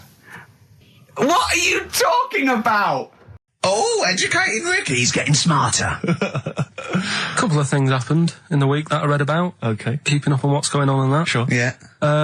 One was about that Galileo fella. Okay. Was it about 1636? Was it? I think it might have been not earlier. bad. Go on. Did some stuff with light and that. Yeah, he did lots of physical experiments, yeah. Is that it then, Carl, is it? He did some stuff with light and that. What did he do with light? What was that? Well, I think he invented the first... Telescope. Telescope. So I think it's a particular lens though, and he did experiments where he dropped famously two different weighted balls from Pisa, and they hit the ground at the same time, showing that doesn't matter, the weight doesn't matter, air resistance does, and stuff like that. I think he probably explained it a bit better than that. Yeah, but I'm talking to Carl. Sure. Did they need to know? He's just thinking about pizza. Yeah. Did they need to know stuff like that back then? What do you mean, did they need to know stuff like that? It's just... There weren't people going around going, I've got to drop these two things off the bleeding tower of pizza. I just don't know which one's going to land first. Yeah, I need to know. Why do you need to know Bring me that? Galileo. Yeah. It's for a bet. Yeah. No, but if I was knocking about then, I'd be like, stop messing with that. We need a telly. Or, do you know what I mean? I bet he thinks the Flintstones is real. I know. That'd be brilliant. That's what I'd do if I was a caveman. I'd make a telly out of rock. Yeah. And a pelican And a as car a that I cement just mixer. ran along the road with. Yeah, exactly. Yeah, we need a car. Yeah. Well, we haven't really got the internal combustion engine. Can you stick your feet through the bottom? Yeah, just get me a car, for Christ's sake. Anyway, so I learned that. And Yeah. then, What? You learned his name. Yeah. Other people I learned the Brilliant. name of this week. Oh, if a chimp could watch telly. It's been 3 months. It's been 3 months coming. There's this thing, I don't know the full story, I don't know how it happened, right? But little Russian fella. Yeah. He was, sort of having sort of emptying his bladder, right? And Yeah. somehow electrocuted himself. Right. And, sort of did a bit of damage. How did he smashed I don't onto know. some I don't live know. wires or something? Something like that. So Did anyway, it damage to himself or to an electric fire or something? no, to himself. To himself. Yeah. And, so the doctor... Didn't slip and curling tongs went up his arse when he was pissed, because that's happened a lot in Yeah, we've all been hospitals. We've all shoved the old curling tongs up the arse when having a piss. Right. So, I can't even be bothered. No, go on, we're interested. We're interested. Come on, we're interested. Don't You give up. can't be bothered. You get Mondays off. Do some work. Alright, so anyway, so the doctor says, oh, it's not looking good, we'll have to take that off. What? I was like, A novectomy? Yeah. Really?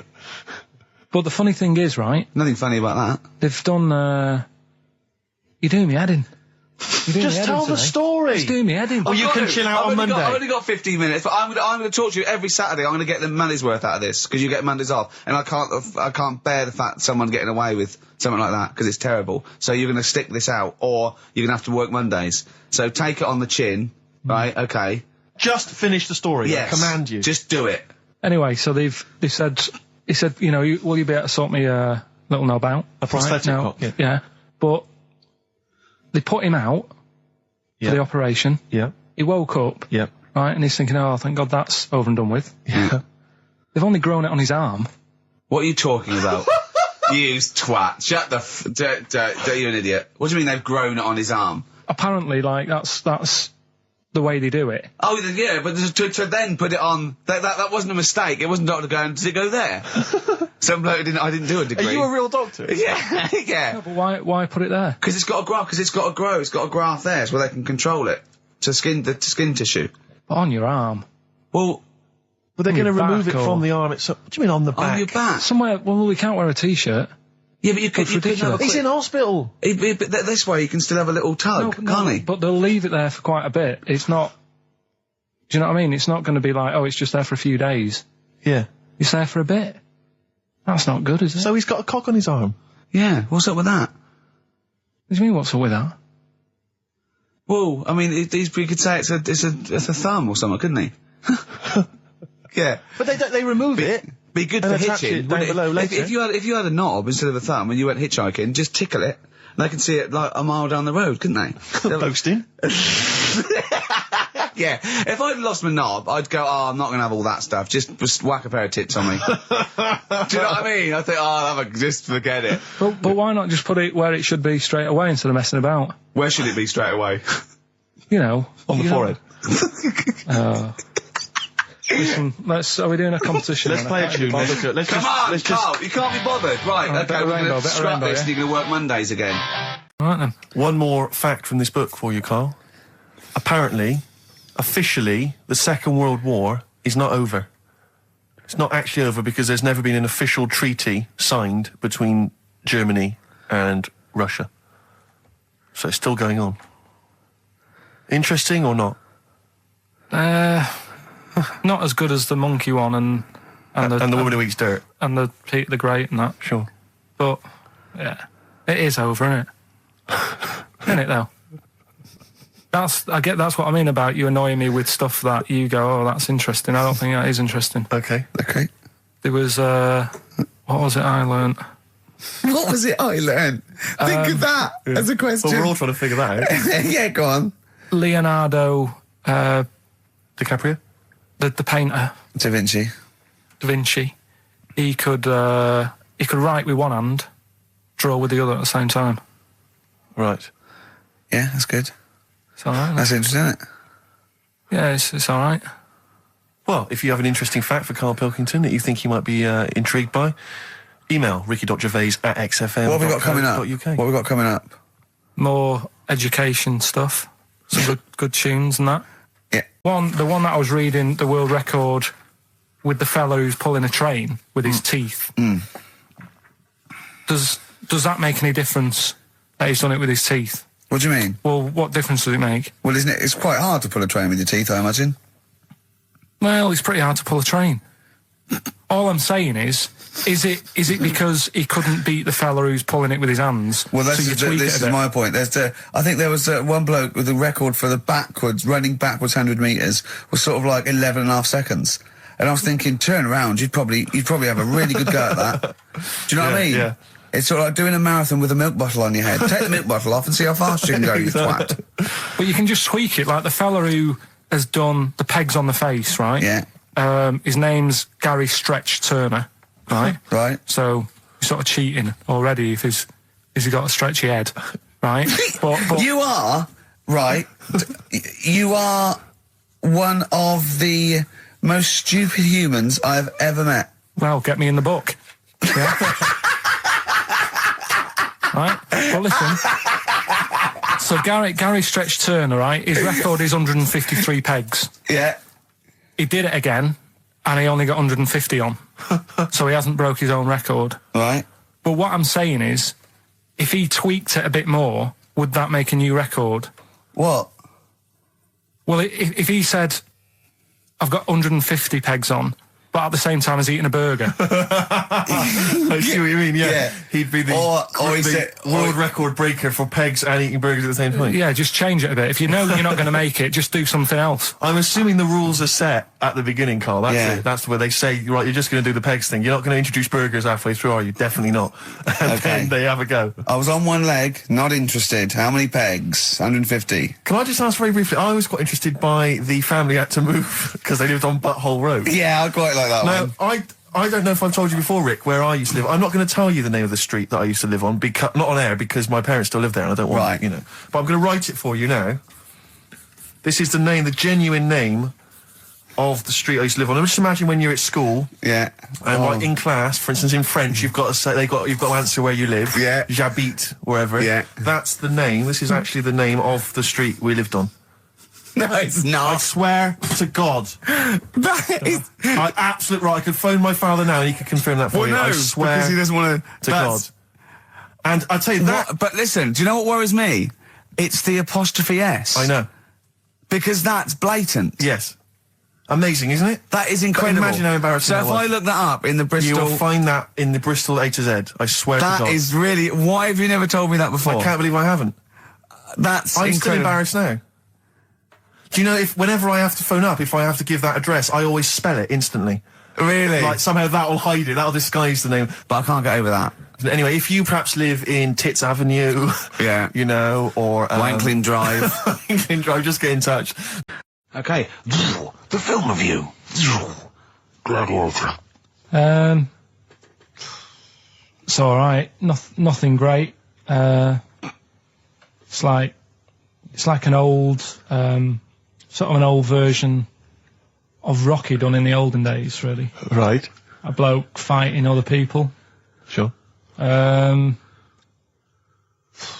sort of well known is the story? Do you reckon people know the basics? Well, just very quickly, just do the plot. Quickly. There's a guy called Max. Maximus, yeah. Yeah. There's Caesar, and there's Caesar's kid, and Max goes to war, sort of wins it, comes back. Caesar says, "You're good at what you do. I wish my son was as good as you. So I want you to be in charge when I die." His kid finds out, a bit annoyed about it, kills his dad, because he don't want anyone to hear that he said that he wants him to be in charge. Yeah. So his kid gets in charge and thinks, "I'll show you. You're not going to be king, I am. You're going to be a slave or something." And then, next thing you see is... Sorry, can I just stop there? My only thought is the film's 3 hours long, so maybe we shouldn't go through the whole plot. We've done the first 10 minutes, but Yeah. go on. So, yeah, he's a slave and then... Yeah, but then, that was an interesting bit that I thought, right? I mean, I was watching this with a girlfriend. She was already annoyed because she wanted to watch Friends on E4. Okay. Yeah. It was a good episode as well this week. Was it? Yeah. Don't tell her that. Okay. Right. So she was annoyed and she said, "Come on then, put it on." And I got it wrong straight away because it says on the back 149. So I thought that was an hour and 49 minutes. It turned out it was 149. No, I thought it was 1 hour 49. Yeah. But it was 149 minutes. Sure. So it overran anyway. By 40 minutes. Yeah. People got sick of him and they said, "Oh, we'll have to get rid of him." So they tried to, he loved cakes as well as women. Okay. So they said, "Let's poison a cake." And they poisoned a load of Easier than cakes. poisoning a woman, wouldn't it? And he ate these cakes and it just didn't kill him, and they were like, "God, what's going on?" And they kept giving him more and more cakes, and He was suspicious. and that didn't work, so the fella said, "That's it, I'm going to shoot him." So they were like, you know, I'd be there sort of punching people in the arm. Oh, yeah. Oh, that's a great game. Oh, I love that, punch people in the arm. Is that part of the Olympics now? it's I think it was exhibition this year. Right. But it's going to be a pro next It's going to be the Winter Olympics because you've got to do it in just a cap sleeve shirt in winter. Yeah. So you're playing that? She, but whilst I But was she didn't doing appreciate that. She used to go, "Ow!" No, I always think whilst I was doing that, they were like the Charlie's Angels and they'd be sorting out a mission somewhere. Because they were really like, there was something about them that you thought, you know, yeah, they're special. They were private detectives. What do we work for a man they never see? Tell us the story. What have you learned? Do you want to ask some questions? No, not really. Just sum it up in a minute. What do you Can't think? do it in a minute. Well, can I ask some questions then? Where was he born? Austria. Tell us about his early life. Right, he was a young lad. Brilliant. What in his early life? Okay. Yeah. What's the name? His mum was his dad's second cousin, which is a bit weird. Yeah. That is weird. They had 5 kids. He's going, yeah, it's usually first cousin where I come from. Oh, that's unfair, isn't it? There's no need for that. No, it's What not. do you do in your leisure time? I like, you know, going out for food and that. For foraging. What do you mean going out for food? going They out. come have a little hole and go Go hunting. Yeah. This is Karl. He's hungry. He knows he has to get to the greasy spoon by 11. Wow. Wow. Wow. Many of Carl's close friends have never made it across this road. There was a zebra crossing installed just for the safety of Karl. Beep, beep, beep, beep, beep, beep, beep, beep, beep. Can I have a bacon butty? And Karl is enjoying his... Wow, but he has to get back. His girlfriend's asked for one as well. She's home with a PlayStation 2. Wow. Oh. We just had a call from someone saying his company would sponsor Karl, right, to be raised by all these balloons if he could have a walk-on part in the office. And we immediately went, "Oh, we're worried about that sort of thing. You can't really promise that artistic, you know." And I was worried about the legality of it as well. How can you promise someone that for personal gain that's a private and all that sort of stuff, right? And I went, "Oh, I don't know." And anyway, put the phone down to him and Karl went, I love the fact you're more effing worried about that than me being raised 30 feet in the effing air. You started getting scared, did you? Are you worried about it? Well, You're quite excited about the idea of the challenge, aren't you? I like the idea, but I want, like... Why do you like the idea, Carl? Oh, what if it went all wrong and we're there going, oh, the humanity of it. I think we need Carl, to get... he's just I've turned... been around the rope, would pull out my trousers and Oh, no, it's definitely got to be Dr. Fox if that's going to happen. Oh, God. Oh, we've got to do this. I both think she's a fine presenter, and I think she'd do very well on it, and I think it's a good move as well. Yeah, but can you just say it's not forever? Isn't it? I think she'll she'll become more popular than us. And at least she can- I think that'd be the end of us, to be honest. Well, she can string a sentence together. I think she'll get lots of PR and everything. And she goes out with Big Boy Slim, Big Boy Slim, who's, you know... a good DJ. He's a good DJ. And, is her name Zoe Slim now? Yeah. Right. And, you know, there will be nothing. Steve started getting on your case, you know, sort of ganging up on me. I'll tell you now, Steve, I just forgot. Remember a couple of weeks ago, you said to me that my pub quiz team is rubbish? Yeah. Right, well, it doesn't matter anymore because you're not part of it this time. That's bad. That's bad, because it's interesting you say that, Carl. Carl, you say that because I tell you this, I found someone, mate, who could be filling that tricky fifth member. I wanted to test him out this week, mate. On your team. Test out on your team. Because Carl. I'll tell you what this is like. I don't know if you're familiar with Paul Ince, who used to play with Man United, right? But everyone used to say he's the governor, right? Even the players used to call him the governor, right? And Alex Ferguson at Man United was like, I'm not having this. Yeah. I'm in charge here. And he got rid of him. And that's what's happened. You were moaning the other week, saying your team's rubbish, you don't know what you're doing. Yeah. Well, let's see how you do on your own, right? Ooh, he's turned, isn't he? I'll be honest, Carl. I'd like to be on your team. Well, sorry, Paul Ince. You'll have to go and join Middlesbrough, or wherever it is it's gone to. Carl, what can I do to get back on your team? It's not happening. I've already filled your bins. Don't let him have the upper hand, Steve. No, wait a minute. I'll tell you what always annoys me, though. Ricky spends most of the show slagging you off, right, having a go at you, annoying you in the week, squeezing your head, making you eat burgers, right? But you always take out on me. I'm the one who always gets the insults. I'm the one who's now relegated from your team. Why, you see, this is the thing. You're just as bad as him, really, because you're siding against me, because you know that I'm willing to take it. The truth of it is this, you know that Ricky Gervais is keeping you in burgers and grapes, metaphorically speaking. He's the one that's got you in Heat magazine. I just spat all over your new Guinness Book of Records. You see? Get me a tissue. He's just squirted tea, laughing all over your Guinness Book of Records. I'm assuming I'm going to get the flack for that. No, it's because you made me laugh when I was drinking, because you went, like that, and it made me laugh, and I spat. I just think it upsets me that you never pick on Ricky. You never ever go in because you know he's the one who's raised your profile and made you a little bit of a celebrity. We've missed one here. Using his teeth, Raman Andiapan, right, husked a coconut. He did what? He husked a coconut. He's the fastest coconut husker in the world. What does that mean? I don't know, he pulls husks. What's that? His little face, look. What's a coconut husking? He pulls the husk off and look at Carl, just with his head down. Carl, come on. What's the matter? Because that cost me 20 quid. I know, well, I'll see you alright. I've Tea all over the world's smallest man. Why have they stood him next to the world's biggest man? Right, I'm in a bad mood now. Oh, dear. I'm So not you haven't got a team? Steve, I'll sort you out. Come to me. I'll sort you out. Seriously, Don't no, worry. I found We'll someone win. who would help you win this week, Carl, and No, I was going to Steve. tell you about it, and now... Steve, you can be on my team this week, and I know something about the quiz that Carl doesn't know. So...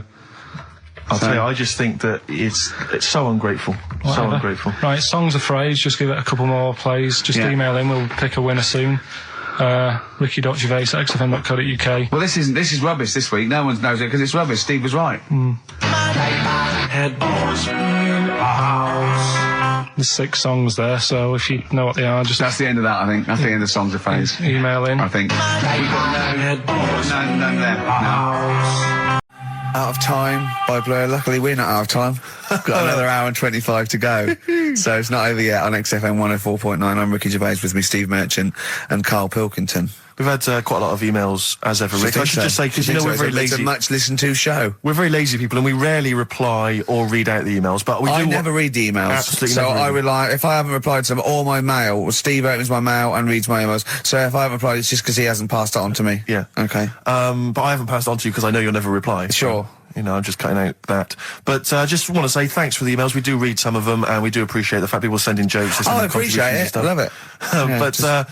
We've had to do anything towards it. Sure, we had an email from Jack. He just said he missed the last 2 weeks' shows. Has he missed anything? Not really. No, it's the same stuff. Same old I think last week Karl was having a go at Chinese people not aging well. He had a go at the gays, and he came up with a ludicrous story about a monkey that was impossible. Yeah, exactly. So I don't think Jack's missed much. Go on. No. We've just had an email from the Pringles people. Oh, right. Good, because it's finally started to happen. I hear these stories about people getting given cars and Armani suits and trips abroad, and we haven't had no, but finally people are starting to, realise what we're doing, our impact on society, and we've got a whole box of Pringles sent to us. Not on those little tubes, the proper tubes, the foot-long tubes. Yeah. So... and what have they said? Well, the Pringles guys they want them back. No, they've said they like the show, and if you want more Pringles, give them a call and they'll send you more Pringles. Pringles. Yeah. I bloody love Pringles. Yeah. Pringles are... The thing about Pringles is, they're Moorish, right? Yeah. But how would I put it? You know the sort of thing when I open them, yeah. And by that when I pop, right? Yeah. I have to eat the. Well, okay, I'm gonna put this. When I pop, I can't stop. What do you mean? I don't. Well, when I pop them open, I can't stop eating them. Right. When you pop, you can't stop. Yeah. Yeah. I think that's because of the chemicals. I think that might be the reason. But they're good chemicals. They're good chemicals. They're the best chemicals. Pringle chemicals. They're not bad chemicals. Lovely. Like using chemical warfare. Yes, I want some more Pringles. Bob Dylan, It's All Over Now, Baby Blue from 1960 something. Bit of trivia for you, Steve. Go on. That is the last record we ever played on the old XFM before we were fired. I bet that was a moving moment for about 8 people. I just thought of something. You know that thing we did about, they said that we just cared about the money, selling it to America? Yeah. If we cared about money, would we be here now? Do you know what I mean? I think this proves that we don't do things for the money. Exactly. Jesus. All right, Karl? Couple of emails. Monkey Matt's emailed us.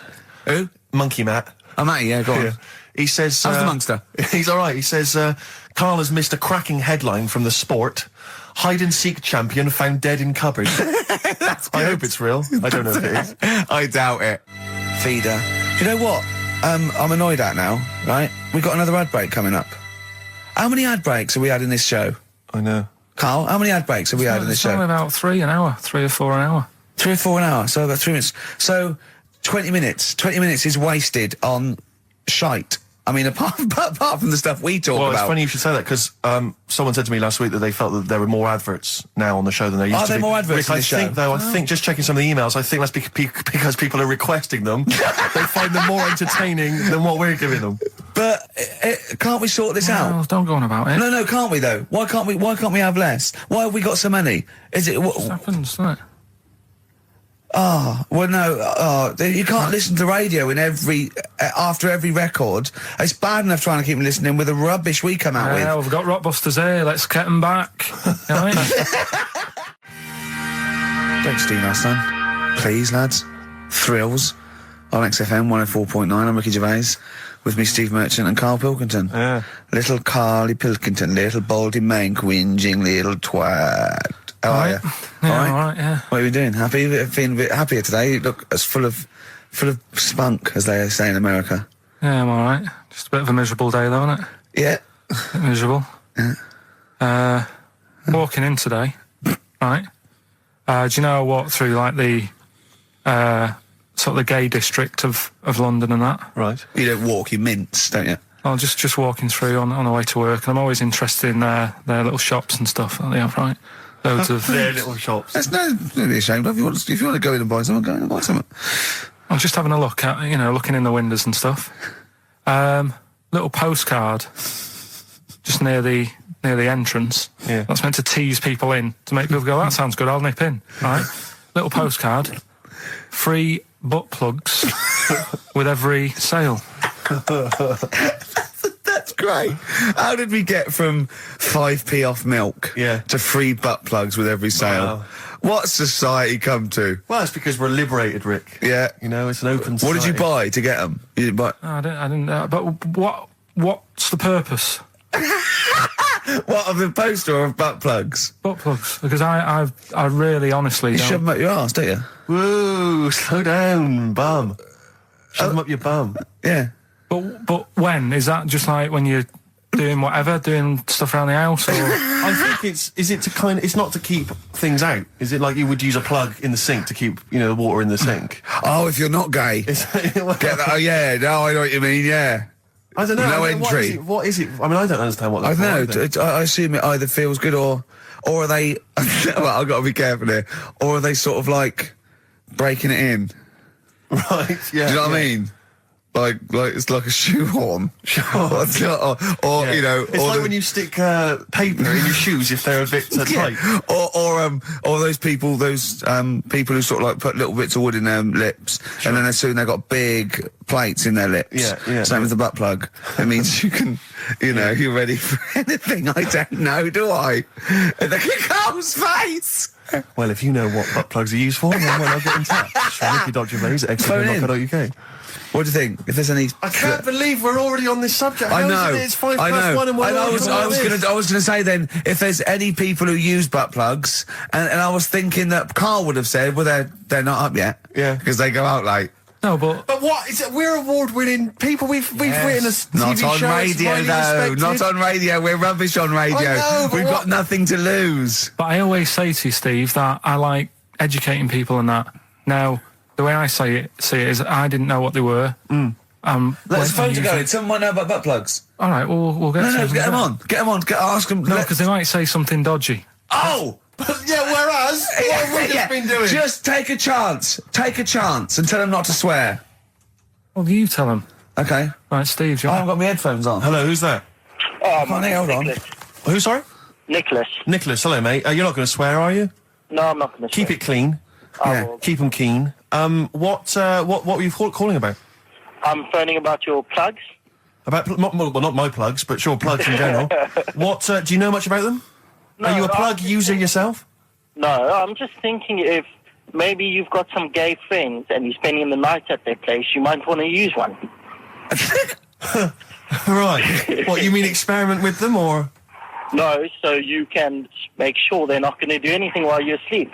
Could I suggest, just lock the door? I mean, that is easier to me. Can I make a bigger suggestion? That's probably the most homophobic thing we've had said on the show today. Thanks very much for your call. Right, okay, good. Well, that's why we shouldn't put people on the line. Just, without checking first. I think Carl's made a good point. That's the calibre of listener we've got. Carl, come on, what's the matter with you? Oh, Thorns. that's No blue sky. Beautiful, isn't it? And that great track. it's all right, yeah. Just had an email, yeah. That woman who opened the Office script could have her head cut off. Apparently. When a letter is posted, it becomes the property of the Queen until it reaches the person it was meant for. By opening it, she's committed treason and could be killed. I don't know if you're familiar with this story, Carl, are you? Go on. Apparently, some copies of the Office Christmas specials, scripts, got sent to the wrong address. Some woman. And, I don't know what you do in that situation. Normally, if I get mail that's not addressed to me, I just give it to the postman or put it back in the postbox. Radio 1 tried to speak to her, but apparently she's got a gagging order, which makes us think that she sold it to the Sunday. So we'll read it. We'll read the plot of The Office tomorrow in the Sunday papers, which ruin it for some people. Ruin it for a lot of people, yeah. But the other thing is, I mean, if it was sent to her, obviously her name wasn't on it. Oh. If that's true, in which case, I think that's quite a serious offence, isn't it? I would hope so. I mean, I would hope that, if I sent something in an envelope, it was... But the BBC, the BBC thinks that because the person they said it was meant to be sent to got his, he thinks maybe that's an excuse. Maybe someone gave her the script and said, don't say it came from me. Yeah. So, I don't know, maybe she's protected someone, I don't know. Yeah, well, I mean, if that is Well, the case- either way, don't sell it to a newspaper. Well, It's just the kind of mercenary nature of it that I loathe. You know, it's the fact that it's only just now makes me wonder if she had it there lying around in her house and someone said to her, well, why don't you go to the papers? Yeah. Try and flog it. But I just don't think she's going to get a lot for it, because people are going to see it soon. It's not like it's the Hitler Diaries. Well, Do you know they're what I not very well written. mean? But I mean, I don't know. I tell you what I'm frustrated by. It's just the fact that it's like we've worked hard to give people some kind of pleasure for this Christmas, you know, because a lot of people are very depressed, Rick, really low at this time of year. They've not got what they wanted. But we're trying to cheer them up, give them a bit of happiness. Yeah, but I think she'll be happy if she gets a lot of money. True. I don't know. I think it's just tacky, really. It's like, well, I just say, if you're a fan of the show and you don't want to know what happens, then don't read the Sundays Tomorrow, or at least avoid it when it says we tell you what happens. But the papers might not ruin it. The papers might go, we've got them, but we're not going to ruin it for people. Well, That'd be ideal. Be a nice gesture. Ideal. But I don't know. All I can say is it's a good job that I send out the prizes. Because that Michael Palin around the world in 80 days will be going to the person who won it. Yeah. And if someone else receives it, they better not try. Right? It's not true. Carl. Opens the door, jams the things, you know, like the little catch. So the microwave works. She jams it with a screwdriver or a knife or something. Yeah. Puts the microwave on, sticks her head in, boils her brain. Don't be ridiculous. Right? Well, why is that ridiculous? Boils her brain. She boiled her brain. She boiled her brain. And this is what's good about the internet. I went straight from that, and there was a subject about brains. And do you know that Russell Crowe, when he dies, is giving his brain to charity or something, some sort of some people who can do stuff with it. She gave hers to Pot Noodle. Vesta. Yeah. Oh, That's boiling the a sort of stuff. skull. Yeah. That's not true. No. It's not true, Carl. It's the same as the woman who put her poodle in the microwave, isn't it? And all that. Just urban myths. They're urban myths. But again, where does it start? Someone made it up. Yeah. For a laugh. They're just too convenient urban myths. Everyone said you can tell an urban myth's not true because it's always this happened to a mate of mine, and when you say what happened then, they go, don't know, that was it. Was it? Was that it? Was it? Someone boiled a brain and that was it. There was no more story. Well, Were there any dates, locations, times? I think it was in Belgium. There's that one. A bloke, right, was going to get a phone call at 4 o'clock to find out if his business was, okay, right? And if he didn't get the phone call, he knew he was broke, destitute. So dead on 4 o'clock, the phone didn't ring, so he went up to the roof, his office, and he jumped off to commit suicide. And as he was passing his window, the phone was ringing. Oh, no. Carl, it didn't happen. Didn't happen. Think it through. Think it through. Who told that story? Who told that story? As he hit the pavement at 120 miles an hour. He's the only person who could have known that series of incidents. Also, why didn't And he he's wait? dead. As his life's at stake, why didn't he wait till 5 past? I'm going to give it 5 minutes just in Just case. in case the lines are busy. Yeah. And what sort of bloke goes out, I'll call you at 4, okay, if you're busy. Well, call me anyway. No. If I don't call exactly 4, then, you commit suicide. Commit suicide. I would, because if I don't call at 4, that's the end of it. Well, call me anyway. No, that's not the way I work. Why can't you just call me and tell me the other way? Well, I'm telling you how I do it. If you're bust, I don't call. Can't you just call to verify in case something goes wrong? What if it's engaged? If you want to be engaged, just commit suicide at 4, please. It didn't happen, Carl. The other one, right? A bloke, right? He's on a train station, and I'll tell you how I heard it. He's waiting for a cruise station, whatever, and he shits himself. As you do. And so he goes, my train's in 5 minutes, So he runs across to Millets and goes, quick, Levi's, 36. The bloke just puts it in a bag, he runs onto the train, he goes into the toilet, takes his, on XFM 104.9. I enjoyed that. Yeah. That was good. It rocks. I hope the audience was playing it loud, like us. Yeah. Ricky Gervais, Steve Merchant, Karl Pilkington. Well, look at him yawning. How rude is that? Carl, what's wrong with you, man? Have you been up late? A little bit. Girlfriend was away, wasn't she, yesterday? Yeah, I always have a problem with that. I always have, because you don't go to bed, do you, early? Do you know what I mean? You sort of think, I just always find that thing that if, you're used to living with someone. Yeah. one of you will go, let's go to bed, then you'll go, all right. But when you're on your own, you go, You just forget to go to bed. I just stay up. Okay, stop eating now, Carl. You've ate all the food. That's just a plate. All right. Okay. Yeah. No, I stayed up and watched, there was a thing on about Dracula. Right. What, Dracula? And I found a flaw in it. Go on. Not the fact that he's the living dead and No. and drinks blood to stay alive and he doesn't reflect And he can in turn into a mirrors. bat. Well, And you can go on. the mirror thing, you can't look in mirrors, can he? Well, he can look in mirrors, but he can't see himself in a mirror. Yeah. That still doesn't work. Go on. Go on. It doesn't work at all, Carl. It doesn't work. Go anyway. on. No. Well, Centre parting's always really neat. His centre parting's always... how does he do it if he can't look in the mirror? Blood on the floor or something it was called. Rubbish. I love the flaw in the Dracula film is that his centre parting's too neat. How did he do it without a mirror? Oh. Was it a documentary about Dracula? No, Yeah, there was the real it's Dracula. The real called- Dracula. Bit. Yeah, the real Dracula, the It's true just a story. film. It had blood on the floor or something. It's called. Yeah. It's rubbish. We had a little lunch yesterday, didn't we? We did indeed. That was a nightmare. Yeah, I we hate were- going out with you two. I was explaining to Carl, right? I like to excite Carl's imagination, right? And if it involves chimps or monkeys, all the better. Brains he likes, parts of the body, deformity. You know, I know where to, what buttons to push. And I told him about this thing. I don't know if any of you out there know about this, but there's an experiment they did in the 50s, a clinical psychology experiment where there's your two hemispheres of the brain, okay? They're joined by a thing called the corpus callosum, right? Which is just a little flap of skin, like a little scarlet lead that joins your two hemispheres. And what they did, they cut that in half, and they thought it was a cure for schizophrenia, but what it turned out to be, or epilepsy, I think, I can't remember, was that your two sides of your brains didn't function together. You couldn't get information. I was telling Carl all this thing, and one of the things I told him was that they did it on a monkey, and it fought itself over a nut.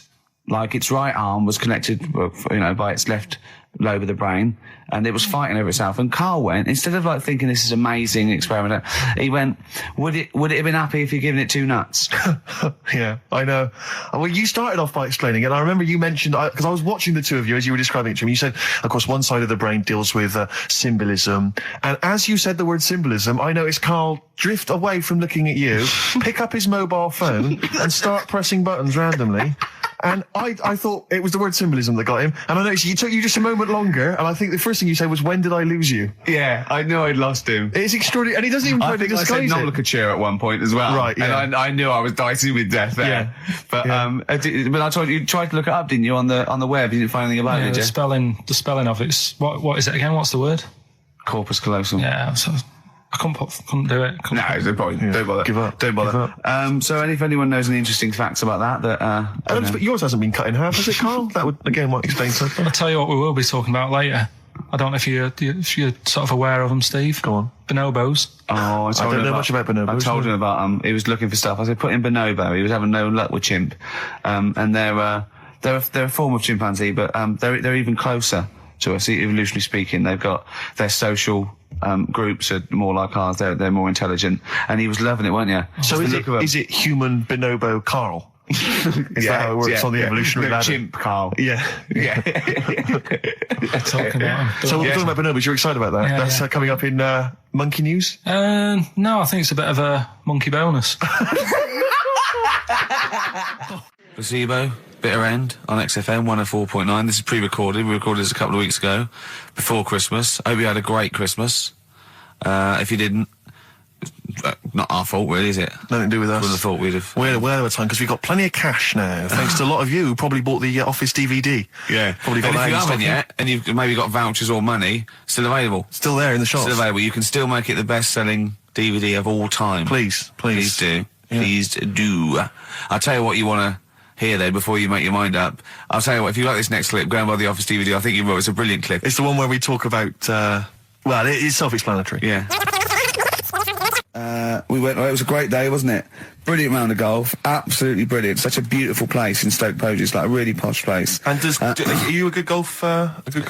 Well, we'll get to that. Oh, okay. Oh, blimey. Well, he bought the shoes especially for it. Oh, I'd love to have seen him in those little shoes. I know, and they were no good because they were metal spikes. We had to change them. He was annoyed straight away. He spent over £22 on these golf shoes. We hired a buggy. That was brilliant fun. I was bombing along, wasn't I? I don't drive, but it was great on that buggy. Well, you've been on a buggy with me and you were a bit scared. Yeah. What I nearly killed us once. I was just taking banks and things, but you don't see sort of bunkers, and he'd scream, go, stop! And he'd put his foot down the brake, and then I reversed. At one point, he sort of did a handbrake turn next to the lake, and then we had to reverse, right? And you know, you just flick a switch and put your foot down. He did that without looking. I looked behind, there's a big oak tree there. He screams, watch the tree, right? So Dukes of Hazzard. And I kept jumping in and leaving him behind because I had to go to my ball. Because anyway, the first shot, I got on the driver. I honestly did one of the best shots I've ever done. It went straight down. It was great. I thought, phew, got away with that because it's always the first one because it's a clubhouse and you want to look good. Yeah. So. He tees up, and I've been saying, buy some balls. He just got 6 balls. I was going, what if you lose me? I want to lose 6 balls, right? He tees up, right? Whacks it. It goes miles, like right angles, straight into these the woods, right? He turns around, he goes, go and buy some more balls. So I'm laughing because it's like impolite to laugh, but he broke the ice for me, and I was falling around. And then his second shot, I go, you know, you're off for 3 now. If you take another shot, he went, oh, right. So it's his third shot. He puts the ball down. He hits the ground before it and misses the ball altogether. And I was on my back, wasn't I? Unbelievable. Actually rolling about on his back. And we were terrible. I went round 107. He went round in like 119 or something. Sure. It was just rubbish. How long did it take? 5 hours. Of course. And there was no one around, luckily. But it was fantastic. So then we go and have our meal. What annoys me, I said, right, I'll go for a run. He went, I'll have a bath. I said, I'll see you at 7:45. At 7:55, I have to call him. He's not ready, so he's let me down there. I can't stand lateness or laziness. Yeah, and he's let me down. Do you know his excuse? He fell asleep in the bath because there was no light bulb. There's no light bulb in the bathroom. So instantly he fell asleep, and he was late. No, do you know what I mean though, Steve? If you're sort of like nice and warm and what have you. I was tired anyway, I've been stressed out for 4.5 hours, right? My life flashed in front of me a few times in that buggy. So it's all sort of wears you down a bit. I thought, right, I've got a headache, you're going for your run, I'm going to have a bath. I walk in, put the light on, for some reason it didn't come on, but I thought, it's alright, I'll just... you know, doesn't matter. You can have a bath in the It's summer, so it's light anyway. Well, there's no windows in the bathroom, so... So you were in the darkness? So I'm in the darkness. I nod off because I'm shattered. He calls up, hassling me. So I said, well, it doesn't normally take that long for me because, you know, I haven't got, like, long hair. I've got a dryer and so I can sort of one wipe. Yeah, he's already 10 minutes late, though, when I called. Well, 10 minutes. 10 minutes. Lateness is lateness. Next. Doesn't matter. Dinner wasn't until 15:15, so we had, like, another 20 minutes anyway, so it doesn't really matter. Yeah, but we said 1:45. So he's calling up, hurry up. So I said, yeah, all right. So I get out and dry and like me tackle and what have you. Calls back again 30 seconds later. You know? No, I don't. No, you know, I don't like that. You're not going to do that, no. Give it a wipe.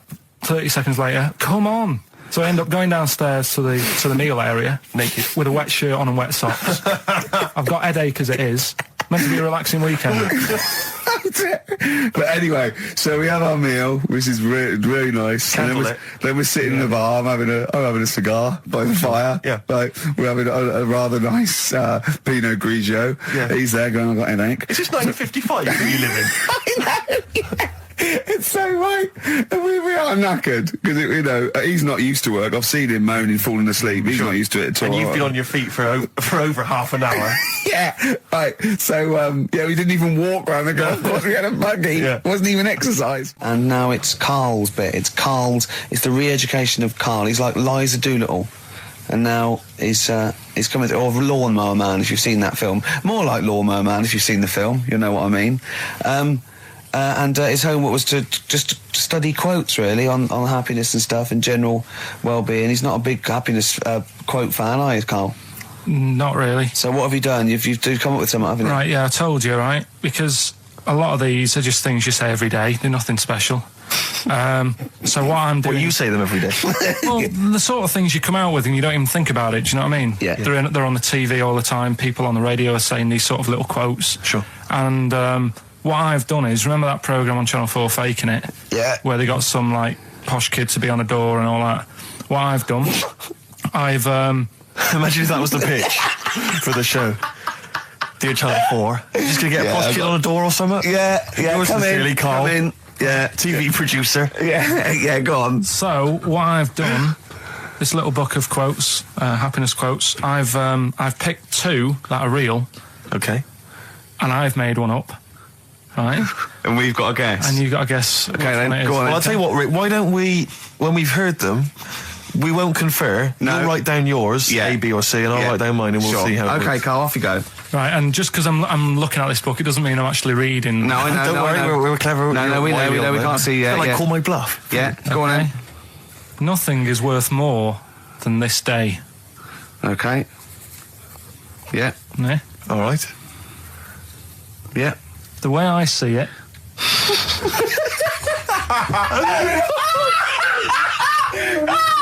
Oh God, my head's gonna burst. no, hang on. My head's gonna burst. No, Hang no, on. this might not be Carl's. Oh, it might not be. How do you know I haven't tweaked them a little bit? Yeah, good Okay, point. fair Good enough. point. No, good point. The way I see it, if you want the rainbow, you got to put up with the rain.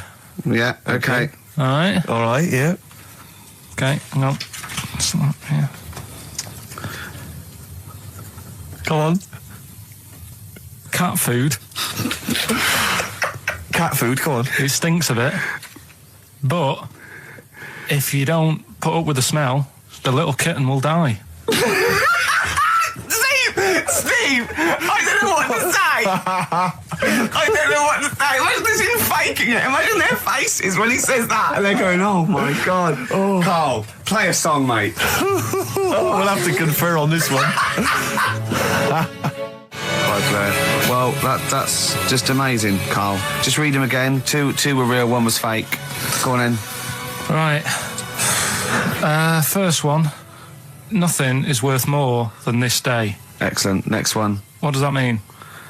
Well, cherish now, cherish your time. okay. Because you can't get it back, and Yeah, you know. that's the way I saw it. On XFM 104.9. I'm Ricky Gervais, Steve Merchant. Karl Pilkington is in the middle of educating me. Colon then, educate me. Did I tell you the time when the doctor said I was going to die? All right, keep talking. Right, ages ago. Must have been about 15, right? And at lunchtime there was this. We used to have a choice of stuff to do at lunchtime, right? We used to have like a burger place that had an arcade machine in it, right? So we used to go there and play on that and have a burger. Or there was this baker's, right, that my mum worked at, and did great cakes and stuff, right? So she used to like bring some home and that, but she couldn't always bring them home every night because, you know, they cost money, and she used to get them for free. And they used to say they'd rather chuck them away than give them to the staff because there's a chance that the cream might be off. Right. Right, so they used to chuck them round the back. So I used to go around the back with my mate and eat a load. Brilliant. Scavenging, eating out of bins. No, it wasn't out of bins. They were still in trays, but they just stacked them up near the bins, right? So this got out. I mean, it used to be chocker. Once the school found out, everybody used to go there, and it'd be like, well, have a cake. Headmaster fighting the kids off. Right, so I'd have, like, you know, you just eat, I don't know, 6 jam donuts or something, and then you'd spend your dinner money on the arcade machine. Brilliant. Right? So it was a good afternoon, really, right? So you'd do that, and this one day I must have had 6 or 7 jam donuts, a few Congress tarts. What's the Congress tart? I love them. I can't get them in London, right? So I'd have some of them. If anyone can get a Congress tart for Karl in London, please let him know. So anyway, this day, that was just a normal day. Do you know what I mean? You'd once, twice a week, you'd have a load of cake. In your life, yeah. Yeah, that's So all anyway- there you'll have. Were the frog boys there with the webbed hands and the big heads? So- and the horse in the settee? Yeah. But the day after one of these days, I had really bad cramp in my belly. Right? I was like in agony, could hardly walk. So I said to my mum, You could hardly stagger to the free cakes. So I was in absolute agony. I said, I don't like doctors, but you'll have to get a doctor in because I don't know what it is. I can't walk. She gets the doctor round. I won't say his name, but he said, well, doesn't look like he's got long left. Blimey. So I was a bit like, hang on a minute, I've only had a few cream donuts. Yeah. My mum was panicking. Sure.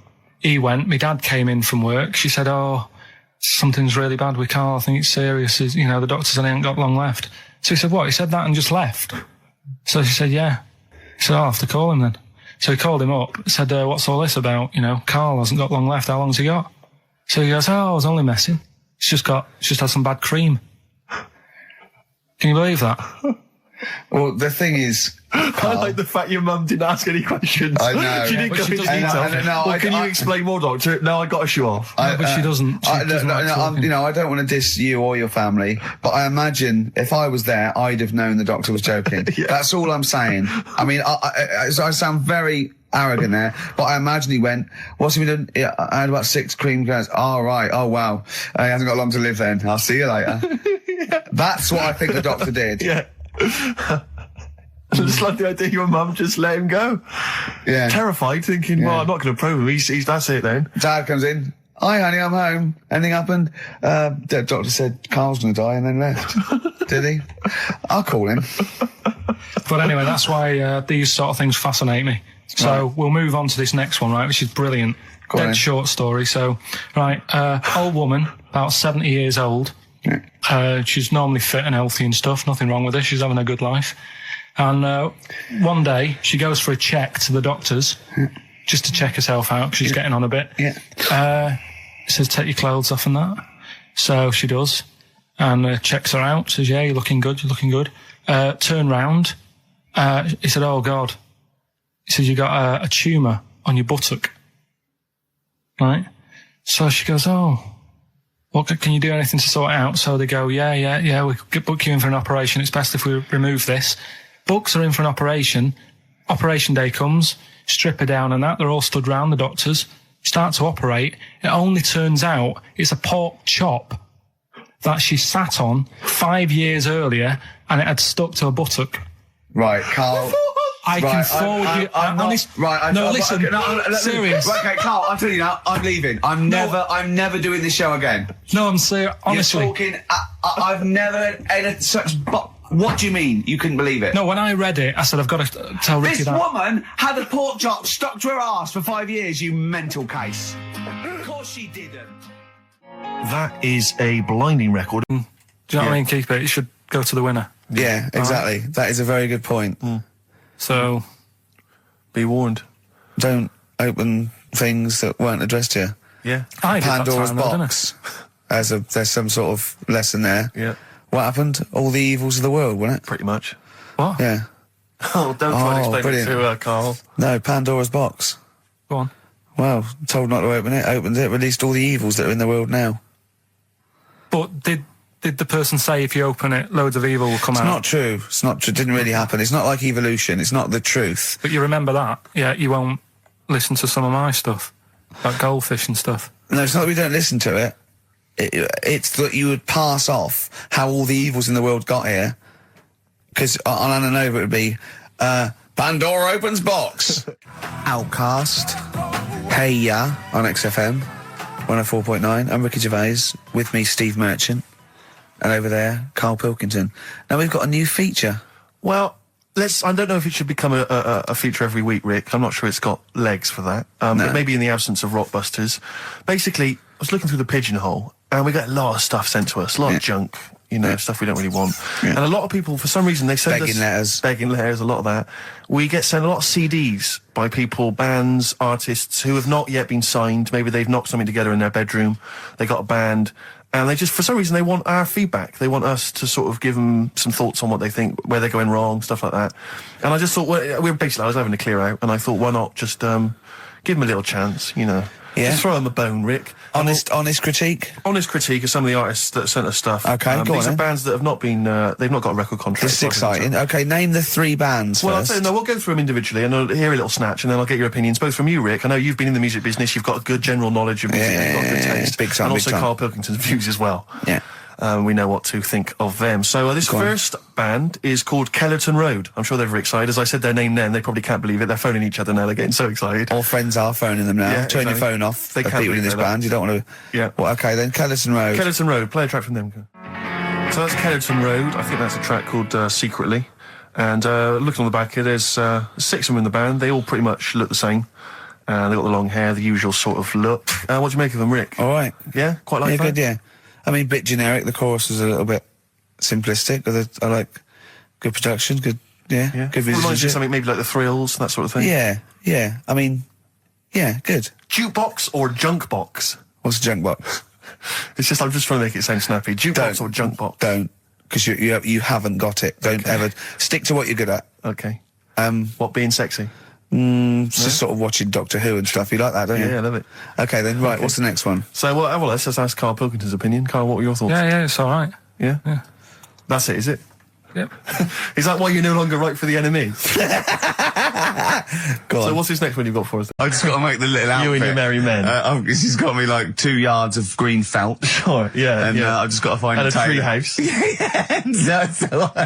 Someone who can make me a lovely little natty outfit. Yeah. Why is she what you're about? You live in central London, so where are you going to be using We've got a this? garden. I did it yesterday. I've got my Right. finger though because I'm meant to put protector, so it's just it goes so fast, isn't it?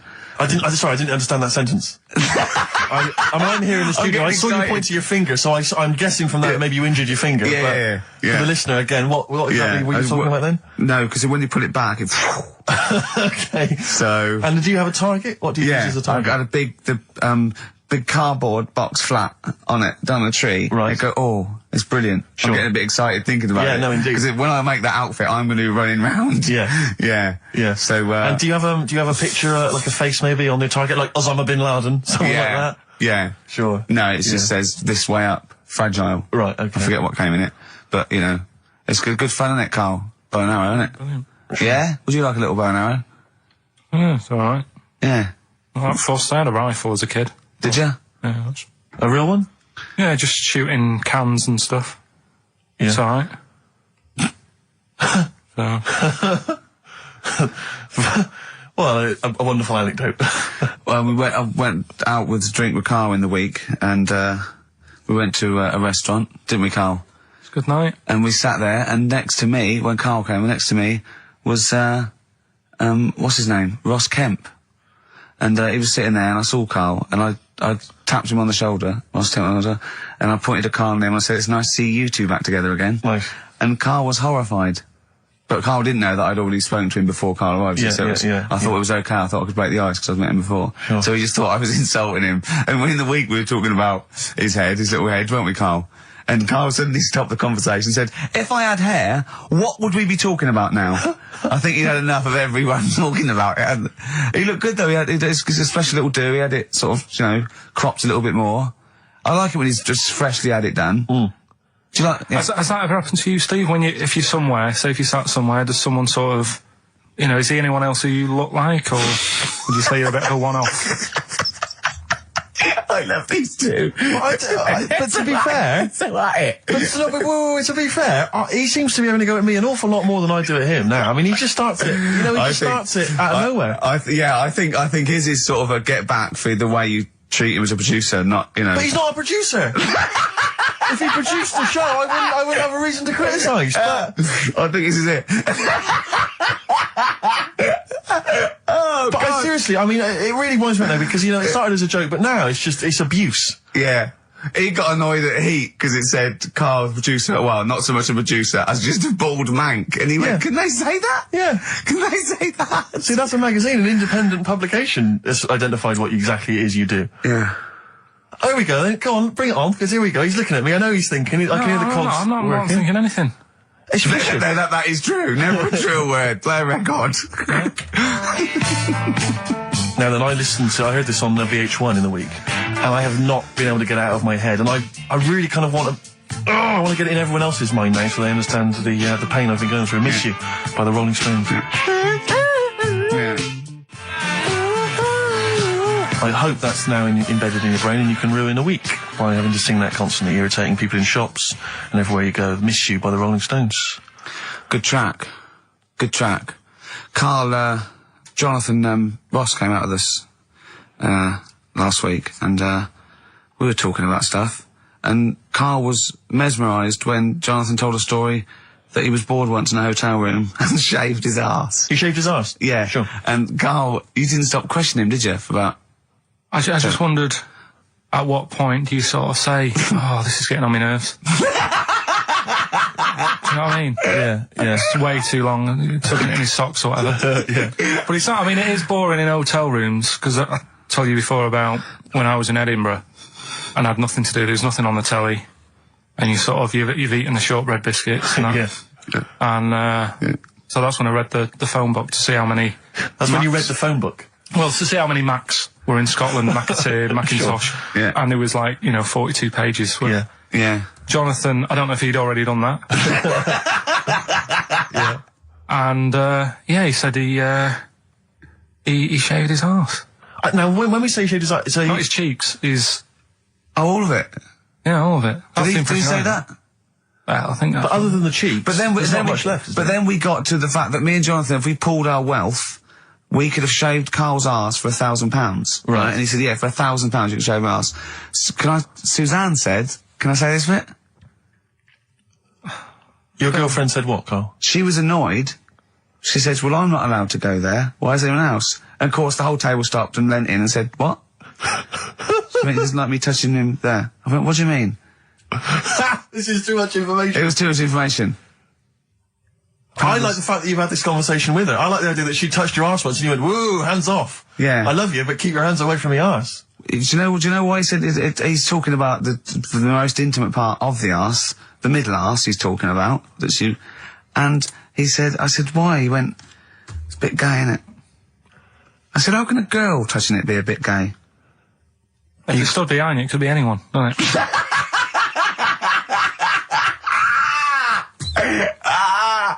Oh, God. And it seemed, I mean, you can imagine the conversations we were having, right? And it's that thing that the waitress heard something every time she came over. She heard the word, Yeah.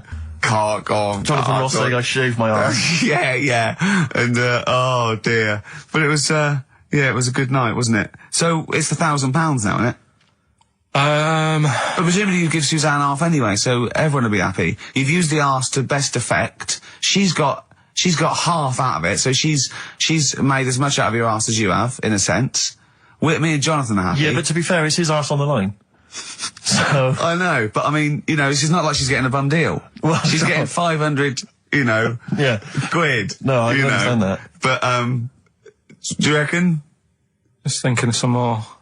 Play a record. Can I just ask, before you play the record, if we were to shave your arse, let's say we did it for charity or something, got sponsorship, how would we do it? Would we use one of those big kind of old-fashioned razors? No, I'd use a Bic Safety. I'd just straight away. And would you use a gel or a foam? No, I first of all, yeah, I think I just, lather it up. Right, So you lather foam. up his arse first? I Yeah. do the outside bits, just goes straight down, big broad strokes, clean, right? Then I'd have to go in the crevices, and I'd need an assistant. I'd pop it apart, and just very gently go in there. I might even use electronic equipment, just so there was no sort of nicks. Okay. So an electric razor? Or I might wax the internal middle arse.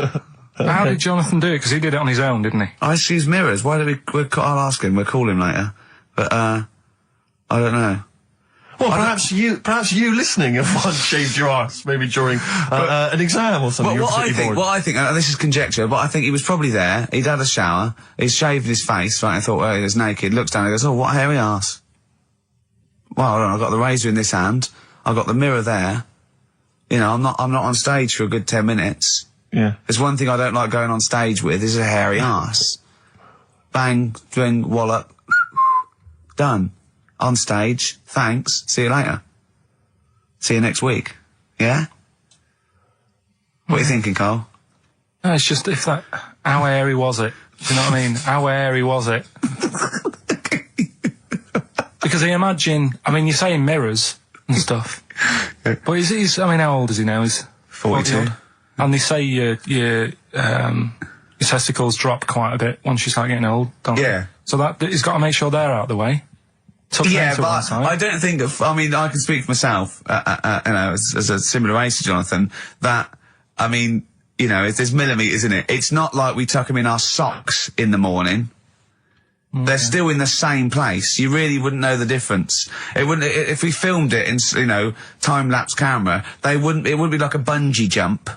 Do you know what I mean? They wouldn't be moving a lot. Yeah. All right. Do you think he's I told him he's a good-looking fella, Steve. Would you agree with that? I told Jonathan that he said that he just went for it as well. Yeah.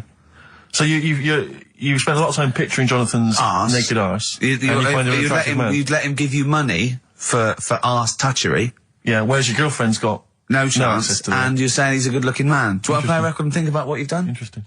50 Cent, 21 Questions, new single from him. Well, me and Carl got a joint favourite lyric now. I love you like a fat kid loves cake. Yeah. That's great, isn't it?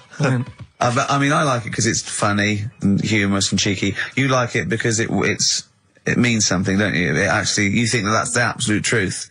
If someone was to say that to you, that would be the most romantic thing they could say, innit? Because it's... No, I'm just thinking you know what it means. It's like the Elephant Man, right? The Elephant Man, that's what he's called. Again, you know what you're going to get. The fat kid loves cake. You've said it all, you don't have to say any more. I can't believe it. I'll tell you what made his day the other day. I love it. Jonathan Ross said The Elephant Man is one of the best films ever made. Yeah. Endorsed by a celebrity. I know. Well, by a film buff, really. It is good though, isn't it? It is a very good film, yeah. We have got Cheeky Freak of the Week coming up. Right. There's been a lot of stuff going on this week. In the freak world. Yeah. Is it really? Yeah, there's loads. I mean, stuff that we can... The one that hasn't made it. God, this is what hasn't made it, so we'll judge it on that. Go on. There's a woman, right? Do you know how, I mean, in a way, I thought Elephant Man, it was a bit tight because, you know, they sort of took him on a freak show, did a bit of a road show with him and stuff. Yeah. There's some woman, I think she's in India, like now, who, makes a lot of money because she's got 3 legs and like 7 toes, stuff. And she was saying, people pay quite a lot of money. Not Swiddy Patel.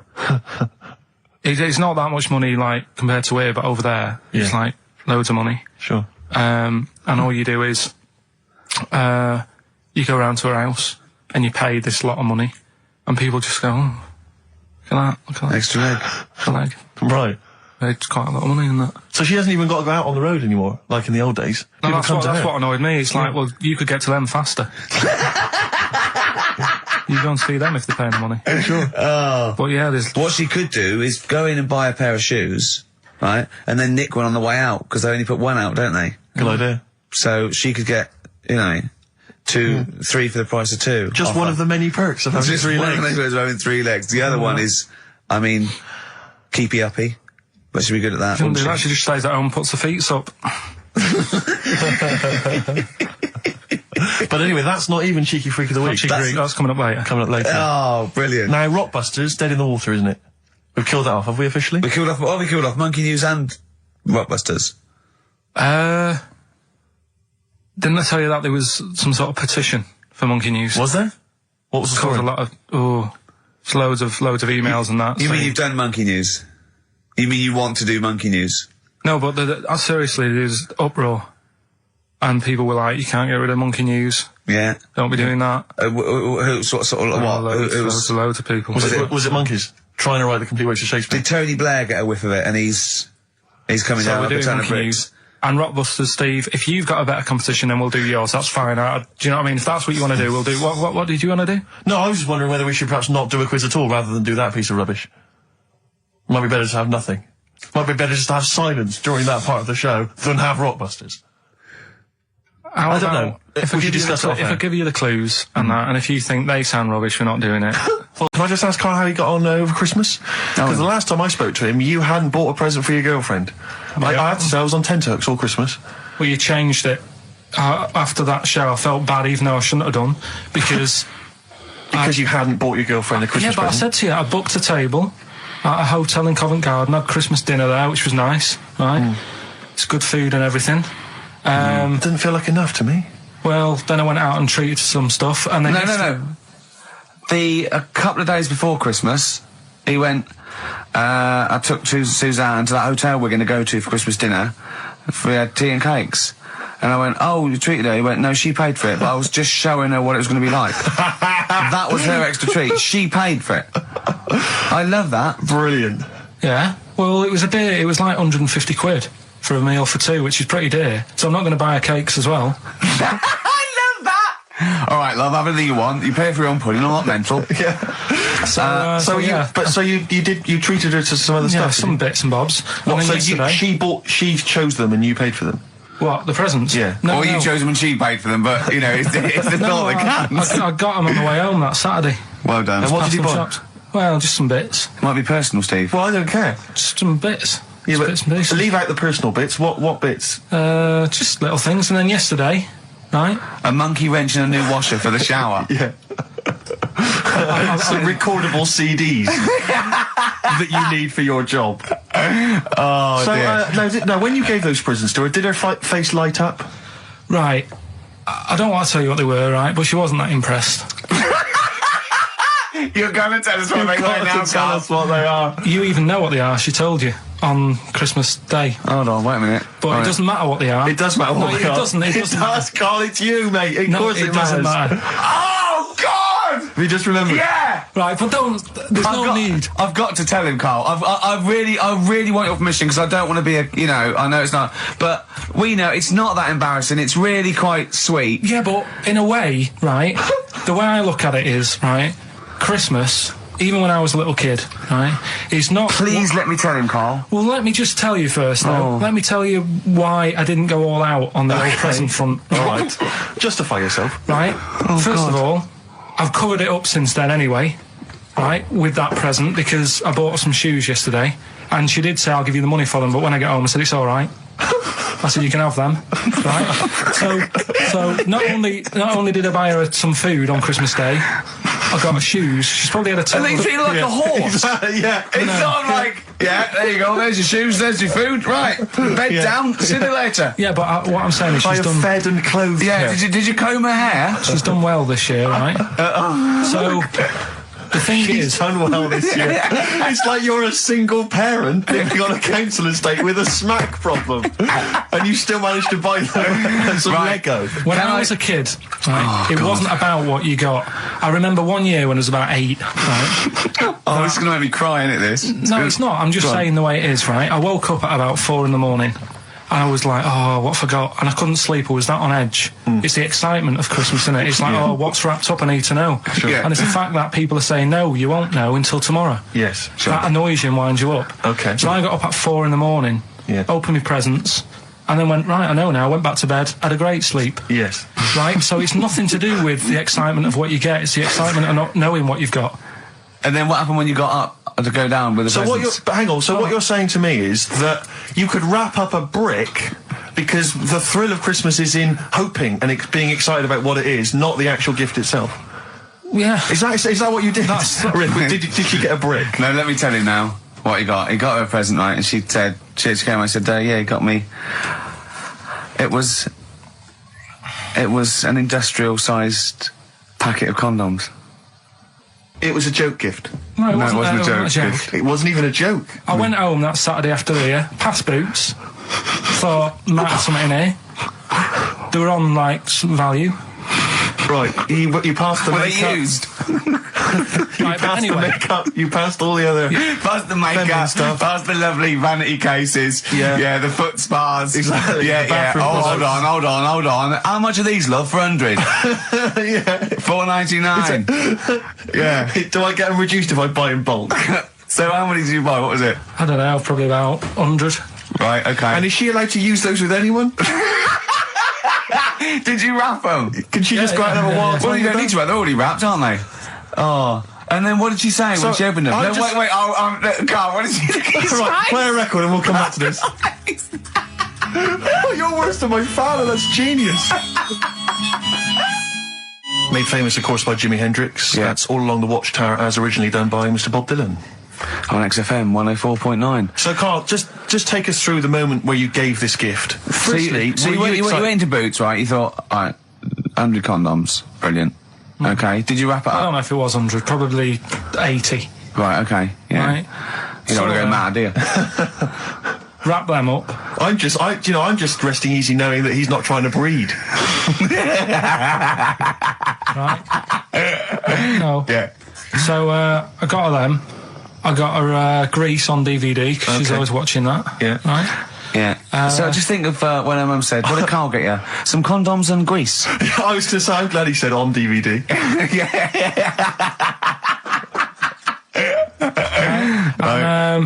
She was surprised anyway, right? Because Yeah, I bet she was. no, when she got she was thinking like jewellery. no, right? That showed her. That surprised you, hasn't it? All right. So hang on, wait a You minute. thought it was a holiday, didn't you? Yeah, look at your face. You don't know me at all. So hang on. So did you give these on Christmas Day? Right, what happened is she got in from work that Saturday, right? And I said, look under the tree. Knackered. Oh, at least it's Christmas. Yeah. At least I'm going to get a little bit. Yeah, go on. I said, look, you got some stuff under the tree, right? So Did you give her a sugar lump? Right, she was really chuffed with that. But she said she was a bit puzzled because I didn't know we had any wrapping paper, right? So I ended up using wallpaper. You didn't take it off the wall, though. You had some. No, it was some left over, right? So she said, why have you used wallpaper? I said, well, I didn't have any paper and you were getting in a bit and I wanted you to have a surprise. So she said, can I have a feel of them? I said, no. Presents. You thought, right, I've got the right thing. Yeah. Right. And then Christmas Day, I said, no, don't get carried away. It's nothing really good. You know, we said we weren't going to buy each other much. So there you go, open them. Yeah, go on.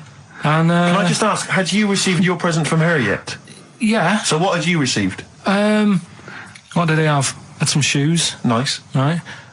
Getaway game for PlayStation. Nice. Which is all right. I'm just totting up Just the part value of the value of of this. those, Go on, yeah. And just also think about how much fun and pleasure you get from them. Yeah. Although, of course, condoms, I can see the Well, do see it. the appeal. Well, right. Okay. Yeah, so yeah, I think but I can. also add to that bit 150 quid for a meal. If you're going to start Mindless. totting up, 150 quid for a meal. I bought some shoes, 72 quid. Yeah, that was after the event, then. Doesn't matter. All right, so you received these, dare I say it, thoughtful and nice gifts. You handed over the box of condoms. They were wrapped up. She Well, unwrapped them. yeah. Go on, take us through it. Walk us through it. Well, it's not something you play with on Christmas morning. Oh God. Oh. Right. But when she opened What did them, she say? What did she say? Well, I wrapped them twice as well, so she thought it was something really good. Extra Like, oh. protection. Right. And So she thought it was something really good. and then So the disappointment would be doubled. Yeah, go on, yeah. then she just opened it and went, oh yeah, so what's on the telly? And that was Cool, that. ungrateful. That was What an ungrateful woman that is. that. Well, she got stuff. Fancy not wanting I told her. a box of economy condoms from Boots. I said to her about the thing about, it's all about the surprise and that, innit? Yeah. You explained that to her? Yeah. What, after she'd unwrapped it? Yeah. Thoughtful. And she was all right about it. Yeah. She understood. Rick, I suggested to him that he buy his girlfriend a gift. I'm worried I've done more damage to the relationship by suggesting that than if he had just forgotten. Next time you've got to go shopping for her yourself, Steve. I think I might do. You've better go shopping for her yourself. I'm glad it's all over though. It's mental. Yeah. It annoys me. The whole thing annoys me, and she knows that as well. Yeah. She should know. What, she still insists on having Christmas once a year. Well, Wow. I'm no, but well, anyway, what did you get? I can't think what you bring to the relationship, Carl. I don't know what it is she's getting from you in this relationship. It's like she's I doing think all we the know. work. Well, yeah. 80 times. Oh God, God! I love it. You're brilliant. I know what she's getting. He's the. What? No, he's not thoughtful. No, but he's thoughtful. He's the best he can do with the brain he's got. Do you know what I mean? Right. He's doing his best. He's absolutely doing his best. There's no. He's working at the limits of his powers. Do you know what I mean? Though he's done as well as he can with what he was given. Sure. Yeah, I and understand. that's admirable. Yeah. It's like, I think he's done better than you'd expect. I bet his teachers didn't even think he'd get this far. Do you know what I mean? What, find a girl? No, well, yeah, a job, a girl. Yeah. Do you know what I mean? Clothe himself. He's done really well. What do you think, Carl? You think you've done well? I think I've done all right compared to some of my mates. What are they doing now? Probably not that much. Do you know what I mean? Mrs. Matthews said I wouldn't be an high flyer. I think I'm doing all right. Yeah. Do you know what I mean? I have a holiday every year. Got somewhere to live and that. Yeah. Got a new flat, haven't you? Yeah, so... So where are they then, the condoms? Did she show them to her family and friends? No, Take no. them into work? Look what I'm Carl's got me? surprised she told Ricky, actually. I was a bit disappointed in that. Yeah. Because I didn't go shouting around. Well, she was what so I got. excited, Carl, clearly. She was just so pleased and proud. All right. Play a record. We'll come back to it. No, that's it now. Streets, don't mug yourself. XFM 104.9. Ricky Gervais, Steve Merchant, Karl Pilkington, a regular Santa Claus. Leave it now, leave it. Oh dear. Right, listen, right. Yeah, New Year and all that. He's great, isn't he? Rockbusters is on the way. We're getting some good stuff coming in. I have to say, I'm amazed. Every answer I've had so far has been correct. I listened to the clues. I've got no idea. And I know you, Carl. I've spent time with you. Have I you know how seen you the work. XFM listeners? Well, of course they're the same as Carl. Sure. Of course they've got the same mindset. Yeah. Oh. Right. What's the educating Well, wiki? I don't know. See, like I say, I was looking around and there's stuff that is interesting. Right, I was looking on the web. But there's no point. Well, it's just that I found one about What's the point? about a lad who 8 years old, but he's still breastfed. Now, I don't know if you can get anything out of that. Is that what his mum said?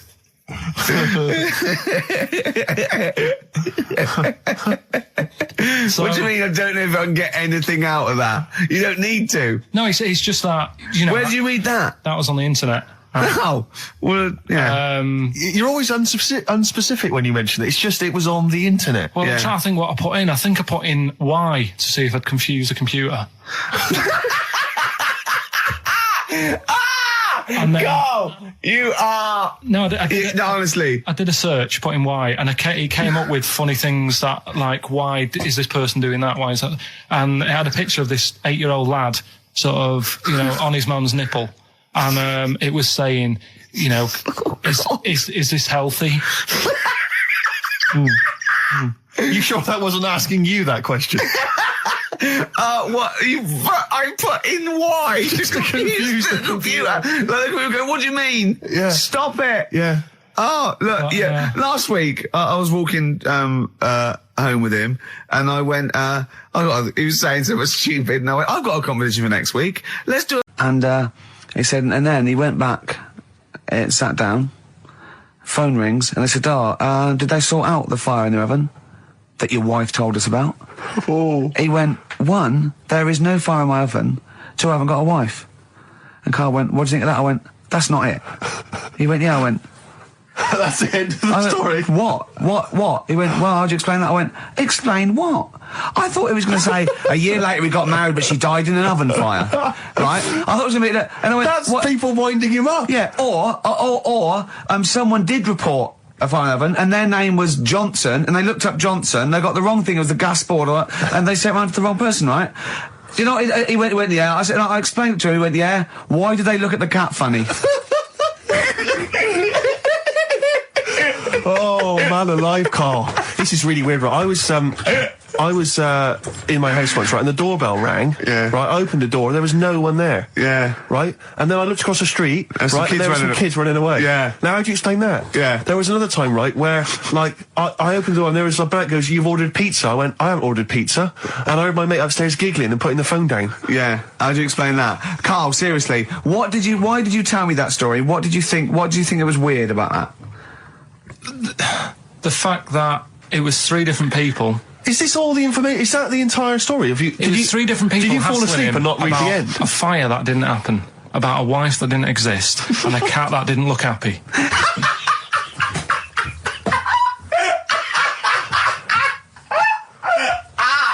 Oh, I'm gonna have a heart attack, Carl. What? I mean, why did they look at the cat funny? Because cats don't like spirits, do they? What? And the other blokes were ghosts? Yeah. Yeah, that's it. So these are kind of beetle about type ghosts. These are ghosts who walk the earth as the undead, just winding people up slightly. That's lovely. That is lovely. seriously, and a cat Carl- that did not look happy. But seriously, why would ghosts wander around just like winding people up? Oh, Maybe something did happen there years ago. Some fire. Some woman might have died in a house of a fire or something. Yeah. And it sort of all happened again. Bit of a- Yeah, it's certainly a mystery. I mean, if you don't it's a mystery. I mean, I can't. What's this book you were reading? You were reading a book, which is interesting enough. It was the Fortean Times. Oh, Carl. Yeah. Well, I don't know what to say. Well, I'll tell you this, Carl. There is a track that will spook you right out. This is Warren Zevon from what was it, like about 1979, early 80s? Oh, great track. Werewolves of London. Play this, Carl. But don't be scared. From 1978, Carl, Werewolves of London by Warren Zevon. Are you a fan of that? It's alright, that. Great track, isn't it? Fans of Warren Zevon, maybe if you should know he's got a new album out as we speak. Although, if you're a fan, you probably know that already. Yeah. If you aren't a People fan, who hate him would be interested in knowing that he's got a new album out. Do you believe in, I think, lycanthropy? Is it not called? What's that, sorry? Lycanthropy. What's lycanthropy? Isn't that werewolfism? Really? Isn't it? Do you believe in that, Carl? They've found stuff, haven't they? They've found kids walking about who are all hairy. Because they've sort of grew up with wolves and that. Yeah. So, No, you see, two things there. You cannot take on acquired characteristics genetically. So, if you grew up with wolves, it wouldn't suddenly make you hairy. There's been pictures, there's been stories on it, and I reckon most people a lot of people have seen the stories. It's a popular thing. You mean the kids that are born hairy? No, there's kids who've been born hairy, right? Yeah, that's it. No, but listen, and they walk around on all fours, and they drink milk from a saucer. Steve, this is remember that time with the maggot in the head? Getting out with bacon, and you were like laughing, and then people called up and said, "Yeah, I've seen that. I've read about that." Yeah, this is the same thing. Have you seen an XFM listener up close? Have you ever looked? They drink milk from a saucer. yeah, they've got to be kept on leads. People who listen to this show. There's no point me telling you about stuff. There is. It's comedy gold. When you were at school, did you keep arguing with the teacher saying you're talking rubbish there? Teachers didn't teach us about werewolf boys and ghosts. They taught us maths. God, right. Tell the story about the manhole cover.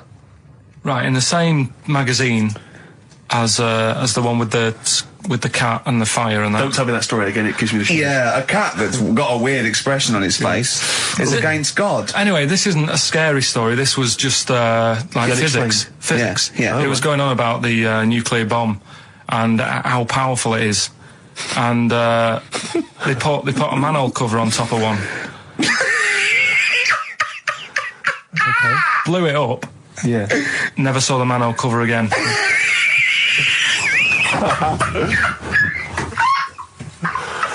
Man alive, Carl. Unexplained. What's going on there? Something weird is happening there. If anyone has ever seen that manhole cover, please get in touch. We'd love to know where it is. Oh, that's fantastic. What sort of experiment is that? I imagine all these scientists on multi-billion-pound research budgets, they're going, we test everything. What would you do to a manhole cover? Don't know. That's like letting a couple of students exactly, have control of a nuclear Do you reckon it can send a traffic cone into orbit? Go on then, put it on there. I love that. Imagine that. What value is that? I might tell you what we could do. We could put the manhole cover on it and aim it, and then blow the bomb up, and the manhole cover would have someone's eye out. Fire it. See if you can fire manhole covers off the nuclear bomb. I love it. Try bangers to a bomb. See if it's louder. Oh God.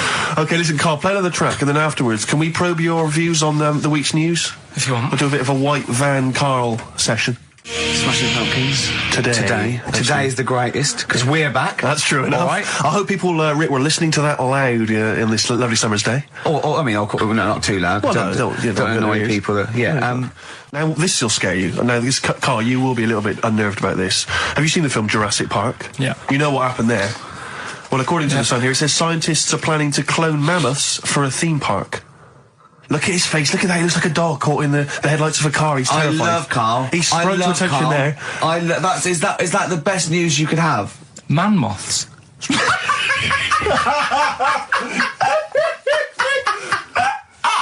Right. Yeah, man moths. I Man love moths. the fact that that's why he was so excited that they bred a man moth. What is this? Yeah, it's a human being that hides in your wardrobe and eats an entire jacket in a day. Yeah. What do you mean, man moths? Mammoths. Mammoth, the big hairy cow from the Ice Age. I mean, elephant. You're not so excited about that, then? You can take or leave bringing back mammoths to life, but a man moth... A man moth is a different matter. Oh. If we'd have never brought that up, he'd have gone and told someone now, they've bred an half man, half moth. This is what we mean. That's how things start. This is what we mean when you hear these ghost stories. Are you stories. slightly deaf? Is that it? When you hear these stories, you're slightly deaf. And his head was in the basket, and he went, count how many times I blink. Is it... Carl, is English your first language? Are you actually foreign? Is that Yeah, the thing? yeah. Should we speak when we say slower? foreign, we mean not of this planet. Yeah. Should we speak slower? Would that be a help to you? No, go on. Next What do you one. make of Do that? you think that's good? Seriously, Do you the think that's idea good of to bring back mammoths? prehistoric animals. These giant elephants. They're slow, aren't they? It's not as if they're going to like get out and run fast and they can't capture them. They'd probably be a Like fence, to be elephants, honest, aren't Carl. They'd probably be a fence. they? No, but I'm Big saying, fence. but you're asking it as if like, oh, it could all go wrong, but it couldn't, could it? Well, really? but the point was about Jurassic Park is they thought it wouldn't go wrong. They thought they had it all under Yeah, but control. that was and Have they you didn't. learned Dinosaurs. nothing from Jurassic Park, Carl? Dinosaurs would say, oh, think about it before you do it. But with a hairy elephant, it's not going to. Not a concern for you. Would you go along to see him? Would you be interested in that? If it was in the area. He's the best. He's great, isn't he? I'd love a queue, Nothing right? impresses No, him. but what I'd like to do is Carl sitting like Yoda in a little cave, and I'd just like to see people like Tony Blair and, you know, Stephen Hawking's in a queue, and they go and say, Carl, got a bit of a problem. And thinking of cloning a man and a moth. Yeah. Problem? yeah. Not an issue. No, if I'm in the area, I might cruise around and have a look at it. Otherwise, just don't send it near my clothes. Oh, that's fantastic. So it's just for a second. What's as the words man moth came into your head, how excited were you? I mean, were you both terrified and excited? For the moment when you thought that they'd cloned a man and a moth? I pictured What kind of face did he have? Did he have the moth's head or was it a man's head? just a little man head. Right, what was his face? What did it look like? He just was like a bit shocked. Perplexed, yeah. Yeah, it was like he'd been grafted onto the body of a moth without his consent. And when he was asleep, lad. yeah, he'd woken up. he just went in to have a goiter removed, and they said, we've He replaced woke your up with goiter with the body of a giant moth. Yeah. Is that all right, Mr. Jenkins? So he had the head of a little. Was it a little boy or a man? Little man. Right. Okay. And he's just bumping into a lamp. Just bumping into a lamp. If you went into hospital and they'd done something, what's the worst thing they could do, right? What would you rather have done, right? You wake up and you've got lobster claws for hands. Right. You wake up and you've got duck's feet. Or you wake up and you've got one horn coming out of your head. The worst thing, Yeah. probably the horn coming out of my head. Why? Get in the way. That'd be useful, wouldn't it, in fights and stuff? And for like parties, people would play Well, I suppose quoits. the lobster claws would also be quite handy there. Definitely. I know you'll be thinking of what a monkey could do. Yeah, it's like people who've had electroshock therapy. Yeah! Oh, it's imagine tied down biting on Exactly, something. yeah. Biting on a big leather pad. If you got like a bulb, Oh, Jesus. I know, you don't think about the cryptic clue is that every syllable counts. He says it different every time he says it. There'll be something different. Look, go on then. right? So if you get a bulb, right? A bulb what? A bulb. A bulb. What's a bulb? What's a bulb? Like a A light bulb. I like bulb. Oh, a light bulb. So you get a yeah. bulb? You get a bulb. Yeah. Go on. He's gone. Right, go on. so you get a bulb, right? Oh, yeah, a bulb. Yeah. You got something in your throat. What are you doing? You eating a gobstopper? What are you doing? We'll play a song then. No, come on. Get the clue out, for goodness Go on. sake. So the cryptic clue is, so if you get a bulb, right? So That's the beginning. Okay, great. right. If you get if you get a bulb, like, go on. And you look after it, right? You look after that bulb, and you teach it stuff and all Jesus that. Christ. What you doing there? Do you know what I mean? This is extraordinary. This is extraordinary. Amazing. Imagine that written down in the He's had Telegraph. 18 months to get this But right. imagine it.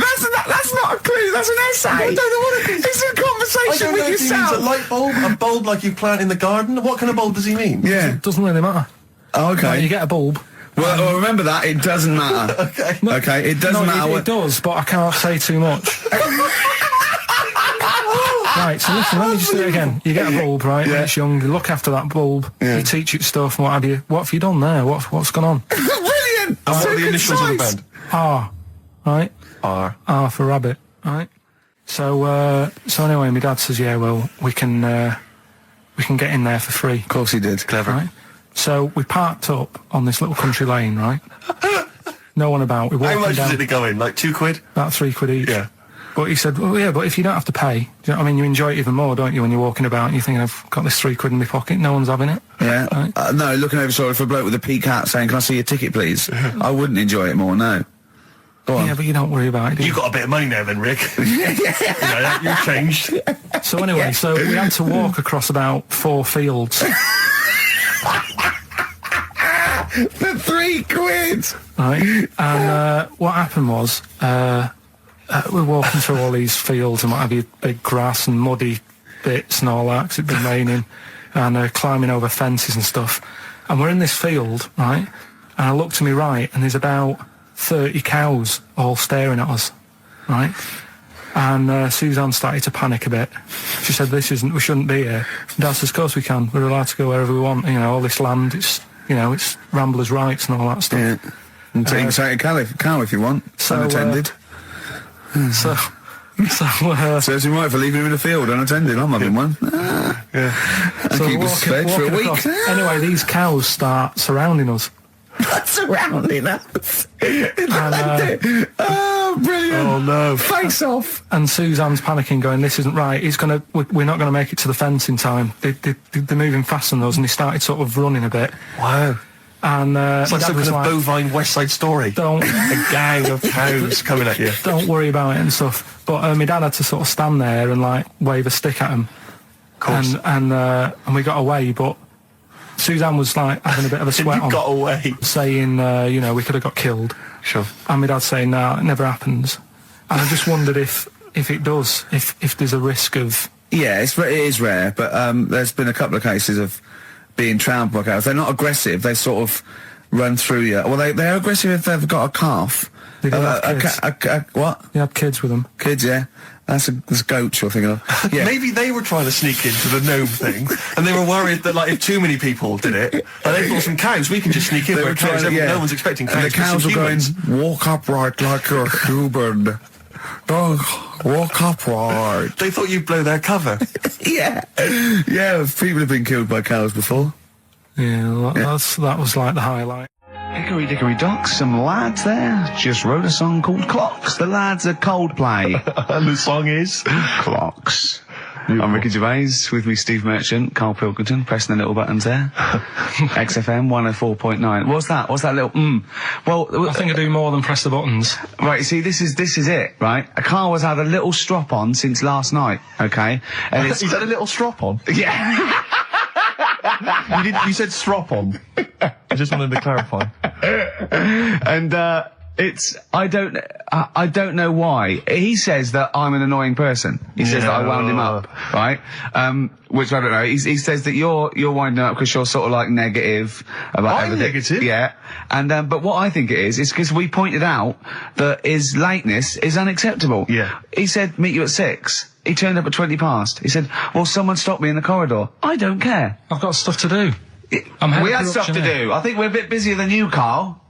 You've got one job. We've got loads of jobs. I keep telling you that. You've got one job in a little room, a 9 to 5 there, that you don't even get done in 9 to 5. That's why you're late and mucking around all the time. There's loads of work to do. Yeah, one job. No, it's not. It's one job with a lot of other jobs in it. It's like those little Russian dolls you get.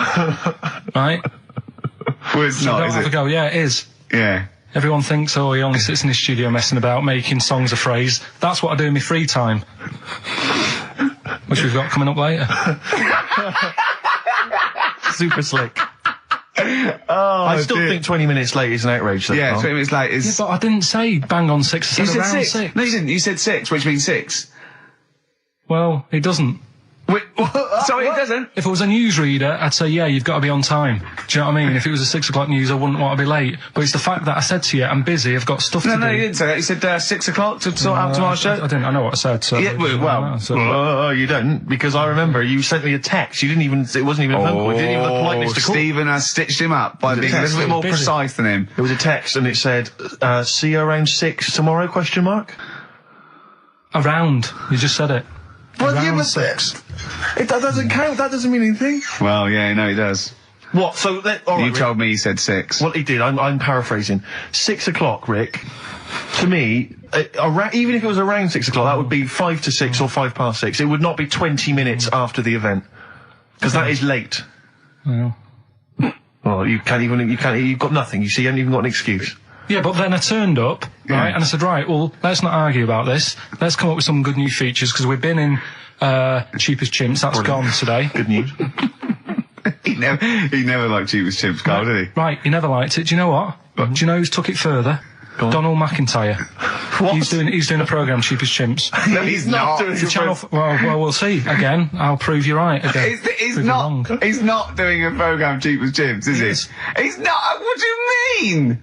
He's doing. I saw a trail on Channel 5, and it was saying, you know, Is he's it done 5 this. or is it about 5:20? He's doing this, he's done that, you know, now see him on Channel 5 because he's moved to Channel 5. Right. He's saying first big problem, chimps, you know, they deer and that.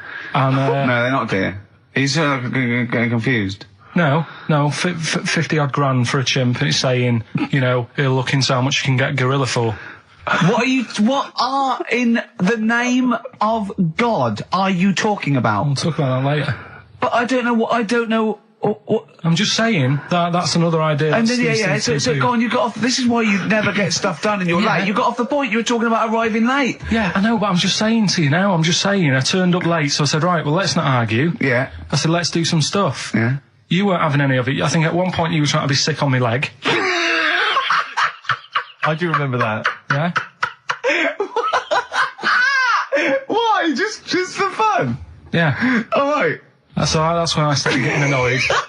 He was very annoyed last night. No, yeah, okay.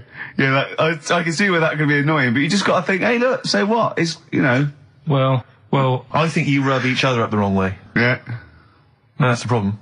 no more Cheapest Chimps today. Right. Nothing to replace it because we didn't have a chat.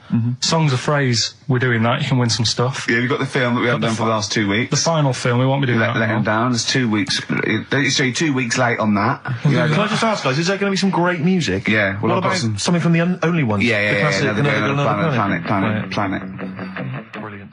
Another girl, another planet by the only ones on XFM 104.9. I'm Ricky Gervais with me, Stephen Merchant and Karl Pilkington. Karl, cheer up. Come on. There's a war on. Chill out. Yeah. I have to say, you have become increasingly annoying recently, Rick. I Who, think, me? yeah, chiefly, I tell you what it is. I think it's the hot weather. Can I just remind you when we were in the office recently? We've got a little office that we write in, we work in, and many moons ago, we were doing some work. This was when we were writing the first series of the office, and I was typing away. I was just typing something up we'd written, and I read it back to Ricky, just check he was happy with everything. I was reading it back, and as part of the thing, there was a knock in the script. It said, knock, and so I was acting out for him, and I knocked like this, and I realised he wasn't listening. He was in fact asleep underneath his desk, and I knocked like that as part of reading the stage directions. I knocked. He thought someone was coming in. He leapt up, plunked his head, zipped up, thought someone. I said, Rick, it's not. I'm just acting it out for you. He just wasn't paying attention. He wasn't listening. And can I just throw in? So recently we're in another office. We're typing away. I look round. He's got his shirt off.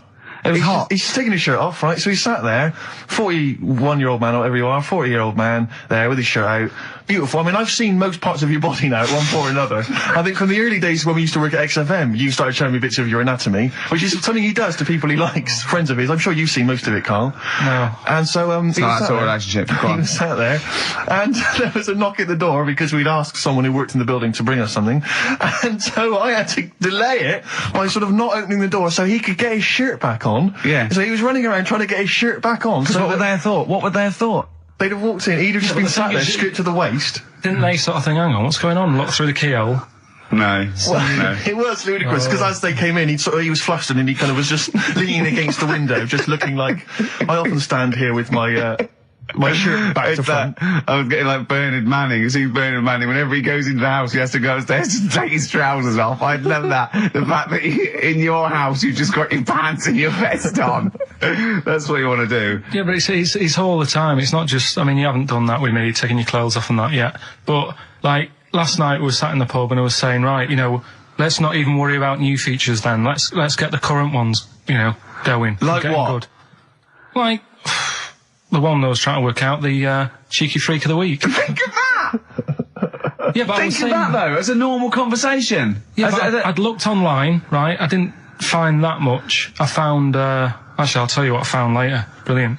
We're looking for them, right? And then at one point, I think you said to me, go and, what about the Guinness Book of Records? Yeah, there's loads of it. They'll have, like, Yeah. the best freak in the world or whatever. Yeah, ever. So I said, yeah, bring one in. Now, you've got one at home. Yeah, I got a But you couple. couldn't be bothered carrying that in today, so I had to go out of the pub that I was at, Yeah. nip into Borders, Yeah. buy a Guinness Book of Records, Yeah. out of my own money, $18.99. Yeah. bring it back, and then you said, oh, I don't know if I want to do this feature. So it cost me 20 quid for that. I had to buy a video for Silence of the Lambs film clip. I'm actually out of pocket at the end of this. But do you want to work with me is the thing. If you want to work with... people would pay that sort of money to work with me, Carl. You're a lucky bloke. Think how many people think, oh, Carl, he gets to drink and sit. Yeah. Well, you were making a cup of tea and I surprised, didn't I? Little surprises. You know, last night, do you know when I left the pub in a bit of a mood because I was just fed up with not getting anything done? Yeah. Walking down the road, I was thinking, how can I get out of this? How can I stop having to work with them?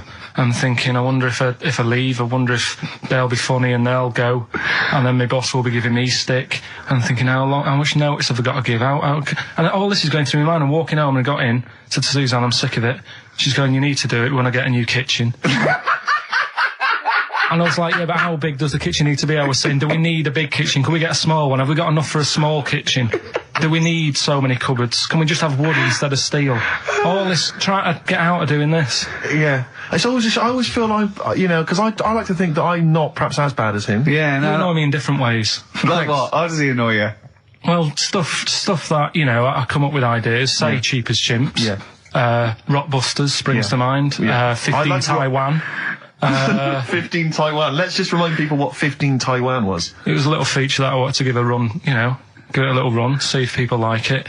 The premise being? No, there's no premise, it's just a title. No, we were going to get 15 sort of ornaments, you'd explain them, and then people would call up and say, that one's from Taiwan. See? God, you just explained why I didn't think that was a good idea. Yeah, By but explaining the good... you know the funny thing is, Steve, right, I was walking down Regent Street on Monday, walked past one of these big stores, right, and they've got all famous quotes on the windows, right, and one of them was something like, an absurd idea is often a great idea. Yeah. Do you know who said that? Go on. Einstein. Yes. Which made me wonder, if you were his mate, would he ever have done E equals MC squared? Or would you have said, don't bother with that, it's not going to work? Because that's all you seem to do, everything I come up with, you put down. Yeah. Well, that's one thing, he's negative, right? I don't know why he is. What else? He messes me about, I get him concert tickets for stuff, and you say, oh, I didn't bother going. Yeah. That is annoying. You come in, you know, 5 minutes to go with tracks that need editing. Yeah. The little bag, that bag that was free. Yeah. I always laugh instinctively when I hear Carl's name and that word. Yeah. associated. Right, well, why is that? Because it is, I had to come up with some new features again for this new year. Okay. I'm excited. What have you come up with? Because we said, We are the backbone of this show, Carl. Yeah, we'll tell you, we've come up with some pretty... What's yours first? right, Go on. right, well, Rockbusters. That's old, that's not a new feature. Yeah, but we'll keep it. Right. For So another you're bit. just keeping an old feature? Okay, no, it's an old favourite. I'm sure there's a lot of people that are going, phew, I was worried that he'd lose Rockbusters. Rick, I've just come up with a new idea. Why don't we just play some records that we like? There's a new idea for 2003. Yeah. Oh, do you know what we can't, Steve? Because the library's out of order. Oh yeah, the record label, we can't get in there. We're not allowed to get in there. We had to scrounge something from Capital Gold. So anyway, right, Go on. so we got Rockbusters. What are they doing with the library? Are they getting some records in that we want to play? Is that their new idea? I know, let's get some records in Yeah, that we they're want to thinning play. out the Gina G. Yeah. 4 non-blondes, goodbye. Give that to Foxy. Go on, sorry, Carl. We'll do, we started Do We Need 'Em in 2002. Do we need them? Do we need them? Yeah. We'll continue that. Got a new one, haven't you? Explain that later. Yeah. Right? Yeah. And then the new stuff comes in. Ooh. Right. As always, I like to sort of get words and tweak them and stuff. Sure. Yeah. So I was thinking of either doing something with, there's a lot of weird rituals, isn't there? A lot of weird rituals. Yeah, there's weird stuff going on around the world. Okay. There is, yeah. And I was going to tweak that to rituals. Okay. Right. Again, starting with the title, the pun first, then working out what it is. Well, I found some weird stuff. Oh right, so it's specifically Just stuff what? that goes on, like, rituals. there was, Most of the weird stuff I've heard about happened to you in Manchester in your early years. well, in India, apparently it's good to have a flat head. So the Again, just flirting, just bordering on the racist, but never really gets there. Always. Well, because there's no intent. There's no hate. There's no hate. It's just clumsy. it's just stupidity. Yeah. Exactly. Go on. What do you mean? What do you mean? It's good to have a flat What head. do you mean it's good to have a flat head in India? we'll talk about it later. Brilliant. That's rituals. So You've hooked a few people. You've hooked a few in. Go on. All right, so we'll have that later. So it's hold on. essentially like Educating Ricky, only is specifically about rituals. Is that strictly speaking what it is? Okay. I suppose so, but then again, you could say radio is all the same because it's people talking. Okay, Carl, brilliant. Brilliant comeback. Yeah, So- brilliant comeback. Not all talking nonsense though. Well, So that's where we're different. Go on. also, right, I like teaching you stuff. Yeah. And you've done well. So what I'm thinking is, rather than just touching on a topic, sort of giving you a few bits of information on one See, topic. this is what I'd like to do, because the last thing you taught me, I remember, was there was a blind girl, she hit her head and she could see, and that's all I got. Yeah. So if you could go into that a little bit more, that would have been educating me. Well, today we're featuring stuff on World War 1 and 2, right? Oh, So that's that little title for all this little thing is, what do you think of that then? What do you think of that then? Play a record. So that's Rick, that. can I have just thought of a joke? Go on. What's the similarity between Lord of the Rings and this show? They're both rubbish. Travis, Level come through on XFM 104.9, Ricky Gervais, Steve Merchant, Karl Pilkington, etc. Got some great tunes actually lined up. Excellent. I've brought in some Amy Mann, some Neil Young. I'm playing my favourite Clash track. What have you got for us, Steve? I got a dynamite hip-hop tune by Yeah. The Roots, which I think you enjoy. Love it, love it. Got a little bit of Joni Mitchell, maybe swing that on later. Oh, excellent. I nearly And, brought in some Joni Mitchell. It's good job I didn't. yeah, exactly. Well, it wouldn't have made any difference. It wouldn't have made any difference. No, we would have probably played yours, and then Yeah. I'd have been Fine. told to Go away. "Wee," with a flea in my ear. Carl, what have you got lined up for us as the producer? Right, well, Rockbusters. Been off this week again? Has he? Yeah. Another week off? Another week off, yeah. Yeah. No, I didn't have a full week off. I had 3 days off Yeah. because I was working all over Christmas. Yeah. And still didn't stop working, preparing stuff. You've got a nice load of prizes there that I've sorted giving out. I had those to away, come in yeah. especially to sort that out. Yeah. Rockbusters. Did you will rifle continue. through the drawers up at Capital Gold instead of down Yeah, here? yeah. Rockbusters, we're still doing that. Yeah, you're bigging it up. Yeah. He's bigging it up. Yeah, still doing that. We've got that. Last week, we sort of changed Educating Ricky a bit. Just a little Don't bit. say we. I don't want to be incriminated in it. Well, changed it in the sense that rather than giving you too much information about different things, it's hard to sort of keep it all in. Yeah. I'm giving you sort of information on one thing. So last no, week, because some of your stuff was a little bit too intense to be done. My favourite story was there was a blind girl, she hit her head and got better, and I couldn't take all that in at once. So you should really ration some of the education. We sort of started Wasn't a new- last week war-related stories? Yeah, it was what do you think of that then? What and do it you was think of that then? three things. And it was the French battle. Going over the top was John's got a moustache, which you think was ambiguous because someone might have said that anyway. Well, look, you've remembered it, so it's working. So we'll be doing that. And last week Loads you of said French people have just gone to war who were listening to this. Yeah. you said you wanted to learn some science this week. Did I? Yeah. so the title this week for that is I said I would sort you some science out.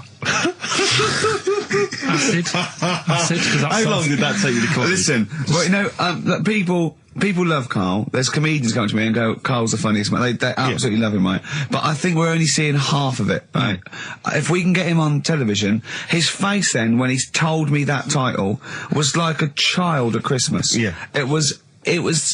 He was so proud of it. He was excited what I was it was brilliant. It's a bit like when a child's drawn a picture in art class. You know you've got to stick it on the fridge, You've got but to, you basically yeah. think it's crap. Yeah. It's very much like that. All right, Karl? Is that good? Yes.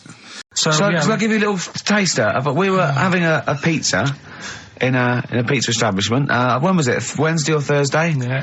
And he was going, I'm a good organiser, I'm a good problem solver. Give me any scenario, right? Obviously he didn't say scenario. And I went, okay then, so you're the manager of this place, and there's a couple there, elderly couple, they're about 60. They've had a lovely meal. He went, yeah, right.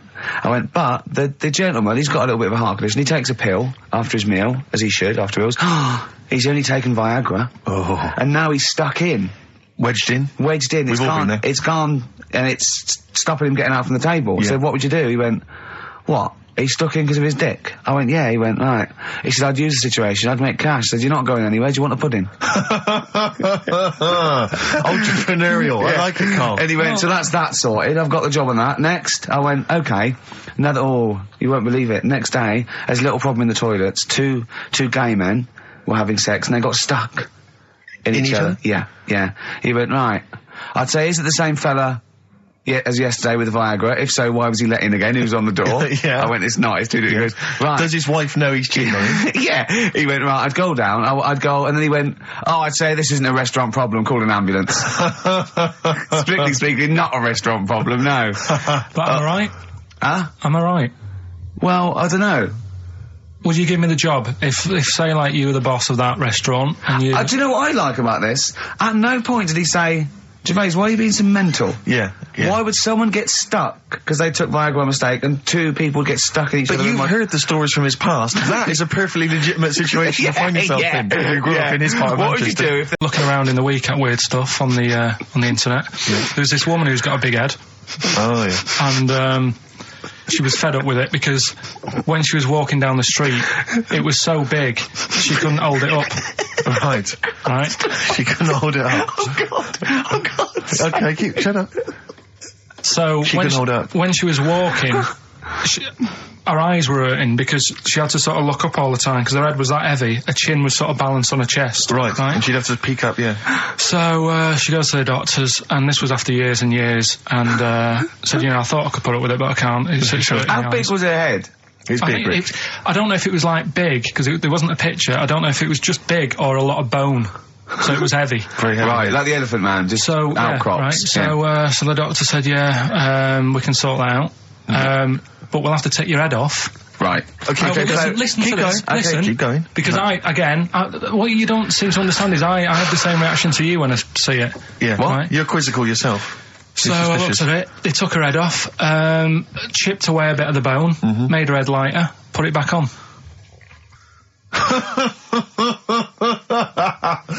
Right, play the Smiths. They took a woman's head off. Yeah, this is ours by the Smiths.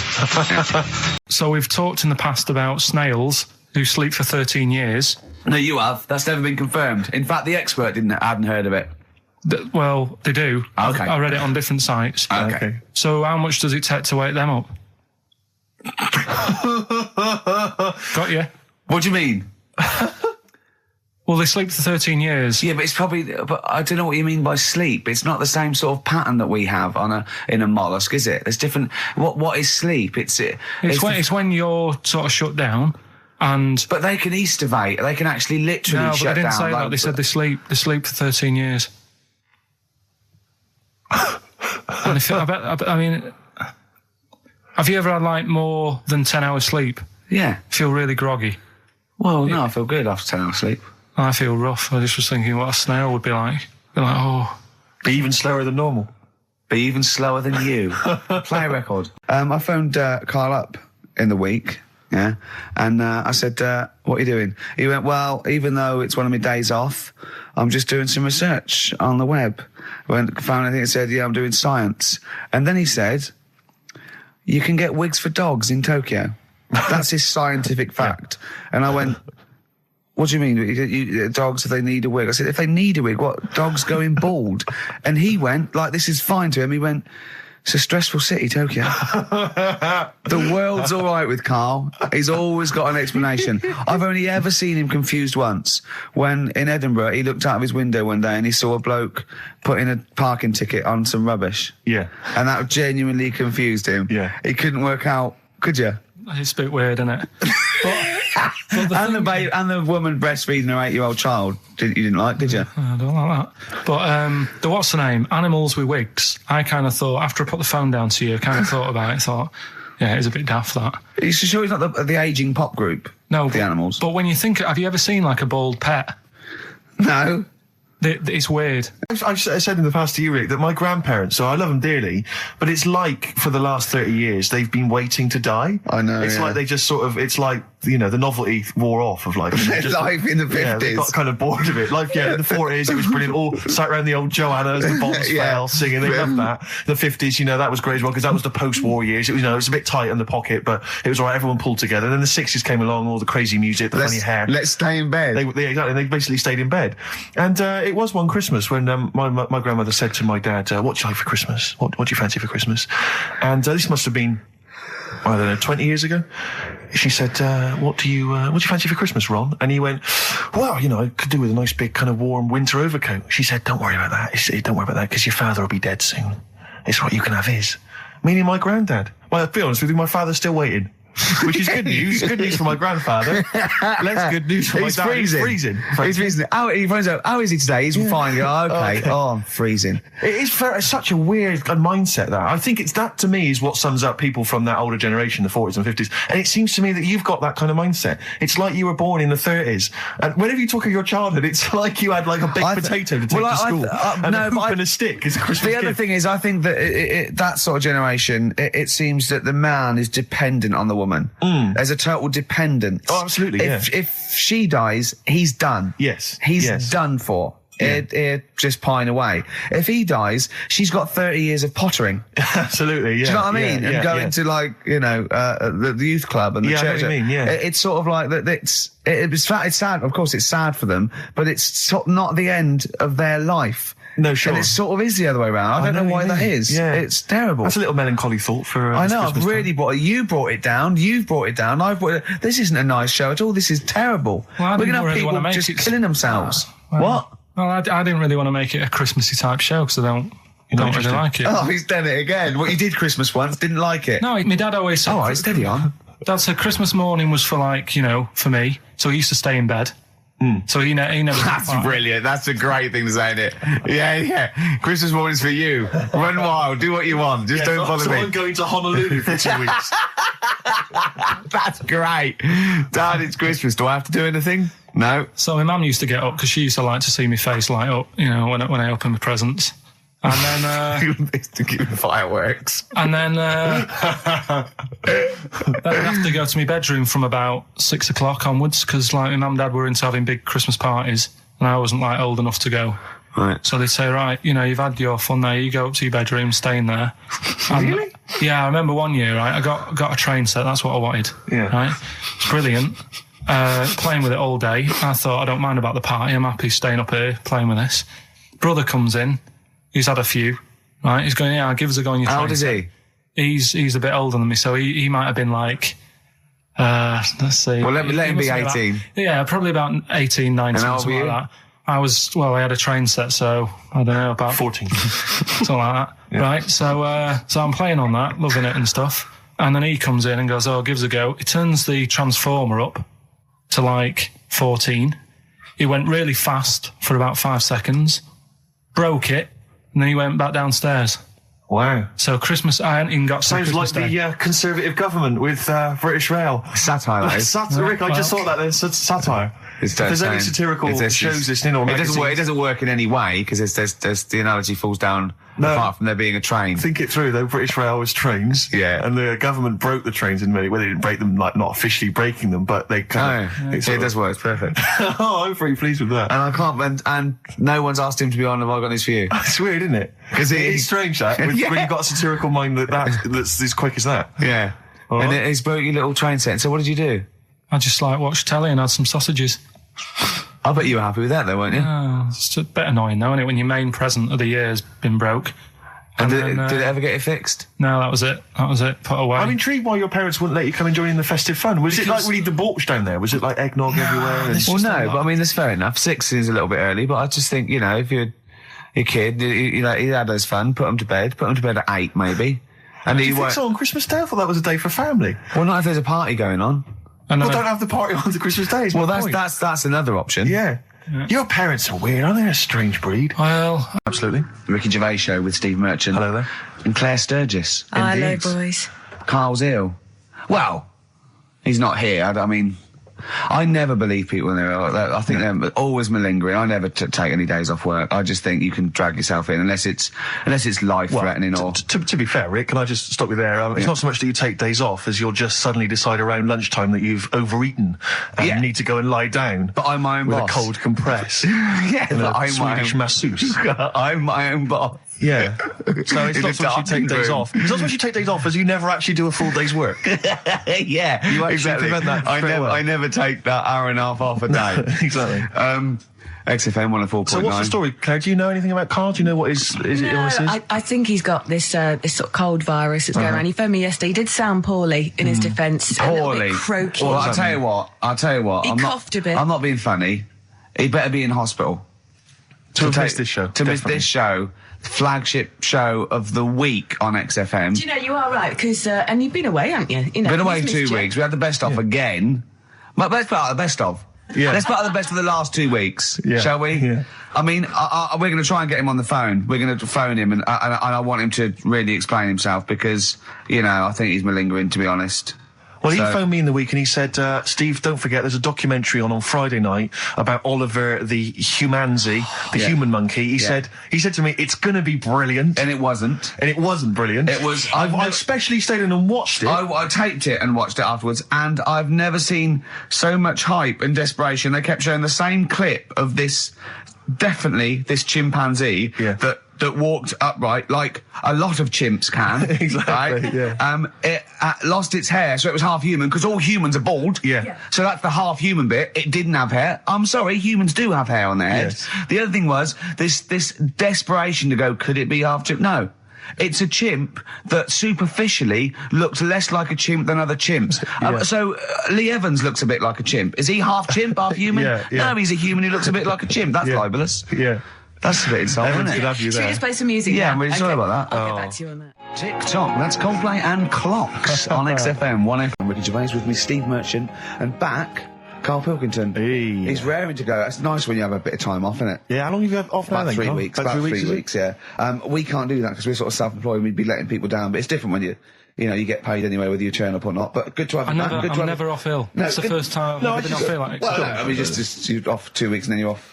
No, I just wish I was the kind of person who could let down an audience I know, of regular really, listeners. yeah, but like I say, Well, no, we spoke to you. You weren't that bad. A cold, you don't go home for a cold. We were discussing this last night in the pub, and you don't go home for a cold. Okay, so moving on. What have we got then? We got some great cold, songs. though. I've brought in the Smiths. I've brought in Buzz Cox. I've brought in Neil Young. I know Steve's got some hip hop. Some great hip hop. I've got some Hooray. great Elvis Costello. It's going to be great. Karl, come on, concentrate. You've been away for 3 it's weeks. just annoying. No, stop saying that. What? Because you're annoying me now. Why? Oh, that what are you do? Go home ill? Oh, he's annoyed me. Oh, has he? Yeah, I got a bit of headache. I'm a little bit annoyed. Can I have some time off but still get paid? Yes, of course you can, Steve, Karl. right, he called me up, winding me up about this, and right, I'm 30, right, I'm 30 now. I can only remember being off 2 times. Oh, his memory's going as well. You have some time off. And both of them were when I was at school. School? What's school? One when it was windy. Why did you have time off? Because it was windy. But to be honest, Karl, that lasted for 7 years. Your time off at school. Why did you have time off? Because it was windy. Were you windy or was it windy outside? No, it was like when Your auntie wasn't out the window, was she? when the winds were bad in the 70s, and my mum said, "Oh, What's it? Whoa. What? I remember space operas and flares. I don't remember the winds being bad in the 70s. well, my mum just said, you might get blown into the road, so don't." Go. She had so much faith in you, didn't she? As a human being. Is that why she got fired from the pie shop? I'm not coming in today, I might get blown into the road. God. The funny thing it was, right, Steve, they had this thing going at school, because a lot of people used to wag it back then. You still what? Wag it, sort of not go in. Right. Right? And they sort of tried to make it interesting for you by giving you a An education. certificate if you did a full week. Reward for the rest of your life with achievement. That sort of carrot. And also, like, let you go home at 3 o'clock on a Friday. Right. If you'd done a full week and that. Yeah. So it was lovely weather all week. Then it just sort of changed on a Friday. And I got up and it was all windy. It's always My mum windy said, for Friday on the 7th, isn't it? don't, if you don't go in because, you might get blown into the road and that. So I said, all right, then I'll stay off. And So why did you told you to hold on to a fence or walk you there? What's this? Don't go out. Immediately give up. I love this getting blown into the road. Is that based on your cats that kept getting blown into the road? well, so I got to school on the Monday, right? And the teacher said, Took you a right, long time. today, to punish you, you're the only one who wrecked the whole week, right? Everyone else came in, you didn't. So everyone else is going home at 3 o'clock today, but you're not. Brilliant. Serves you right. And I wasn't bothered though. It was great because I said, well, you'll have to stay with me, won't you? And it was great. So all I did for half an hour was doodle and stuff. It was great that afternoon. yeah. And that was ages ago. That was like when I was about 8. And that's one of the times I was off ill. Yeah. So it was, but that wasn't even ill. That was wind. yeah. Yeah. So Yeah. Yeah, it's a bit different when you're to be honest with you, world though, Carl. You can't just not turn up because you've got a bit of a cold or you're a bit fed up. I mean, we had an appointment 4 o'clock Thursday, wasn't it? And he had to call it because I cancelled it. Meeting went on a bit late. Time management. Get things done. If it was important, you'd get it done. Play a record, Carl. Pull your finger out, please. Well, me and Carl got a joint favourite lyric now. I love you like a fat kid loves cake. Yeah. That's great, isn't it? I mean, I like it because it's funny and humorous and cheeky. You like it because it means something, don't you? You think that's the absolute truth. If someone was to say that to you, that would be the most romantic thing they could say, innit? Because it's... No, I'm just thinking you know what it means. It's like the Elephant Man, right? The Elephant Man, that's what he's called. Again, you know what you're going to get. The fat kid loves cake. You've said it all, you don't have to say any more. I can't believe it. I'll tell you what made his day the other day. I love it. Jonathan Ross said The Elephant Man is one of the best films ever made. Yeah. Endorsed by a celebrity. I know. Well, by a film buff, really.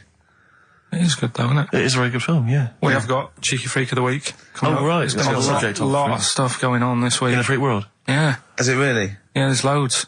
I mean, stuff that we can...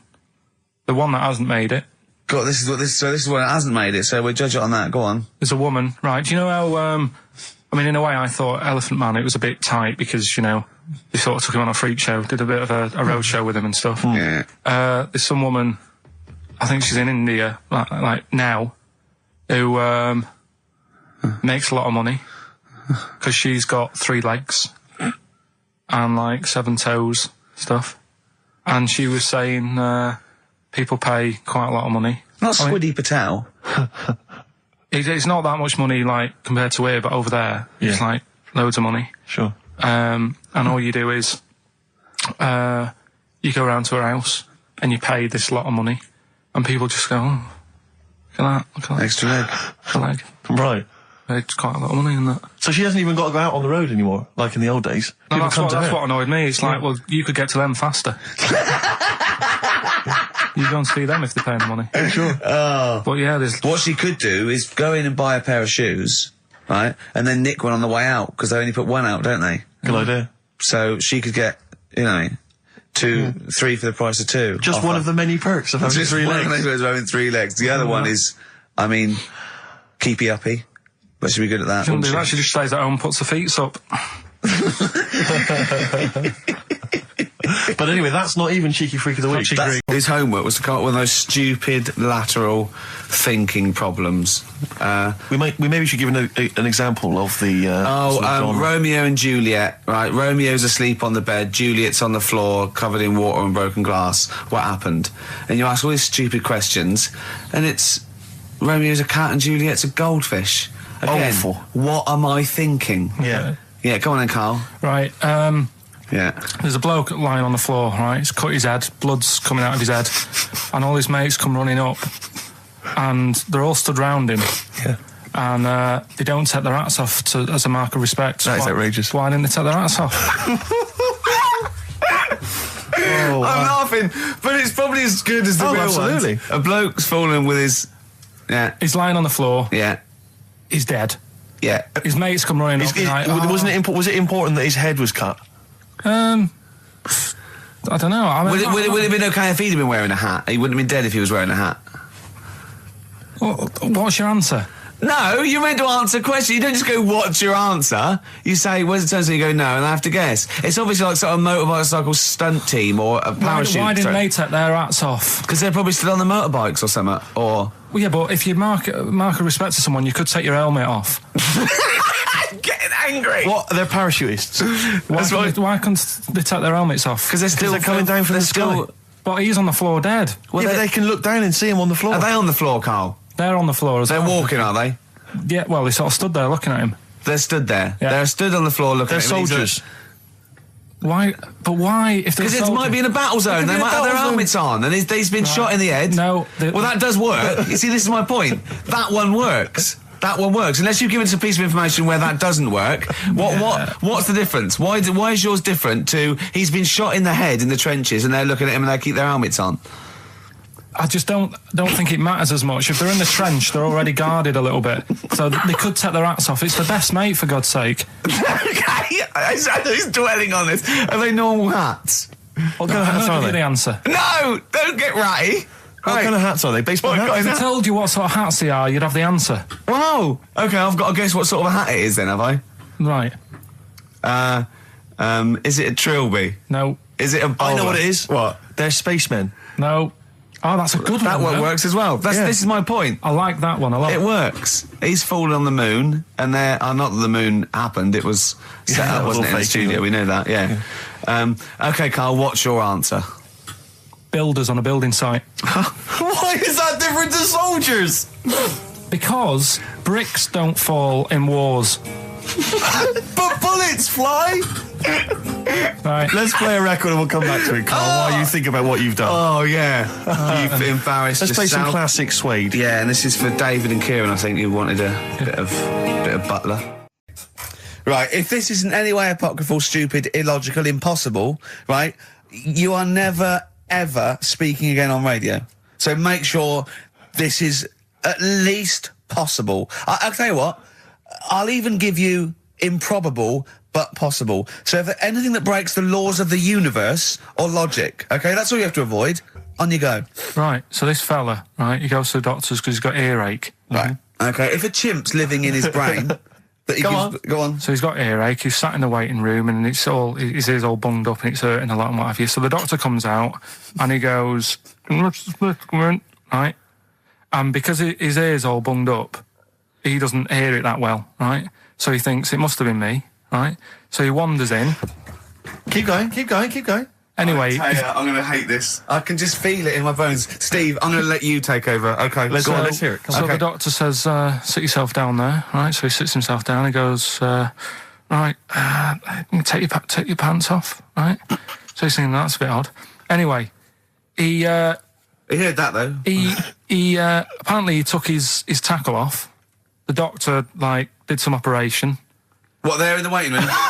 No, in his office. In his office, yeah. What? Wait. So he removed what? His genitals. Yeah. In his office. Why, Carl? Because he hadn't called him in. Oh, he'd called in the bloke who wanted his testicles taken off, and he didn't hear it. What?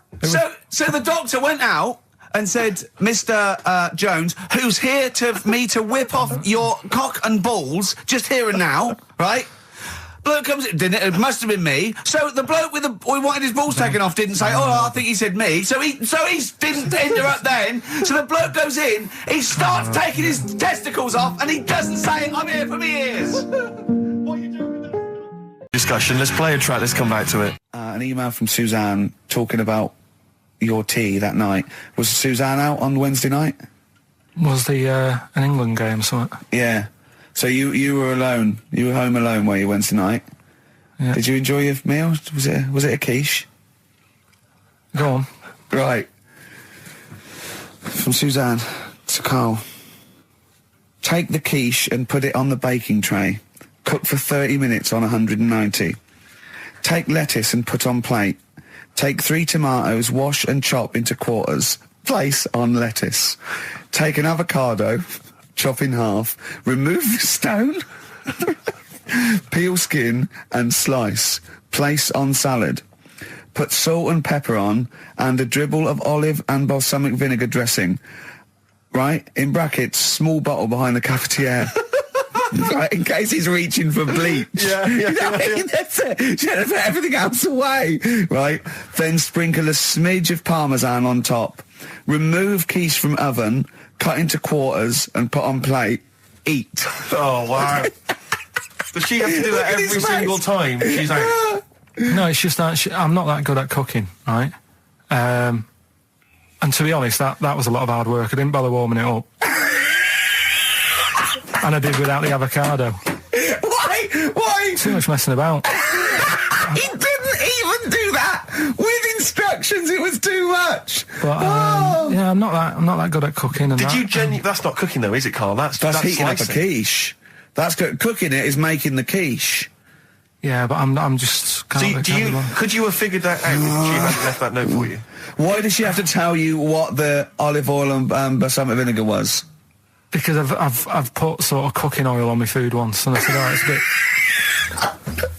It's ever since, right? Years ago. I'm gonna die. Years ago, leaving Mr. Magoo at home. It was ever since I put sausages in the toaster that. What do you mean? I nearly set the flat on fire. Because do you know, like when you're grilling food in a pan and all that? Yeah. Sort of sausages spit and it goes everywhere, doesn't it? And it makes everywhere greasy. In the toaster. So I thought, well, just want to warm them up. Yeah. Bung them in the toaster. Yeah. What And happened? she sort of caught. Well, They got she stuck and they sort of caught on fire. I imagine. She came in just as I was sort of plunging it, and Marty came in from work. She said, "What are you doing? I said, I'm in sausages." Well, the oven isn't on. I know they're in here. What? You turn it off? Panicking and that. But I've never been into it. I've never been into cooking and that. At school and stuff, I didn't bother doing it. Oh, every time Suzanne comes home, she must think, please be the house still there. Yeah. Please not let me hear a fire engine as I come round this corner. Oh, God. She comes and goes, oh, God, thank God. I bet she's always happy to see you when she gets home and you haven't burned the place down or introduced some howler monkeys or something. Unbelievable. What I find extraordinary is there are people who are in sort of care in the community who don't need instructions No. on how to prepare food. Oh, they do. They can do it. Yeah, you show them once. Yeah, they and they've learned don't. it. Whatever you do, don't put sausages in the toaster, Johnny. Do you know what I mean? Yeah, and they've don't- learnt it. They don't put sausages in the toaster. What did they put their fingers in. But, yeah. There's a picture of a beautiful barometer being held by a beautiful lady. Lovely. Who's definitely his daughter. Yes, Definitely. Come on, Kathy. Oh, that. Dad, no. Come on. Undo your top a little bit. Dad, definitely made to do that. Yeah. Oh. That slight look of I hope no one I know sees. Yeah. Just check out Barometer World. Barometer World. Yeah, that's available. If you want to check that out, www.barometerworld.com. That's Now, all the, barometers. Now, do they work?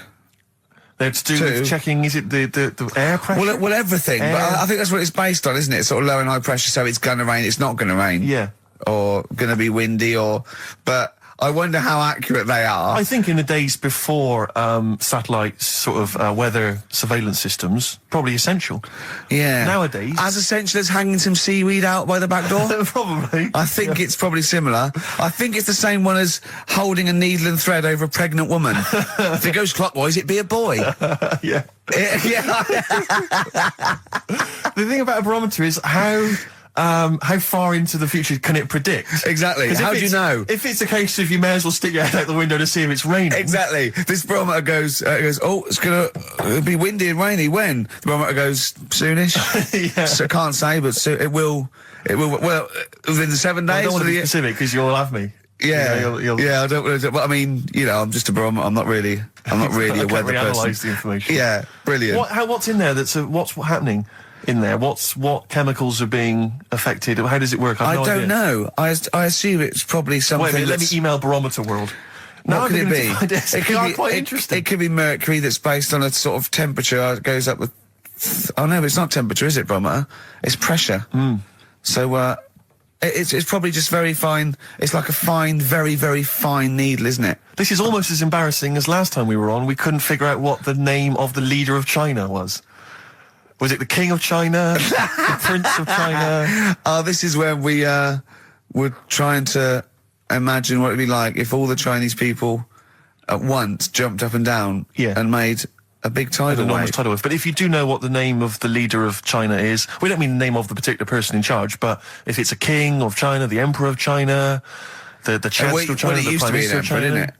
No, that was Japan. Yeah, this is it. I don't know what's the big guy in charge. Is he still the chairman? I know Chairman Mao was important. I think he was just the chairman. I think he just governed all the big meetings. Yeah, I don't know. He just kept the minutes. Head Chinaman? Hey, Chinaman. the major Chinaman, the top Chinaman. Number one Chinaman. Do you know what? We're going to be honest here. We know so little about China. It's true. We know so little about China. Yeah. It's embarrassing. But if you've got any interesting facts about China, then email in ricky.gervais@xfm.co.uk. Also, I imagine the email address to use if you're going to take part in this week's Rockbusters. I did read an interesting fact. I'm researching. I'm doing a show called Politics, and I was researching. And there's a thing about you went online? sweatshops. Yeah, no, sweatshops. Like Nike. There's these facts, right? And that these people get like a few cents an hour, and the CEO, I forget his name, for a Chinese woman to earn his 5.2 billion, she'd have to work 8 hours a day, 7 days a week for 10,000 years. But Steve, they don't. They don't. They don't. They obviously don't want to. Exactly. They don't want to. They don't want to. Lazy, Rick. Blur. Out of time on XFM. Well, we're not out of time. We've still got an hour left, boys. Hey! Luckily. Brilliant. A lot of emails, obviously, about the Chinese. People as fascinated as we are. I don't want to discuss it, interminably, Rick, because there's so much to say, and we've said most of it in the past. Yeah. Get a couple of emails. In fact, I think, Carl, you told us this information. Remind me of it again. If all the Chinese people in the world were... We're in a line on that, because there's loads of them, you'd never get to the end of it. Right. No, it's not that. It's no, if all the Chinese people formed a line and started walking out of China, you'd never get to the end of it. That's what I just said. No, it's because, though, they'd be having babies. You know what I mean? Still, it'd be adding to it all the time, wouldn't you? But would they be walking and shagging and having babies as they're walking out? Yeah, that is. I'd love to see someone organise that. Maybe the Record Breakers team. I tell you what, I'd love to see Ross McWhirter or Norris, who is it? Who's the one that's alive? I forget Norris, I think. Norris, right? I'd love to see him to coordinate that. Yeah. 1.2 billion little Chinese fellas. Boy, girl, boy, girl, boy, girl. Yeah. And where are they walking out of China? Which exit are they taking? They're taking the... Through Tibet? Or? I think it's the Gate 9 Slip Road, the M43, right. to St. Petersburg, right? And they go, and walking, and shagging. Yeah, exactly. Yeah. Because some presumably are dying as they're leaving. No, but they live to 120. That's true. So they claim. So, well, we know Carl's theory on that. Do you want to just tell new listeners your theory about when all these Chinese people get the records for oldest people in the world? Come on, what's your theory, Carl? Leave it. Carl, just that they're probably lying. Why? That's all. Because a lot of them don't age that well. Some of them do. A lot of them don't, and they always look older than they are. I read the other day, right? Do you know the one who was the oldest woman in the world, right? Chinese woman, right? The way she did it, it was... She didn't die. That was her secret. Yeah. What she did, she got up every day and didn't die. No, she was like awake and that, and then she'd have 2 days just sleeping. Right. So she wasn't really that old. What do you mean? Well, she'd only sort of lived half of her life in a way. Well, we so all live 2/3 of our life, don't we? No, but she was like awake and that, and then she'd go, I'll go to bed, and then that'd be it for 2 days. Carl, you're a second-time buyer, aren't you? Yeah. Bought one in Manchester. Lost $7,000 on that one. Well, don't buy in Manchester. No, it's a good flat. It's just it wasn't. I didn't buy it to sort of make money. I thought I was going to be living there like all my life, and then a job came up here, and it was like, oh. You bought your first flat in Manchester. You assumed you would be living there for the rest of your life. Well, I wasn't in a rush. Play record. You're an idiot. Hang on a minute. So have you got a property portfolio? Have you got the 2 houses now?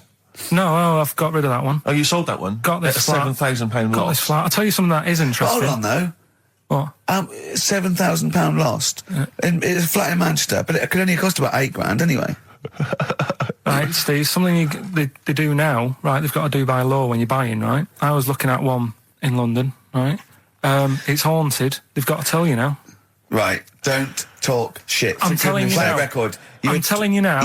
Yeah. There's no such thing as ghosts. That is ridiculous if that appears on a legal document. Right, if there's anyone who sells flats and that, does that for a living. Yeah. Right, email in, because I'm telling you now, that is a fact. She sort of dropped it in.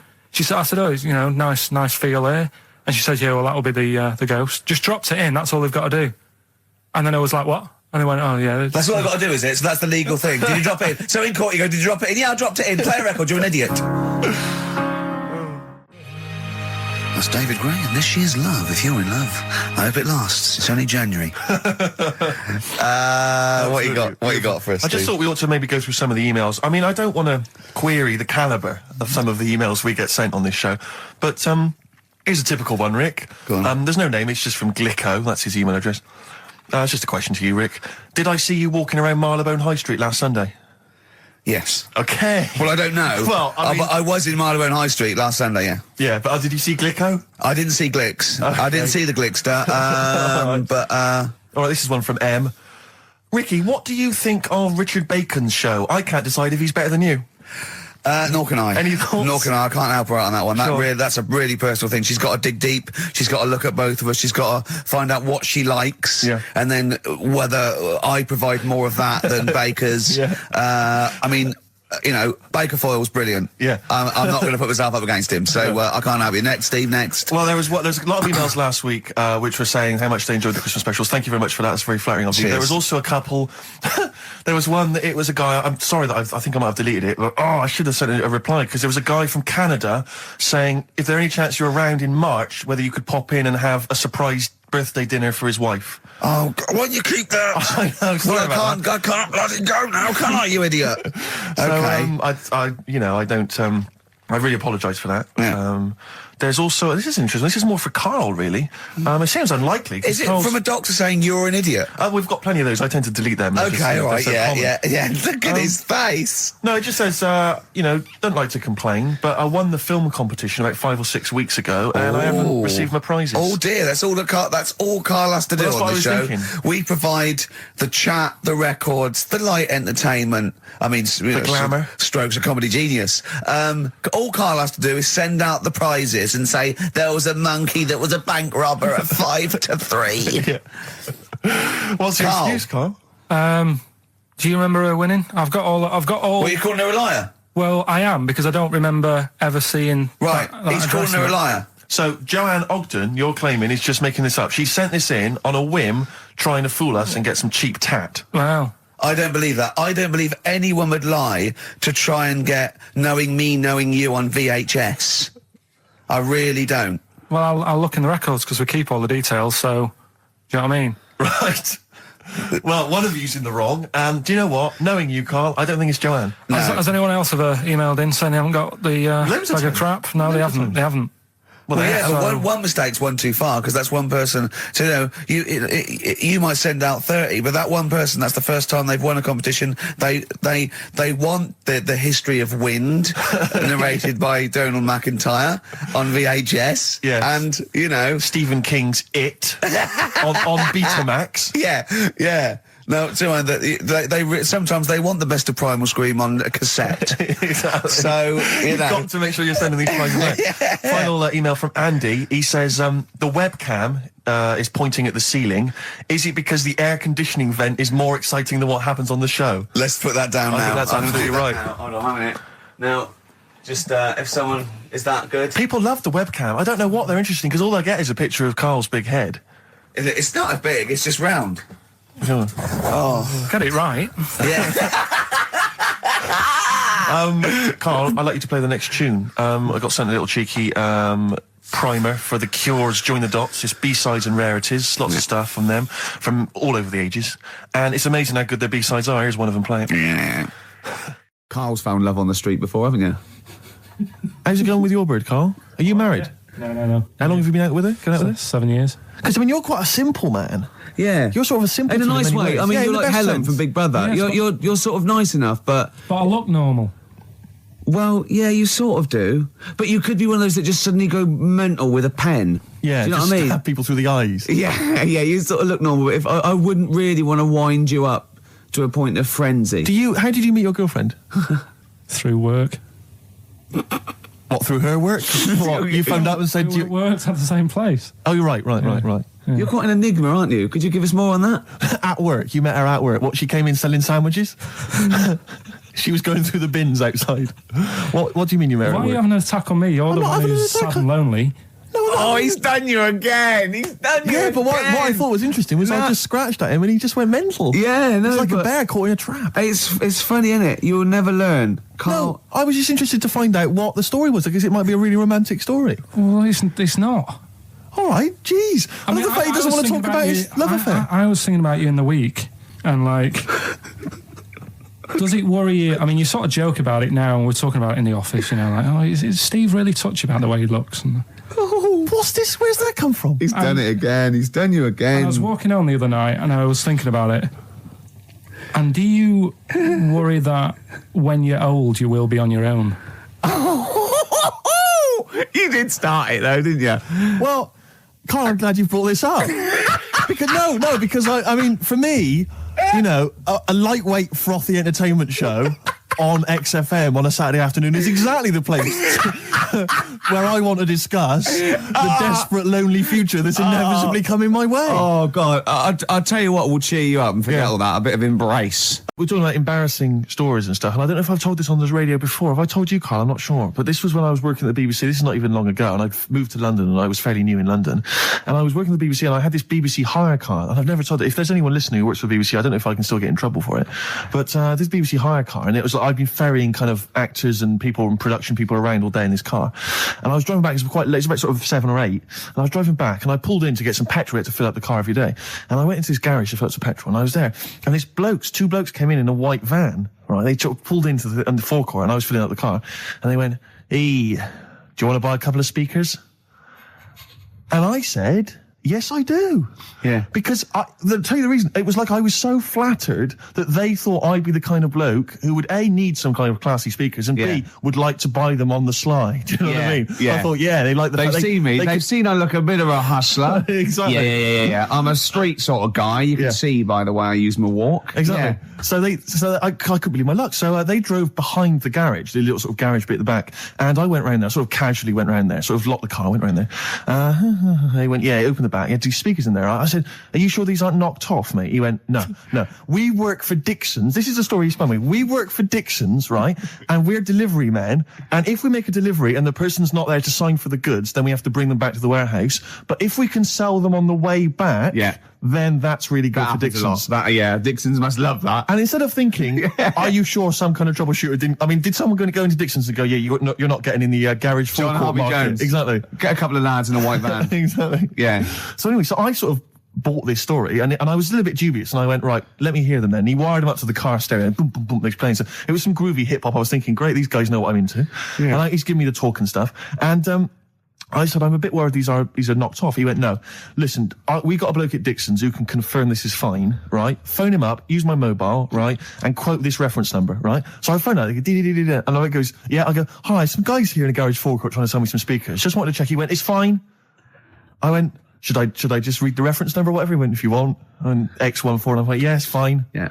Okay. You know what that was, don't you? That was actually Mr. Dixon himself. Exactly. Yeah. Exactly. So I'm thinking, well, they sound great. They're giving me for a knockdown price. I'd say they were like 400 quid. They were like 200 quid or something. It was a good bargain. I was in the market for some speakers as well. Yeah. So while they were loading it's them all kosher. I phoned Dixon. Exactly. I phoned Dixon. That's fine. Yeah. So while they're loading them in the back of the BBC hire car, right, I'm in there paying for the petrol, right, and the guy serving goes, all right. He goes, what were you doing around the back with those blokes? Right? Because obviously there's security cameras filming this whole transaction, right? And he goes, what are you doing around the back? And I went, brilliantly, there's some old mates. Some of my mates were just having a chat and that. He went, oh, right, okay, like giving me obviously the evil eye. So I went back to the van. So I'm in the car now and I'm driving with one of the blokes who's in the van with me because I didn't have the money on me. So I had to go to the cash point to get the cash, right? So I'm driving with him and the other guy's following me in the van and he was like a northerner like you and he was giving it all the, all right, I tell my girlfriend's a DJ, she's got some of these speakers, they're fantastic, and he's giving me this. And then my mind starts working. Now that I've got a bit of time to think, I'm thinking, wait a minute, this all sounds a bit dodgy. Yeah. It dawned on me, Rick. You're streetwise. Exactly. You're streetwise, Steve. Not only that, I was thinking, how am I going to get them home? I've got to drop the car off at the BBC. How am I going to get these huge speakers back to where I live? And how can I pay for them? Because I've just spent £100 on Find the Lady with a couple of blokes in the square. It seemed like a fair game. Some of his friends were winning. But so I explained to him, I said, I can't get them back to like Brixton where I was living at the time. He went, don't worry, give us an extra 20 quid, we'll take them home for you. Oh, that's good. Deliberate. They do a whole service, you see. And there's also a backup guarantee. Did they have the guarantee? The 3-month guarantee? They didn't. No. But so I said, I'm not sure about that. He went, well, why don't you put them in a cab, send them back, and your housemates can collect it? I was like, oh, no, there'd be no one in. And I was beginning to sort of get a bit conscious of, like, maybe this was a bit of a scam, after all. So I pulled into, like, a little side road. I said, I'm not sure I'm into this now, actually. He went, what are you talking about? It's 200 quid for a pair of speakers. It's a bargain. You never get a bargain like this, mate. I'm going, not too sure, actually. I don't think I want them. He went, 150 quid, mate, 150 quid. I went, no. He's 100 quid now to you. And I'm thinking, wait a minute, this doesn't sound like the kind of work that Dixons would be doing. Dixons don't do that when I go in. This is it. Dixons never negotiate in that way. When I go there, look around and I leave, they go, where are you going? I go, we'll have anything then. Have anything for a So quid. I stopped the car and the white van pulled up behind me with his mates in. Sure. And I said, can you get them out? I'm not interested. And he went, 100 quid, mate. Oh, you, and he was just going, you tosser. You obviously want some speakers. And he was having a go at me. So I was carrying the speakers out and putting them back in the white van. And he was just shouting at me. He was going, 70 quid, mate. I was like, 70 quid from 200? This is ludicrous. You realise that wasn't Dixon's policy then. Exactly. They don't usually shout you tosser as you leave the shop and walk down Camden High Street. They're not usually shouting you tosser. You should have took the offer of, like, the monthly payments they've got on at the moment. So I eventually put them in there, and I sort of knocked the deal on the head, and I got back in my car, and they were in theirs, and I just looked in the rearview mirror, and they were punching the dashboard, like, with aggression and venom, like we let that deal slip through our fingers. And I've never been so terrified in my life. I just sat there, and I was just thinking, oh my God, all I was thinking now is, what if I go back to the BBC, and they go, we've had a call from the police, the man at the garage, he saw you doing a dodgy deal. I love it. Yeah. Well, what you do is you put the hire car in a drain in your front garden, and then go in and out of the toilet, just pouring bleach down, or Ajax, and they never know. There was this. This is what it's like about getting presents and stuff, right? With my mum and dad. Go on. My mate Colin, right? No, Colin Bailey. Oh, right? yeah. He had a little Sinclair Spectrum, right? Yeah. Computer, Yeah. which was like the thing to have at that time, right? Yeah. You used to always go round to his house. The deal was Not the one you had to play through the window because you weren't allowed. No, that's another lad. Oh, right? yeah. This is a different lad, and the deal was he came to our house, and my mum gave him a pie. And then I'd go round to his, and I'd stay there for a few hours playing, Hungry Horace and stuff like that on it. Right? Now, my mum and dad knew that I really wanted one of these computers, right? So I waited about a year. Came round to Christmas Day. I thought, I reckon might have one. Turned out they bought me the wrong one. They bought me a ZX81 instead of a Spectrum, right? And Christmas Day, I'm there trying to load the games up. It's not working. I'm thinking, what's wrong? Right? And the thing with me, when I was a kid, I used to get quite sort of agitated. This is the moment. Right? I found out that it needed a RAM pack to make it work. Right? Looking in the thing, and it's saying, and make sure you put your RAM pack in the back. And I was like, oh, where's the RAM pack? And my dad's going, I don't know, I've got you the main bit. That's it. So I was that wound up. I just was sick, right? Just sick. I didn't feel sick or anything. I just was like, oh God. Went to the sink, just sick.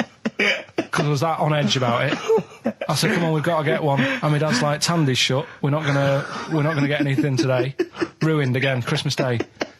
That was after the year when my train set got blown up by our kid.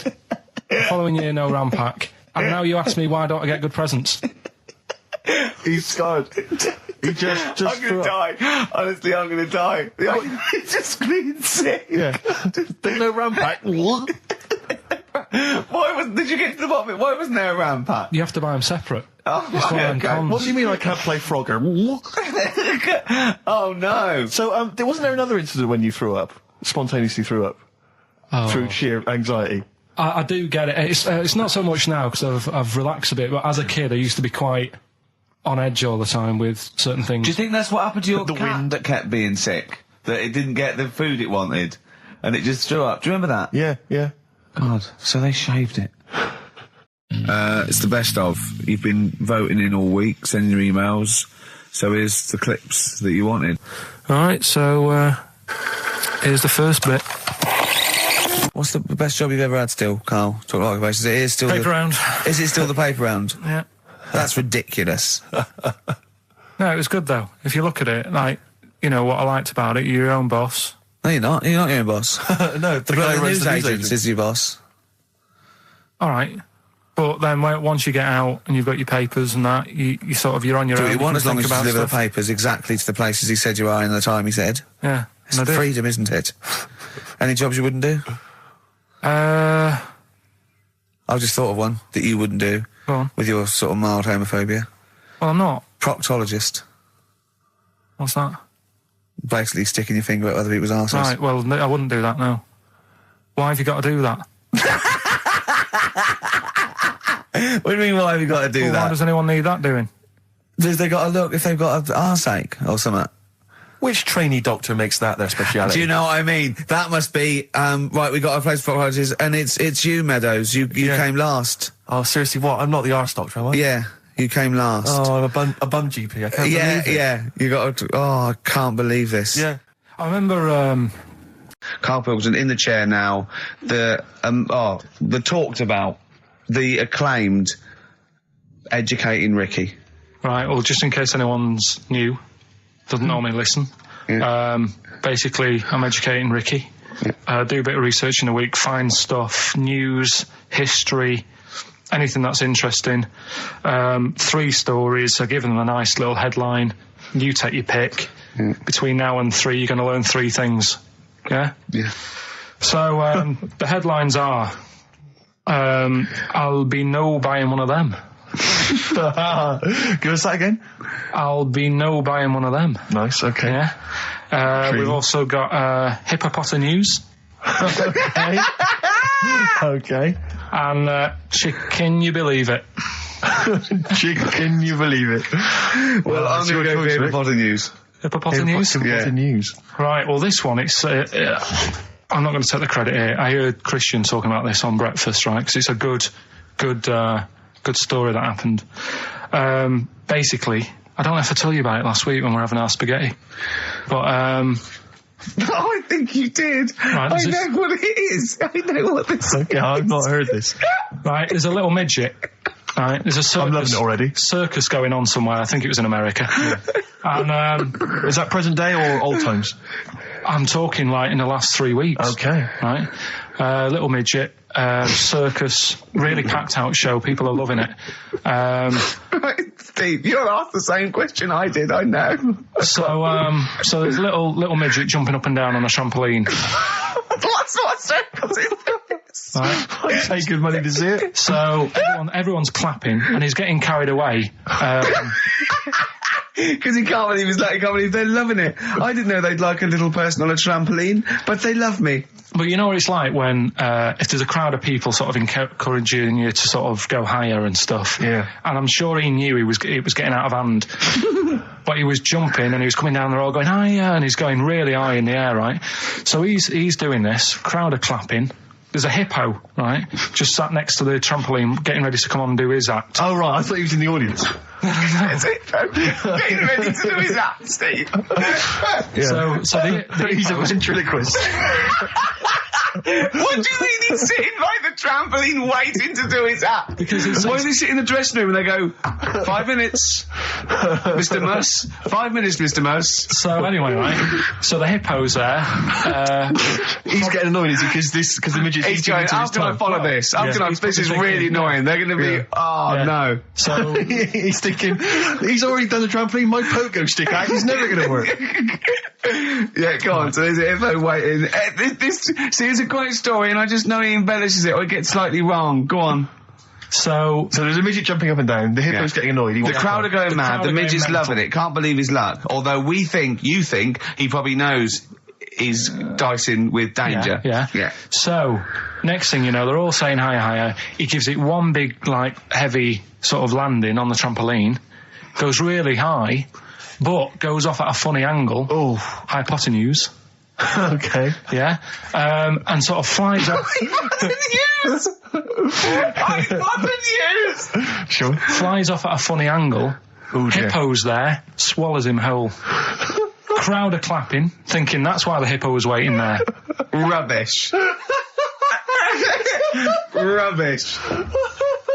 It's not rubbish though. But no, maybe there was an accident in a circus with a midget and a hippo, but at no point was this hippo waiting to go on going, come on. The midget flew off at hypotenuse and landed in the hippo's mouth and was swallowed whole.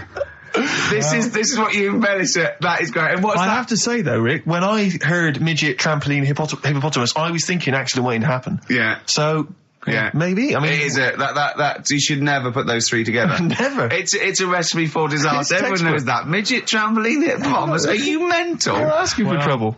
Well, You know, when he told me it, he said, and the midget, he didn't mention the hippopotamus, and he said the midget went on, and soon he fell off, and the hippo ate him.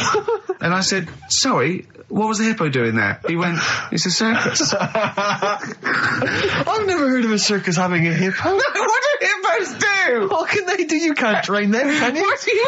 Aren't they like very deadly? They're huge, aren't they? You can't have a hippo in a circus. are you sure? You're not thinking of Zippo? Isn't he the clown? Yeah. You know. Let's play Radiohead. Radiohead and Let Down off OK Computer on XFM 104.9. Right, let's think of some nice stuff then. Annoyed I was yesterday. Go on. Just got off the train and guy comes up to me and he says, excuse me, can you spare some change? I'm from Liverpool and I'm homeless. And I was so angry. I was in a bad mood anyway, and I just wanted to say to him, well, there's your mistake. Go back to Liverpool. That's why you're homeless. You're in London. Well, he might have been You homeless in idiot. Liverpool and thought... Well, why'd you come down here? Well, where would you rather be homeless? Liverpool or London? Well, Algarve. Well, no, but I mean, I'd certainly... Do you know what I mean? But just, why am I supposed to say I'm from Liverpool and I'm homeless? Why is that supposed to be a persuading factor? Just annoyed me. I thought there was enough problems here already. He's going for a double sympathy vote. Yeah. I'm homeless and I'm a Liverpool. He could have just said I'm from Liverpool. I'd have given him some change. Guys, he was from Manchester once. I gave him my sandwich. Yeah. There's a thing the other night, right? They did this programme. It's only on in London, so if you listen out of London, you won't know about it. But it's about Oxford Street, right? And About all the thieving that goes it's on. like Stuff. thieving. Yeah. Drug problems in Yeah. the streets and that. Yeah.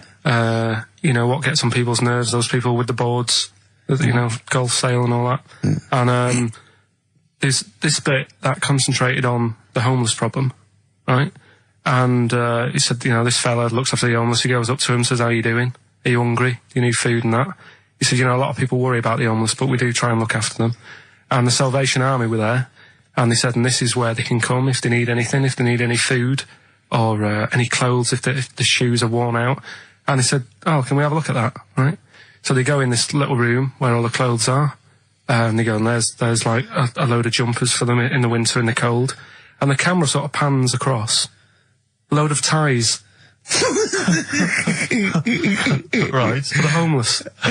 What? Ties. Ties for the homeless? For round the neck, like, to look smart. No, they use them as belts. I've seen a lot of... Or as a lead for their dog. Yeah. Yeah. What are you talking about, ties? That's what they did. They said, here's the room with all the stuff in it. Right? For the homeless. Jumpers for the homeless. Jumpers, shirts, trainers. And you saw a load of ties. Nobody wanted one. Some evening dress, and they got a formal cravats? function. Any cravats? Now, where's the cummerbunds? Yeah. I'm thinking of being homeless outside the Royal Albert Hall tonight. Yeah. That's where the real pickings are. I'm breaking in the back door of the Savoy this evening. Oh, dear. Another charity thing that I was reading about the other day that they're doing. Do they give them trainers? Because I've seen a lot of tramps with new trainers, and I think there must be like a equivalent of a soup kitchen where they get shoes, because that's it must be, yeah. Otherwise, that's weird, isn't it? You blow any money, you beg all day and get a nice new pair of Nike. Yeah, no, don't waste it on clothes. Get some tenants. nets, yeah. Get some, special brew. That's the best value. Go on. Some smack. Go on. If you've got a lot of worries, you on the street. Little starter bag. Take your mind off it. Yeah, I know. Take your mind off it. Yeah. But that's weird you say that, because, a trainer's the most important thing, because, all the problems in Africa. Sure. Right? A lot of problems going on there. Yeah. The other day, they're asking for people to send their spectacles to Africa. Right. Would you be happy if you were over there and, you're hungry and that? And then they say, here you go. Well, yeah, it must be for a reason. I don't think it's... they've got bad eyes and that. Yeah, I know, but I don't think they go round... It's not like when you see those things on Live Aid and there's people dying but they're putting specs on them. No, I think that's what it is. No, it's not, Carl. They sort out food and medication before they put a little pair of specs on the lads. That isn't how he came across in the advert. I think they probably walk hand in hand. The people handing out the food are also, walking alongside guys with the specs and they're handing them out as well. But what have they got to look at? What? They don't own anything. They'll realise how bad everything is. God, it's rubbish here, isn't it?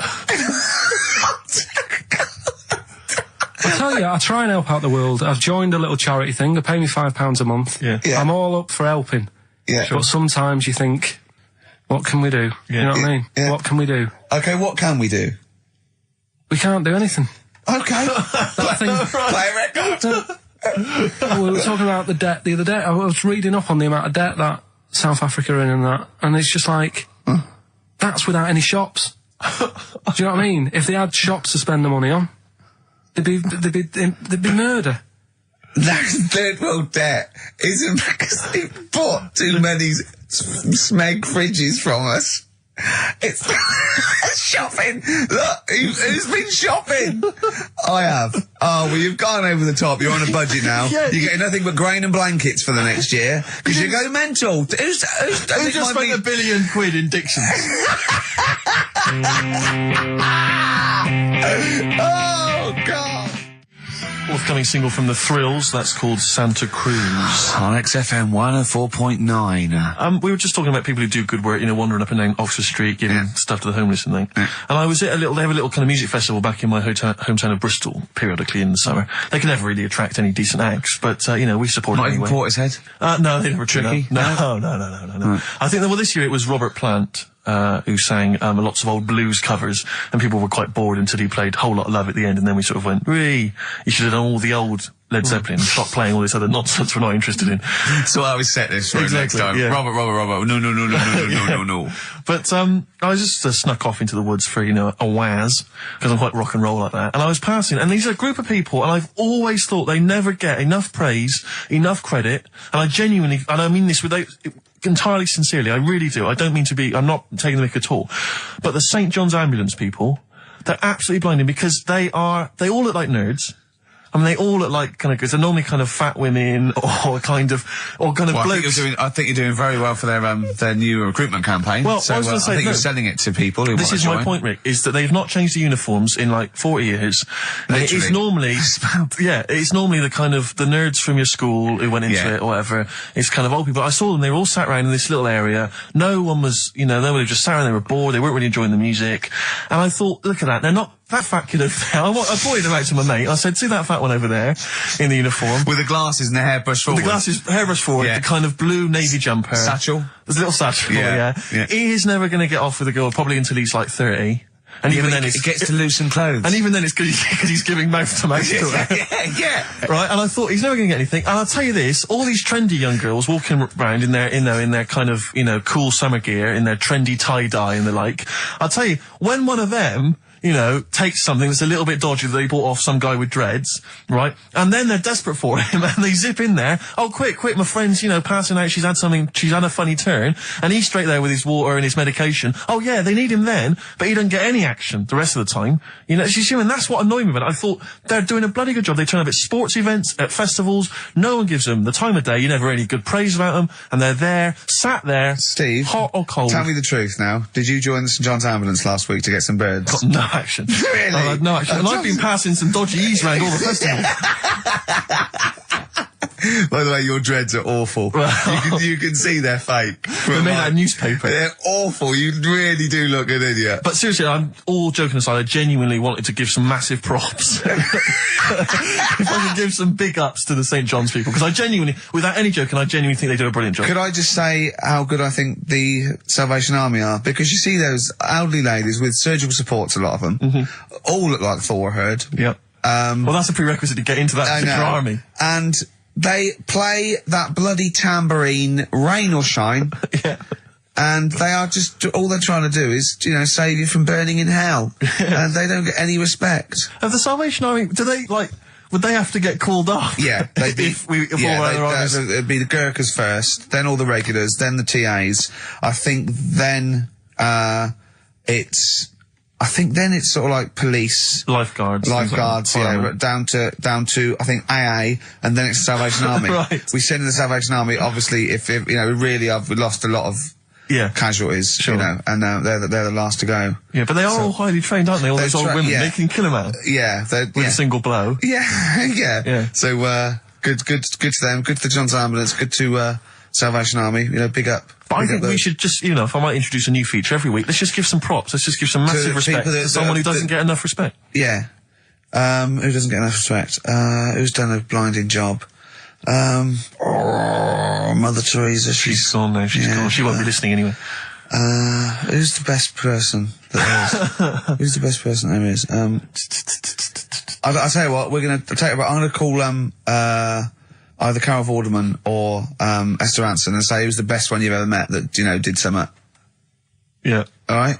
And we'll heap praise upon them next week. Yeah. Great. What? I just don't like, you know. They know they're doing a good job. Right. If I did that job, I want a pat on the back. You wouldn't need a pat on the back. And people are starting to, you know, it's like Carol Vorderman. I like her. She's all right. She does a good job. But now that Better Homes, they only tend to turn up at people who have had problems. Do you know what I mean? Right. Well, leave you can have a leave new it. kitchen. Okay, wait. Come on, what do you mean? No, it used to start off and it's like, I haven't seen Better Homes. What is Better Homes? they go around and do someone's house up. Right. Do you know what I mean? But then they get a bit of bad news. And Carol thinks, I'll cheer them up, I'll give them a new kitchen. Yeah. And it annoys me because if you haven't had bad news, it doesn't mean you're not worth a new kitchen. Did you send in an application? Yeah. You say that I'm bald, I'm from Manchester. Well, if you'd written that, they'd have rushed round. Yeah. What do you mean? What they say, so-and-so's had a bad year, his mum died, he lost his leg, and all he's ever wanted is a chaise longue and a hostess trolley. And the annoying thing is, right, they might not be the ones who write in, it might be a neighbour. Yeah. But they also get something sorted out for them. Really? So even though the neighbours had a bit of bad news, they go, I'll cash in on this one. I'll send a letter into old Carol, tell her that, you know, Mum's passed away. Yeah. I'll get a new, conservatory sorted. Sure. And sometimes the neighbour gets a better deal than the person who, do you know what I mean? The person who's had a bit of bad news gets like a new little kitchen, whatever. Neighbour next door, Leave the conservatory, kitchen, let it go, Carl. new decking in the You had in to the pay for your own garden. kitchen.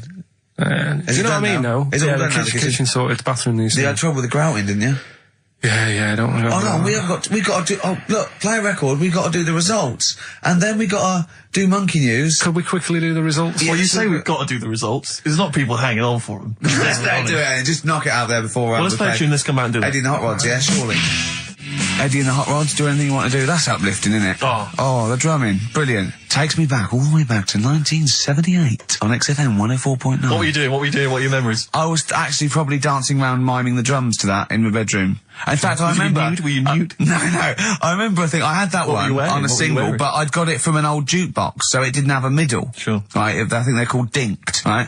And so I had to line it up really carefully, and sometimes by the end it would just slightly go out where the record was moving. Where I just had to... Interesting anecdote there. Fascinating. Yeah. What a lovely insight Since into you're the right young for asking me what I was doing 25 years ago. Yeah. Carl, quick, the results, then Monkey News. I need some Monkey News, but I need the results first. Right, play it again and give the answers. Here we go. Songs of Competition. phrase. Songs of phrase? Name the artist. Name the artist. I know you're just 16, but looking old. Hue and Cry. That's... Who's that? Hang on. It's not our fault. Well, that's Philip Bailey again. That's too little. Right, it was... That was Roxette. The look. Yeah. Right, we had, Hue and Cry started it off. Yeah. 16. That was Dean Martin.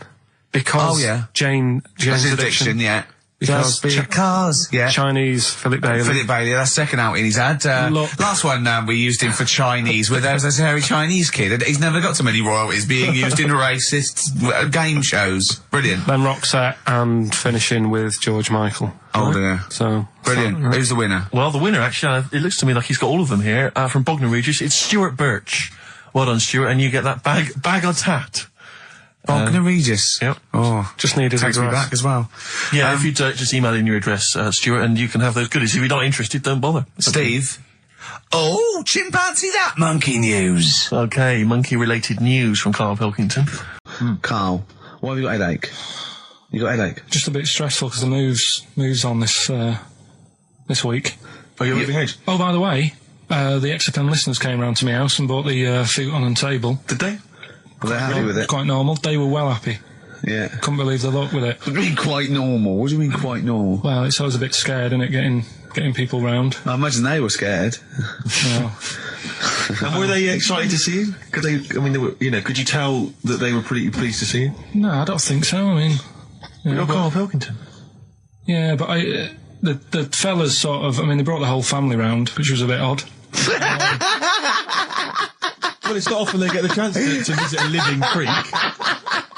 Anyway, no, they were nice. And you're moving now, yeah? He said he phoned me up today.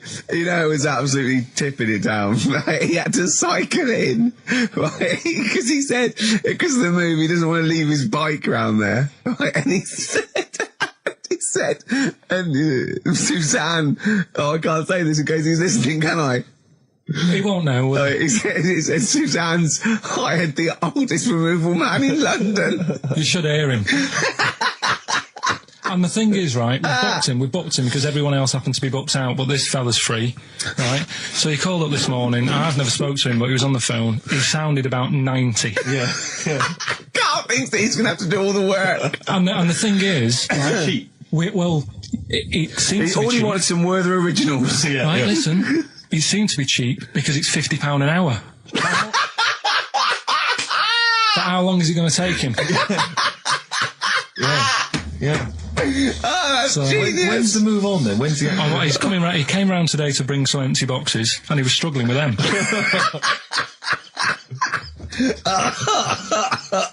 So it actually happens on Wednesday. Oh, God. Anyway, so Rick, I noticed that you were laughing and almost had a heart attack. Doesn't bode well for the boxing match, does it? Cough at the moment, and I've had my Lemsip. What are they again? is the tip included? Yeah, go on, that one. Right, in Turkey. Nice. It's not actually. That's where I went, and there was them little fellas after Suzanne in the kitchen. What? What do you mean? We went to Turkey. You went to Turkey and there were some little fellas. Well, they had quite a few sort of midgets working in the kitchen. Why? Is it a theme? No, Was it a theme holiday? I don't know. Might get them cheaper or something. Was it? So they were get them working. cheaper? They were working in the kitchen, and one of them fancied Suzanne and kept sort of eyeing her up, and she was winding me up saying, "Oh, Not eyeing up and down, just eyeing her up. anyway, no." So What anyway, was she doing in the kitchen? no, it's like a pick what you want to eat type buffet, but you have people clearing the tables and that ready for you to come along. Are they low tables? And you know, he was just keeping an eye on her. What did he say though? Was he? Was he? It was Turkish, so I don't know what he was saying. But he was. He was. Little fella, yeah. Did he talk What do you to mean, a little fella? What do you mean, little fella? Sort of dwarf-like.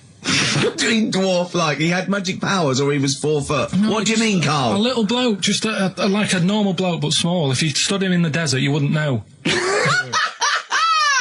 But he'd be hot at nothing around first. him. Right, Carl. You should watch out for the monkeys. Yeah, underground. There's underground monkeys Look, are look, you can't just say there was a little midget fella who was eyeing up my girlfriend and then leave it. What do you mean? What was happening? This is a story to us. This is much more interesting to us than, and she was deaf, right, and she hit her head. That's much more I don't interesting. understand how it manifested itself. Did he come over and say something?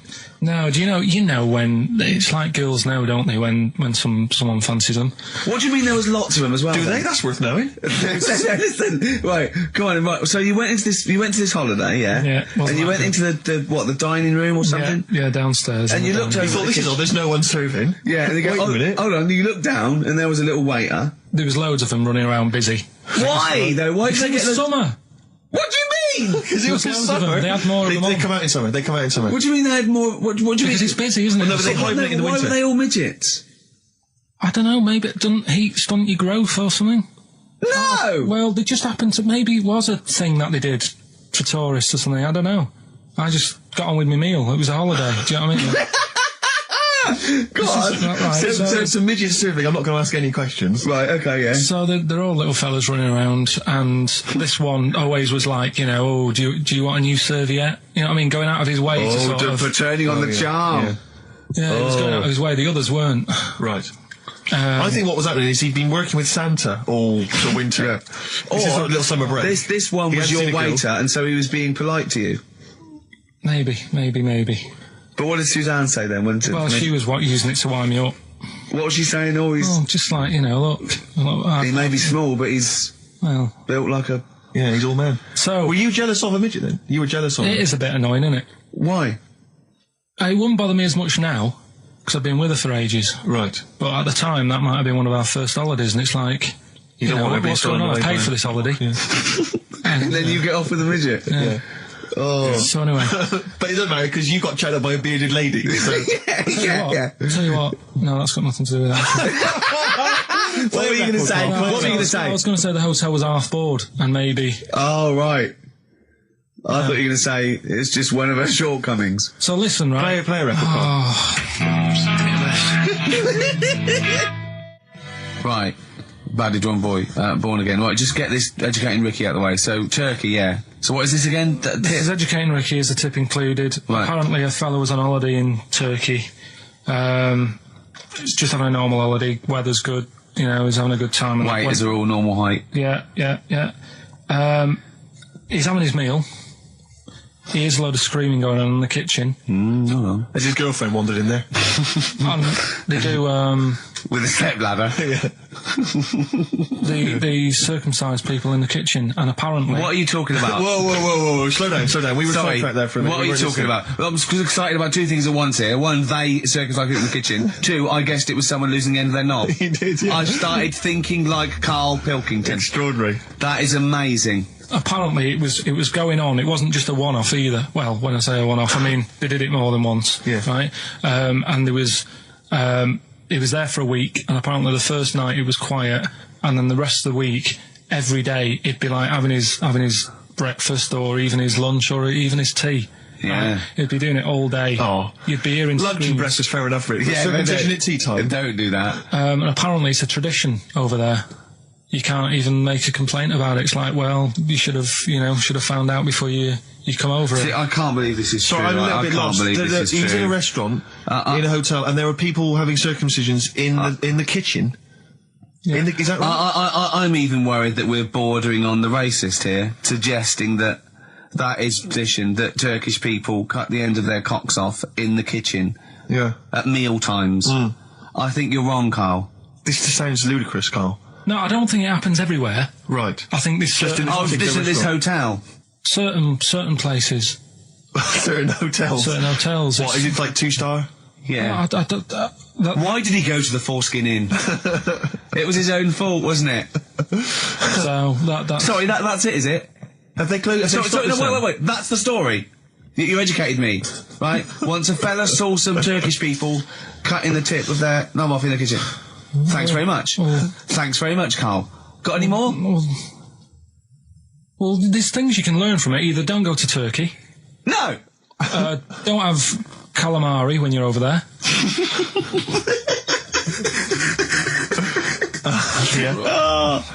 Carl, you've done it again. Well,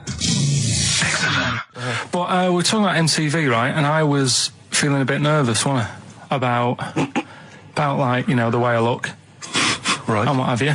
And then I watched a bit of Celebrity Big Brother and all the fuss that Mark Owen's getting, and he's not that good looking, is he?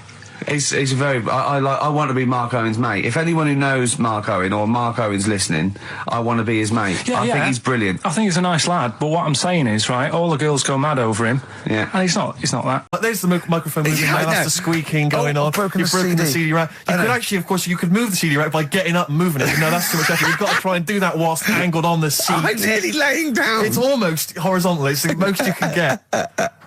Well, I'll tell you what. I don't know what those listeners are thinking of what Steve Merchant say, but don't believe a word. All right? Oh, nice. Yeah, classy. Yeah. 5 minutes past 1 o'clock on XFM 104.9. Look at Gervais, Steve Merchant, Karl Pilkington. A retro cut there, Thin Lizzy. Don't believe a word on XFM 104.9. I'm Ricky Gervais, with me Steve Merchant. Bubba-doo-boo. Who's that over there? It's Carly Pilk Boys. You all right, Carl? Oh, that's clever. How you doing? Yeah, I'm all right. Yeah. Yeah. Wallace Chambers, Kings of Leon on XFM 104.9. I'm Ricky Gervais, with me Steve Merchant and Karl Pilkington. And England are world champions again then, so... Oh, it's brilliant. It was amazing, wasn't it? See, I'm not a rugby man at all. I never watched rugby. I think the last time, was when we won about 12 years ago, whenever it was. And I got into it last week because I realised we were doing so well. I watch England win anything. Yeah. Do you know what I mean? I don't care what... In fact, I wasn't into war when I was little until I realised we were so bloody good at it. We are really good at it. It's brilliant. But, yeah, fantastic. Yeah, it was great. Right, that's the rugby thing over. That's What dealt next? with. That's it. That's all I've got. That's all I had today. It does steam me. Sometimes I watch it and it does remind me of when I play rugby because like, one of them will boot it down the field, and then someone will catch it and boot it straight back again. Yeah. Which is essentially how we I was played made rugby to at play school. rugby. I had to play rugby, and I don't think I'd get rid of the ball so quickly. Yeah. I don't think I ever got tackled or fell over. Yeah. I think I touched the ball about 20 times in the 2 years it was compulsory. Yeah. I was terrified. Yeah, And absolutely. that's same as cricket. I can't. I'm a terrible batsman. I'm all right at bowling, but it seemed like the pastime for people I went to school was to injure you. Yes. It was funny to see someone poleaxe. It was funny to see someone get a cricket ball in the head. Absolutely, yeah. You know, I never so- relaxed into rugby because the first day I was going to play it, my mum, I swear to God, my mother said, "You're playing rugby today. You got the kit and everything. Enjoy it. Be careful." There was a kid at my school who got who broke his neck. And Cheers, Mum. thanks very much for that. See you later. So I just went to school absolutely Man, one thing, petrified. broken neck, is that all? Did you get better in a couple of days? Oh, No, you can find your wheelchair. No. Enjoy the game, though. Yeah, no, it was absolutely petrified. I was just petrified from that day. See, on. at least American football, you know, Got the helmets. padding, the helmets. Yeah, but anyway, well, no injuries, thank God. Thank goodness. So, Well, I tried to play rugby, but it's awkward when you've got glasses. I don't know, there's something about you didn't really play with glasses on. Yeah, of course, I couldn't see anything, could I? I couldn't see anything. How else was I going to play? Oh my God! And So you're bound to be cautious, because inevitably you're a bit more cautious when you've got glass you were next the to your tallest face. person on the pitch as well. Yeah. I mean, you were when you were about 14, you were probably 6 foot already, weren't you? Yeah. And everyone else was what, 5'2"? Yeah. So you were Towering above them. with glasses on. Just with the glasses on. And you've got pretty cool glasses now. Thanks very You've much. had a bit of a makeover. It's like Trinity and Suzanne said, Yeah. first thing to go, the glasses. Sure, sort them out, yeah. Yeah. And presumably you used to have those National Health sort of bottle. Pretty much. Yeah. Is it true? You've never been able to mosh at I a tried to concert? mosh. 'Cause you're Because I've scared. always watched people stage dive in, moshing at concerts. I've always thought that looks like brilliant. You know, when they ride above Like a everyone's wave, heads. like they're surfing on across someone's yeah, hands and stuff. amazing. Everyone's like, yeah. And I always wanted to do that because I'm a big rock music fan. And the only time I did mosh was at Rage Against the Machine. I tried to mosh at Rage Against the Machine. I love the idea of a band called Rage Against the Yeah. Machine. Yeah. Aimed at a man with glasses who Yeah. won't mosh. Well, it was at the Reading Festival, and I think the lead singer, I forget his name, he went, can I just remind everyone that racism and fascism are on the rise in Europe again.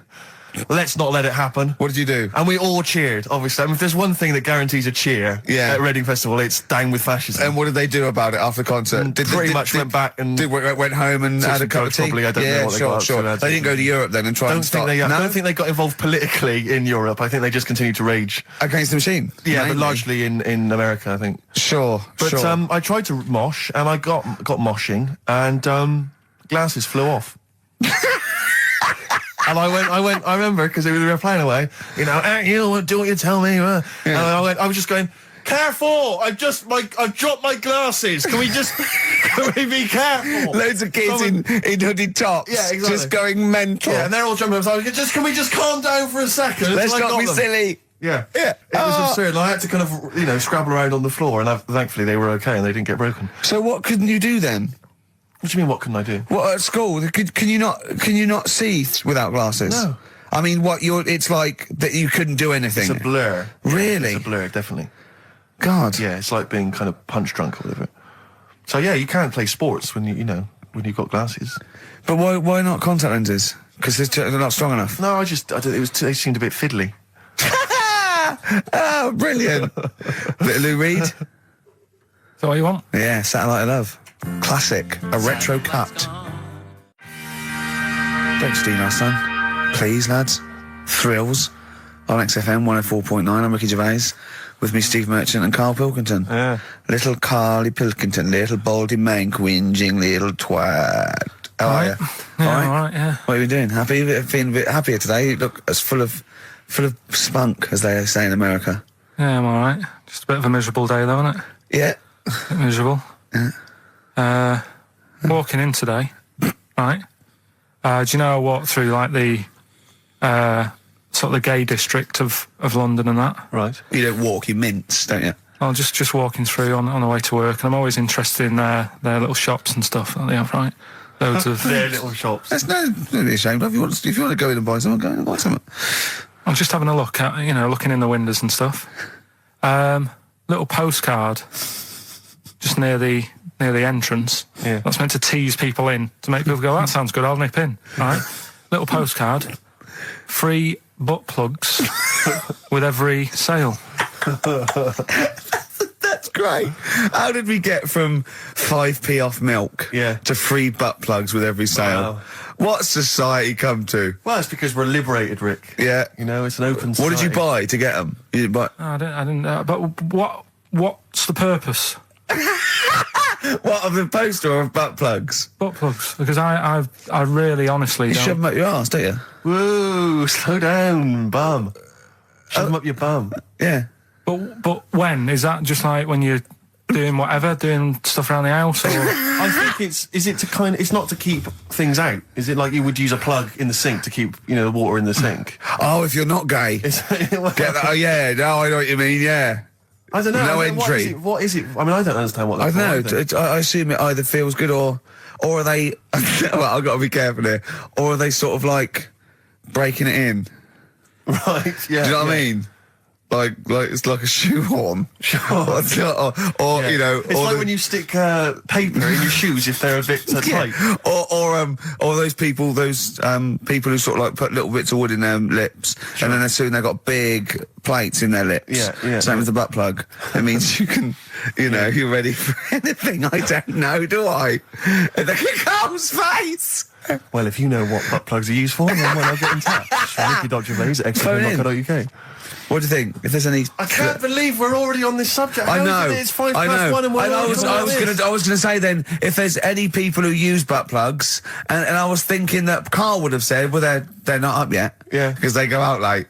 No, but what is it? We're award-winning people. We've written a TV Not on show. It's radio, highly though. respected. Not on radio. We're rubbish on radio. I know, but We've got nothing to lose. But I always say to you, Steve, that I like educating people and that.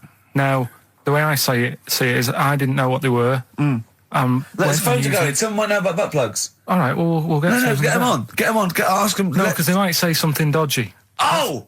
Yeah, whereas, what have we just been doing? Just take a chance. Take a chance and tell them not to swear. Well, you tell them. Okay. Right, Steve, I haven't got my headphones on. Hello, who's that? Can't hear, hold on. Who, sorry? Nicholas. Nicholas, hello, mate. You're not going to swear, are you? No, I'm not going to Keep it clean. Yeah. Keep them keen. What were you calling about? I'm phoning about your plugs. About, not my plugs, but sure, plugs in general. What, do you know much about them? No, Are you a plug user yourself? No, I'm just thinking if maybe you've got some gay friends and you're spending the night at their place, you might want to use one. Right. What, you mean experiment with them, or...? No, so you can make sure they're not going to do anything while you're asleep. Could I suggest, you know, just lock the door? I mean, that is easier to me. Can I make a bigger suggestion? That's probably the most homophobic thing we've had said on the show today. Thanks very much for your call. Right, okay, good. Well, that's why we shouldn't put people on the line. Just, you know, without checking first. I think Carl's made a good point. That's the calibre of listener we've got. Jet, are you going to be my girl on XFM 104.9? I'm Ricky Gervais, with me Stephen Merchant. Over there, little roundy bald head of Karl Pilkington. Good news and bad news. Good news is, boys are back in town, we're here for 2 hours. Hello.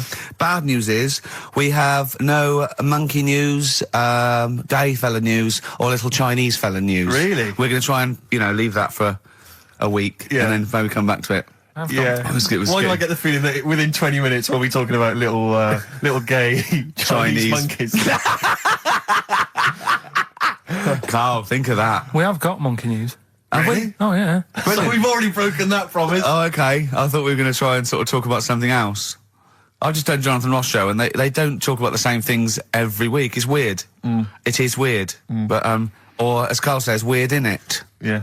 So, gave this show about 5 plugs. Nice one. Yeah. So, I think we'll get upward of 800 people listening. Oh, double. For the first 2 minutes. Yeah. And then turning back. They're already switching over. I'd have thought so, yeah. I spoke to my friend yesterday. He's a little bit of an old fella, and he said that for his own amusement, he had an iPod in his car, and he bought a little sort of transmitter, and he could transmit the music from his iPod to sort of just beam it, kind of as he was driving along, to sort of passing cars. What do you mean? It's Make weird. their radio play it? Well, but if they had it in the right frequency, yeah.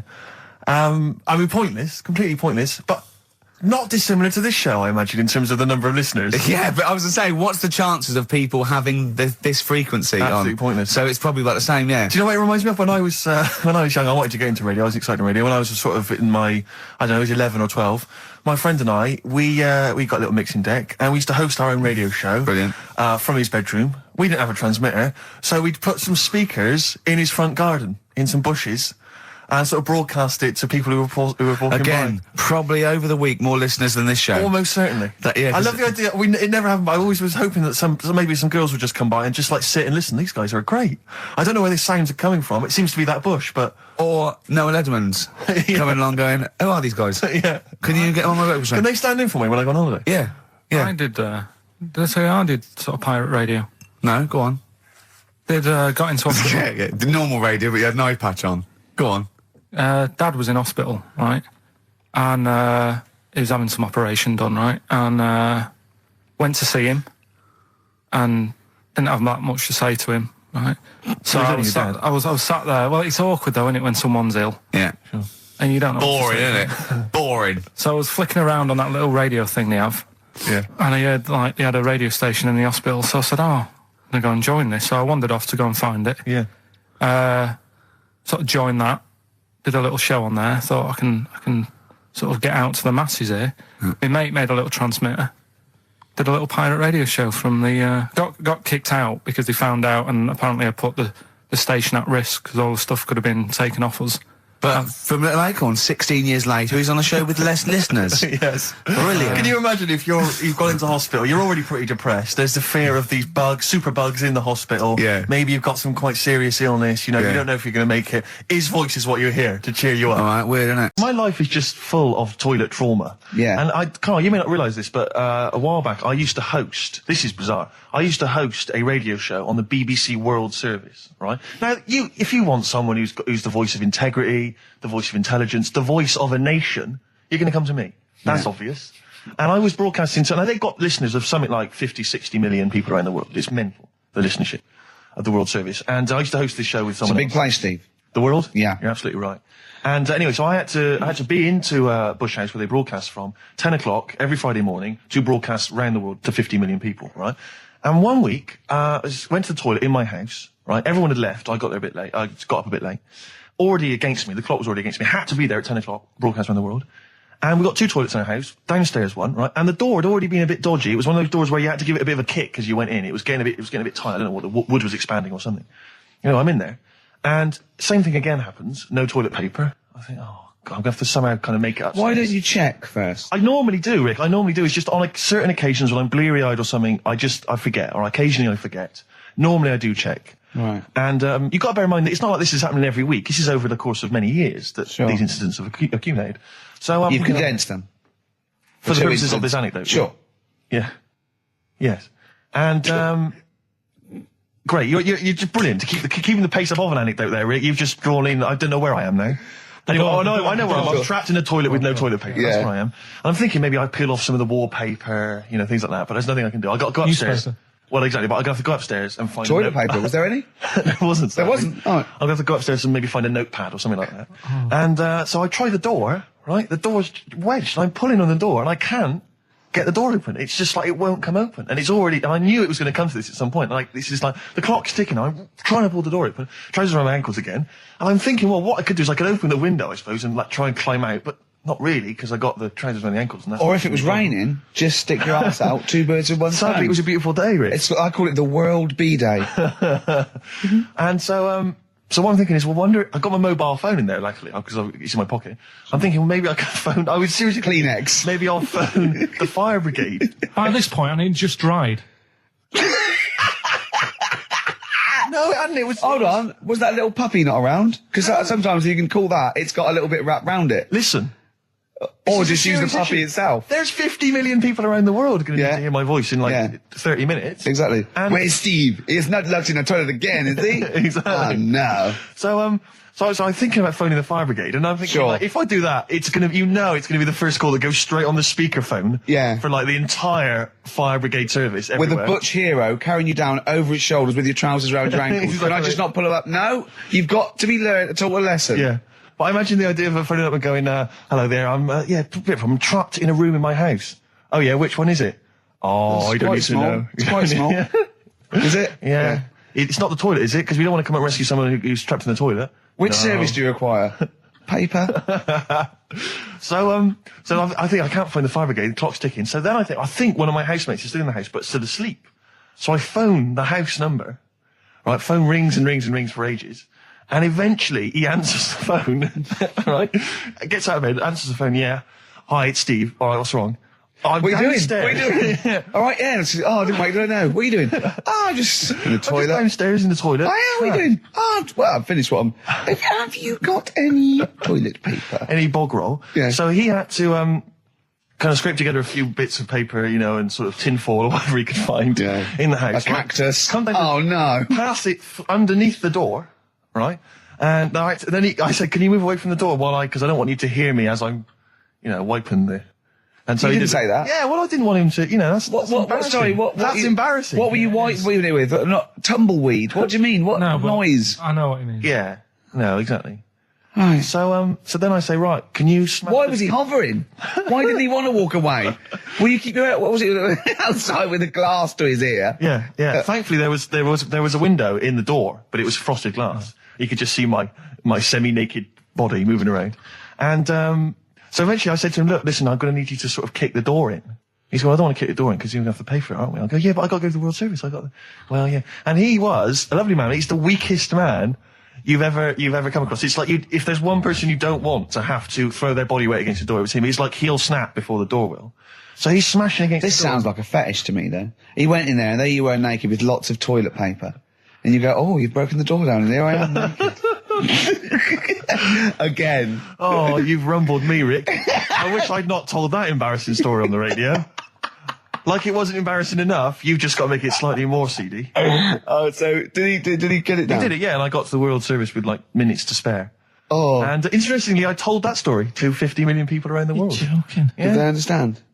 I think so. I mean, is that a bit of a problem when you're on the World Service? Like thinking of things that everyone can understand?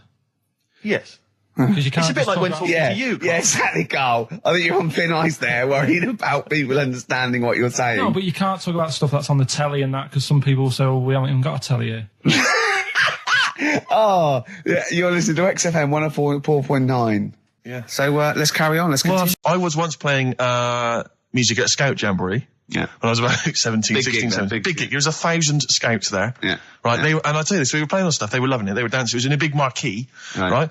I slapped on Smells Like Teen Spirit. Yeah. Right. I went mad. They went mad for it. They were moshing, they were climbing up the poles. The organisers were going, switch that off, right? They're going crazy. And I was there going, no, that's what they like, I'm going to do it. It was like Footloose. It was unbelievable. It was just like Footloose. Then I came in with Rage Against the Machine, Killing in the Name of. The place went wild. Yeah. And they were trying to get me off the decks. It was like Bill Grundy interviewing the Sex Pistols. And then when the head of the army had you killed, Exactly. like there was some sort of mafia thing, and it was all hushed up. That the scouts went there one night with all candles, and they stood by a grave, and that was the end of the film. It was a film, I assume.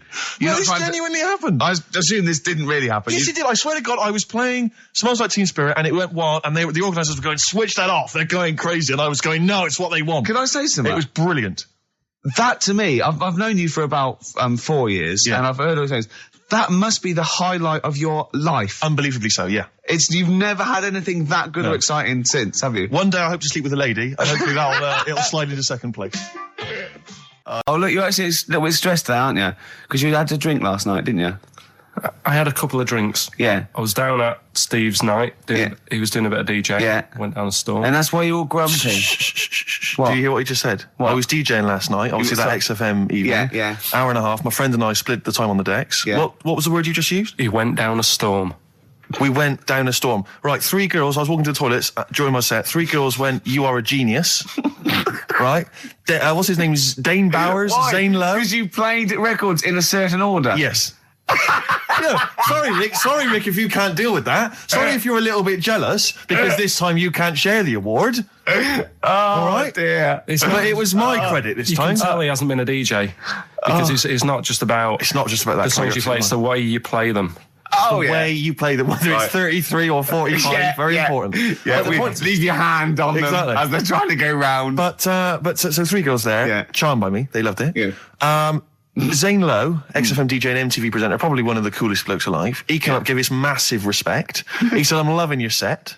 He actually used those words, right? There were people coming up, they couldn't believe their luck. It was roaring. We'd stick on a track, people would cheer as it came on, right? My particular favourite, Carl, I think you'll agree, my particular triumvirate, LL Cool J, Mama Said Knock You Out, leading straight into House of Pain, Jump Around, then straight into that current Elvis track that's been re-released, remixed by Junkie XL. I played the original, which I'd already played on XFM before. I'm already there, cutting edge. Yeah. Right? Three old tracks, you mean? 3 old tracks. In a row? Yep. And well, I think the words that would best sum it up are, I kicked ass. Great. Rick, all right? Well, I'm going to be kicking some ass today. Hey, talking about DJing. Go on. You know, I did that storming set the other night for XFM. Yeah, sure, yeah. Go on. This was down at a little club, in case you weren't aware of it.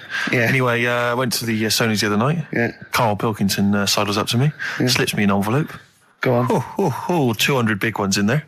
Did you get paid cash for that? Yeah. £200. Taxman won't know about that. Cash in hand. No, the tax won't know, because, I mean, obviously no one who ever works in tax is listening to local radio. Oh. Yeah. Well, so... No, the taxman will know about it. Yeah. Because I'll declare it. I would. Put it, it's going straight down. I'll do it when I get home. Do it when I get in later on. And don't write off rubbish that you buy anyway, like, you know.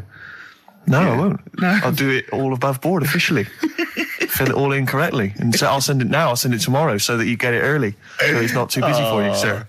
Oh, never mind. I saw a programme about a parasite the other night. Yeah. Apparently they get in through your eye and eat their way out through your genitals. Anyway, You here's think you've got it Radiohead. bad? Yeah, exactly. Play a record, Carl. Stone Roses, yeah? Oh, Fool's Gold. Classic. Stone Roses, Fool's Gold. XFM, 104.9. Brilliant. Can't help but notice you've brought some sandwiches in, Rick. What's in them there? Cheese and onion. Cheese and onion? Yeah. Because I've never, ever seen you make sandwiches before. I've seen you take a piece of bread out of a loaf and sort of fold it in half, crumbs everywhere. Well, Jane made that for me because I was in a bit of a hurry. I didn't think for a minute that you Why? made Because it looks neat. Well, they're wrapped in the tin foil. A knife has been used.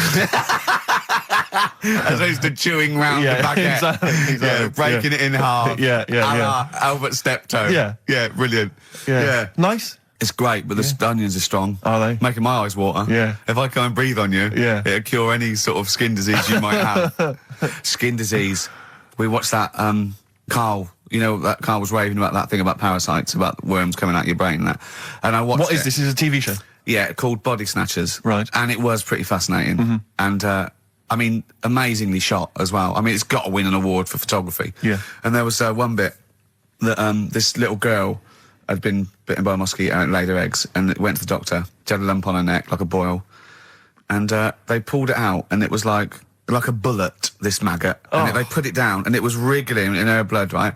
But the hole left was sort of aesthetically pleasing. You know, like that feeling you get, like, I once had an ingrown hair, and I quite liked it when I pulled it out. And it's a perfect little hole. And I thought, I wouldn't mind having those as long as they sort of like healed over. What are you talking about? I don't know, it's weird, isn't it? But why would you want a hole in your body? No, it's got pulling something out, sort of like pulling something out of your body. It's I sort don't of know what you're cleansing, talking isn't it? No, but it's sort of like, I don't know what This is it. You watch one programme recommended to you by Carl, you've turned into Carl. You want a hole in your body? No, it was like, you know, like squeezing a really good sort of like spot. I mean, I haven't squeezed spots for ages, and I'd never had spots, but maybe that's it. I didn't have spots. Right. And I always thought that'd be nice, squeezing a spot. I don't know what you're talking about. Why would these things be pleasurable? Why would an ingrowing hair? That's it was great good. fun. That was good, because I got it. It was like a little lump, and I pulled it, and then it pulled out, and it was like left a little... I know what you mean. Because I get thick hairs and like really... Oh, when they come out, it's like a bit of wax. Yeah. Like putting out a little candle. And I love that. What? Yeah. Because I've got not much hair on my head, right? It sort of grows thicker on my face. No, not true. Sure, like, go on. Yeah. No, it does. Not true, baby. Go on. No evidence for that. Just made it up. So it grows sort of thicker on my neck and that, and now and again I'll see like something that's like a twig. Right, it's really thick. Yeah, you feel it, and then you think, oh, I'm going to have that. And then you work at it, and then when you get hold of it, it's brilliant. It's like pulling out, it's fantastic. It's waxy and build up, and it pulls it out, and it stretches your skin, and it leaves a hole. I've just realised why we talk about Chinese people, monkeys and gays every week. Right. Because this is the sort of replacement. This is what we've got if we're not talking about them. But it was great as well. And there's this parasite, right, that lives in a fish, right? And what it does... it changes the fish's behaviour. Because to breed, it has to get its body temperature up, so it has to get into a bird. Right? What needs to get into the bird? The The fish? parasite to The parasite complete its needs to life get into a cycle, bird, yeah. right. So it changes the behaviour of the stickleback, and it makes the stickleback sort of suicidal. So the stickleback doesn't flee when it sees a heron; it gets caught. Right. Because this stickleback has changed its behaviour. Carl didn't quite understand this, I did still you? don't really get it. I watched it, and you see like the fat fish and that, and you go, "Oh, it's not well." But I don't understand. Well, all it does is it has to get into a bird because it has to breed. To lay its eggs, it has to have a raise of body temperature. So the fish is cold-blooded, so it has to get into a bird which is warm-blooded. There's lots of things. There's certain things at Yeah, that but level. why is it doing that? Because it needs the temperature. It needs the heat energy for its reaction. Just like, for example, that's why your balls are on the outside. Because the cells have to be a certain temperature to survive. I don't know if it's the sperm or Sertoli cells, but they have to be a couple of degrees below body temperature. Otherwise, they'd be in a nice cage and we wouldn't get kicked in the nads. What do you mean? That's why your testicles are on the outside of your body. They have to be a couple of degrees below body temperature. Yeah, but it's not. That isn't why they're there. You see, this is like the chat we had last week about the giraffe having a long neck. What do you mean? They're there because that's where they happen to be. They didn't go right. Well, that's what evolution is. It's a selection process. It's not a will. The balls didn't say, "Look, I'm too hot. Let's get us outside. Let's get outside of here." All right, hang on a minute then. What? So a little man monkey, right? Theirs are in the same place as ours. Yeah. But they're walking around naked, so it could be anywhere. They could be like on the back. It doesn't matter where they are. They call it. Well, they could be on the back. Yeah. So why aren't they? This is a completely different. Steve. You started it. I washed my hands of the whole affair. And we're not only back to balls, but we're back to monkey balls. Yes. In one thing from about parasites, we're back to monkey ball news. Yeah. How do we get back to chimp testicle news? All right then. So this worm's in a fish. Yeah. It's like a little platyhelminth. I think it's some sort of. But what I mean is, why are they about? What do you mean? They Why? evolved But why haven't they died out? because they're very successful. Yeah. What do you mean? Yeah. What do you mean? Yeah. Tell me the brain event that made you say yeah in that 1 second gap. Because in a way I don't get it, and if I think about it too much, it hurts a bit.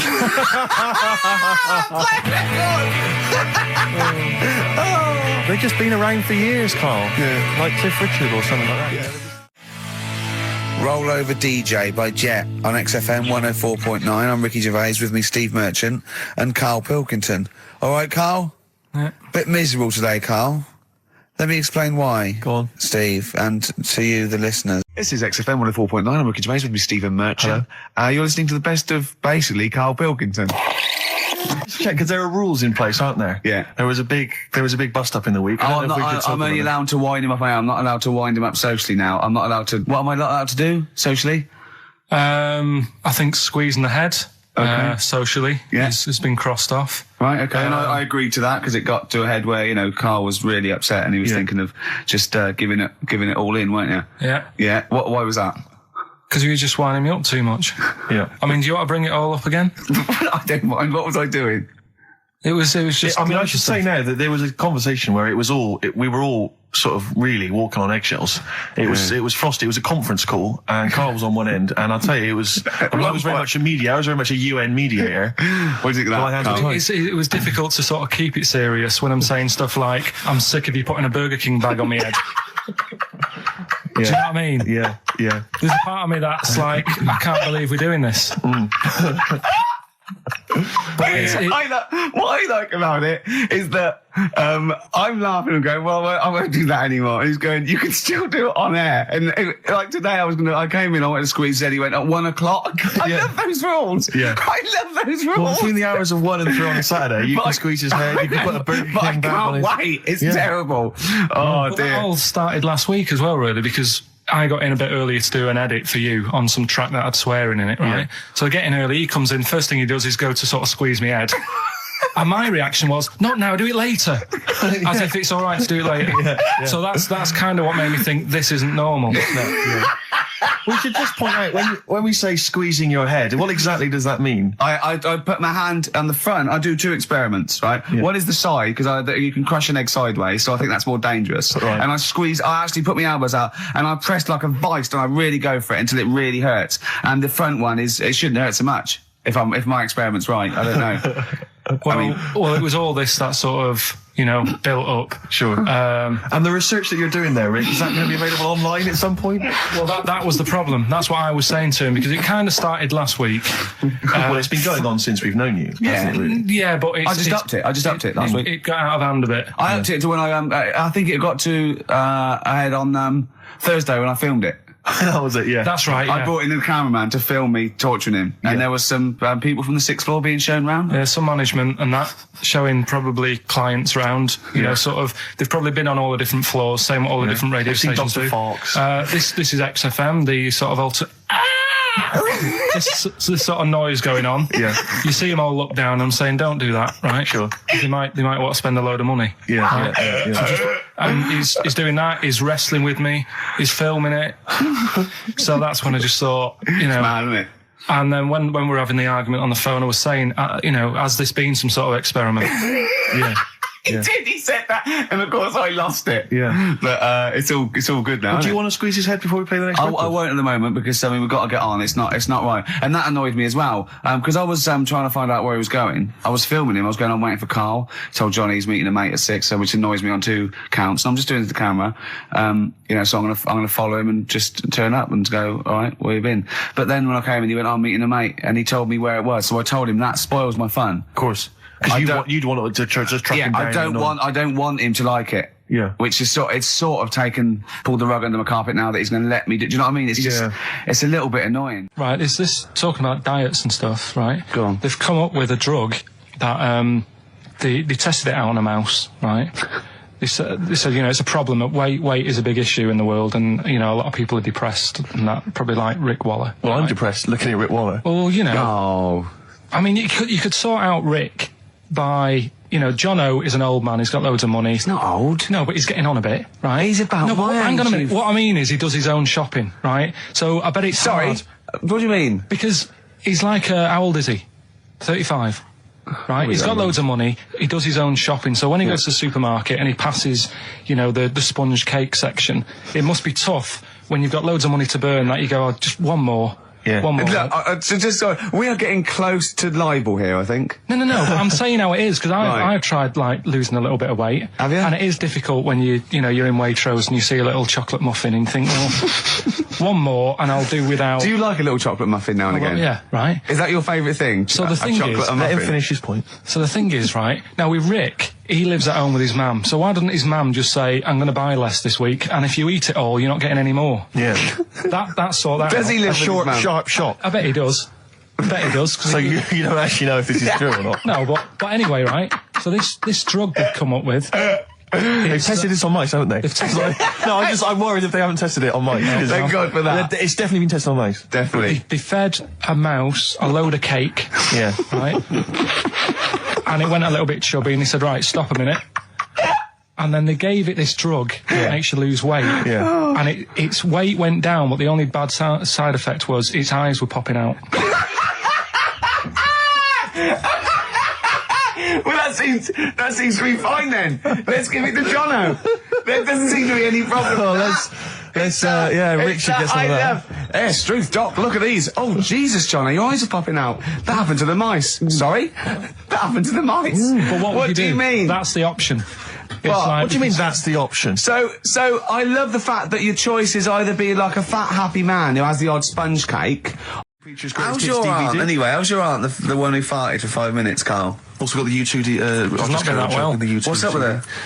The best chill out album ever. Is she right? Yeah, she'll be alright. Yeah. Okay, guys, so that's the prizes up for grabs. So we were having 2 conversations there. I think we're a little bit too relaxed in this show. Sure. I mean, people tuning in will just think, do those 3 people know they're going out live? Or is that a conversation, like, between the records?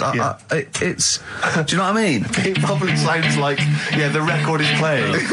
We think the record's playing and we're just chatting. Oh, dear. What we got, Karl? What we got? Karl. Karl, come on. Oasis, Live Forever on XFM 104.9. Right, we're in the swing of things. It's mine and Steve's favourite bit of the whole show. This is what we do this show for now. Educating Ricky. Yeah. Go for it, Carl. As you said, learning can't be fun. Yeah. Yeah. Okay, I'll go for the one. What's the one about the butcher going down the butcher shop? You've got to get your kit on, we're off down the butcher's. Yeah. You going for that one? Yeah. Well, do you know the saying, don't let the cat out of the bag? Yeah. Do you know what it means? Yeah, well, don't give away a secret. Right. Well, do you know how it came about? No. Well, ages ago. Before, like... Ages ago. 17th century? Yeah, before, like... Yeah, 17's good. Yeah. Before, like, you know, proper butchers and Jewhursts and supermarkets and that, you used to get these blokes who sold meat. Right. Butchers, they were called then, I think. Yeah, but the difference was they didn't stay in the same place, they moved about. Right, so they'd turn up on a street corner, and he'd have, like, loads of carrier bags of, like... Carrier bags? Yeah, with meat in and that, and people would Plastic be like, carrier bags. Yeah, with whatever. mobile butcher on them. Yeah. Right, so... And an email address. Yeah, go on. People went, right, yeah, I need some meat. Right, so they'd go up to this bloke and say, what have you got? And he'd say, well, I've got a you know, you can have a bag full of pig, or you can have whatever, a bag full of chicken, whatever. Yeah. And they'd go, yeah, how much? They go, oh, you know, call it a fiver, whatever. Yeah. And they'd buy them, and to make more money, they didn't always fill the bag with what they said was in it. Oh, and yeah, I thought that might be the case. Right? Yeah. So what did they used to ever do... put cats in there? Yeah. But I don't see what... Okay, so sometimes they would put a cat in the bag and pretend it was chicken or whatever else. Yeah, so... But why was a cat any cheaper than a chicken? Because cats are wandering around the streets, aren't they? Chickens aren't. So they'd get a chicken, they'd put a chicken on the top so that when they look in it, they'd go, yeah, that's all right. Got a bag full of chicken. They'd get home to make the dinner, and they'd be like, what are we having tonight? And they'd go, well, you'll never guess. And they'd have, like, you know, well, you can have a chicken leg, and... You know, but it would be a cat. Yeah. They'd have to defrost a pizza. Yeah. Did they mind that they were eating cat then, in those days? He didn't say. He just was saying about the saying, don't let the cat out of the bag. It's like, you know, if they see that, they're going to go mad. I'm mildly disappointed with this story. It's all right if it's true, but, you know, there's something about it, it's just... I want to know more. He always leaves it... Is it Carl doesn't quench your thirst for knowledge, he creates more. I don't know if that's a good thing or not. Well, yeah, he's like the pot noodle of information. Yeah, do you know, he never... I want to go... I'm not nourished by it. It's if for every fact he tells me, there's 10 others that spring up that I have to get clear. Well, so it was the people that were doing this, it was the dodgy butchers that coined this phrase. Were they saying to each other, don't let the cat out the bag? I.e., what I mean by that, Jack, is don't let them see the cat, what we've stuffed in there. Yeah. Dodgy butcher, that's another phrase, isn't it? So that's the first one. Is that a euphemism, or is that dodgy butcher? As his meat delivered around the back. Sure. So that's that one. So let's get your kit on. What does that mean? There's an elephant in India with sore feet. Why? There's an elephant in India with sore feet. Now I'm interested. Why? Tap dancing? Why? So, I didn't write that He's much trying about to it. break Roy Castle's record. He's still going. Go on, what is it? What is it? Think. It's an elephant, and it was really old. It was about 76. Right. And it had sore feet, because it's old, and they don't make stairlifts and the that big, do they? roads are bad and that. Yeah, go on. So they said, what are we going to do? And the town was like, oh, you know, we're used to seeing it around, it's part of the thing, you know, we don't want it to have sore feet. Yeah. So they got some slippers made for it. And it had, like, a picture of the elephant looking happy wearing some slippers. I love him! I love Carl, his world! Think of it, where did you see this picture? That was on the internet. Right. That's a lesson, though, for any elephants listening. You know, don't wear stilettos to work every day, because it can do your feet in. So that it's don't elephants have really bad memories? No, they have really good memories. Oh, do they? Yeah. Oh, well, that's good then. No, I just thought they'd forget where they put them. I thought there was something about elephants having bad memories and that. It goes on, where's my slippers? Yeah. I'm sure I left them by the test. So sorry, there's an elephant walking around wearing slippers? Yeah, that's in India. What kind of slippers? Those sort of old man ones with the sort of checkers. Well, round ones, I imagine. Yeah. Big round ones. there was that going on. And is it happening? Is it happier? I mean, does it feel No, more it satisfying? looked it. Did it look? How can you tell? How can you tell if the difference, please? What else is there? There was a woman who's had a breast insured for 150 grand. Right. Okay. Any more information there? What? Third party fire and theft? Don't know. It had a picture of her with them, like, you know, out. I just thought, yeah, he should get them covered. He's done another real joke! Brilliant. That's a proper joke. He's done, look at his little face, he smiles. I'd like to see you on one of the sort of TV panel games. If they could bring back sort of celebrity squares, he'd be amazing as the centre square. What do I, Carl? I was watching. Did you watch The Mammals in the week? No, David Attenborough. No. I was thinking, actually, right, all this MTV stuff, if there's one reason why I'd like to do it, is I was watching Attenborough, the Mammals programme. I reckon I could do something like that. Right. And just have like me, instead of Attenborough, like a young sort of fresh person, watching, like, certain animals and saying, do we need these? Do you know what I mean? Yeah. Oh, God! What do you call it? Death on Earth? Well, That's amazing! Do we need these? And, No, 'cause there's loads of and the stuff. audience at home would vote. Would there be some kind of Yeah, telephone like a vote? vote out system. Oh, The thing is like, it's something interesting that Attenborough was saying the other night on Do we need these? on Jonathan Ross's show, on his telly show, right? He was saying, he said you could take all the humans off the earth and it would carry on, but take, like, some animals off it, mammals and that, you got problems on your hands. I thought that was quite interesting. Yeah. So it's like, the question is, do we need these? Is that part of the big thing? Right. Like jellyfish. Yeah.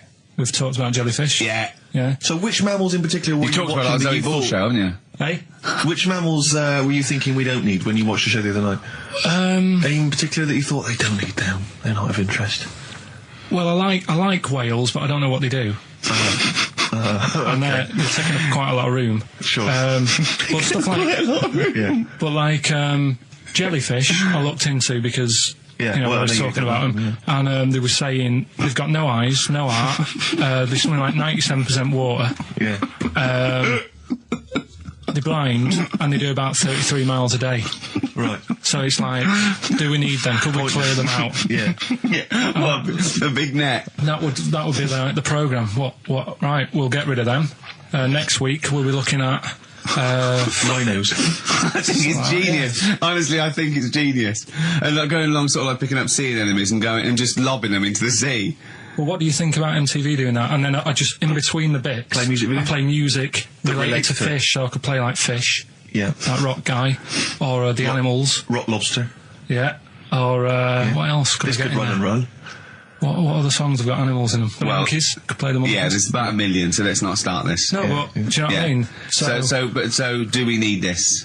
So MTV flies you around the world And to you- the most incredible exotic locations. You sort of climb up a tree or whatever next to, I don't know what lives up a tree, some kind of rare parrot. You say, look at Sloth. that, it's colourful, Sloth. it's Oh, interesting. you like sloths, don't you? No, they just live up trees, but I'd say, do we need them? Why? Well, what do they do? What do you mean? What do they do? What do you want from an animal? Carpentry. What Well, do you like, want? I don't like scorpions, right? Right. But then I found out they look after those monkey things. They're not monkeys, they're Whatever. lizards. Well, all right, yeah, then lizards. They look after the lizards. So there's a reason. But do you need the lizard? Would be your Well, next yeah, question. because the local people made shoes out of them. But not when the scorpion protected them, they didn't. All right, we don't need them then. So, and so ultimately, would anyone decide? I mean, do the animals kind of get a chance to mount a case for their survival? I mean, is there maybe someone that comes into their corner and sort of defends them? I'd have like a David Attenborough type character who says, well, they do this, and I'll go, yeah, but do we need that doing? Yeah. Okay. So what does an animal need to do in order for you to feel that it sort of gets a chance of life? I mean, like a pet, like an animal, like a dog maybe, or a cat, I mean, they give a certain affection to its owner. Is that a valid reason to survive? Not particularly for you. Not really. No, okay. I've been saying that, though. Blind people use dogs, so they are useful. So dogs are useful. St. Farmers Bernards, use they dogs. often save people, don't they, in Yeah. snowy weather? Cats. I'd have to think about it. Okay. Keep the mice down. Yeah, but you got rent to kill. So Okay. what I'm saying is something that will affect the world. Right. I think you'll find everything does.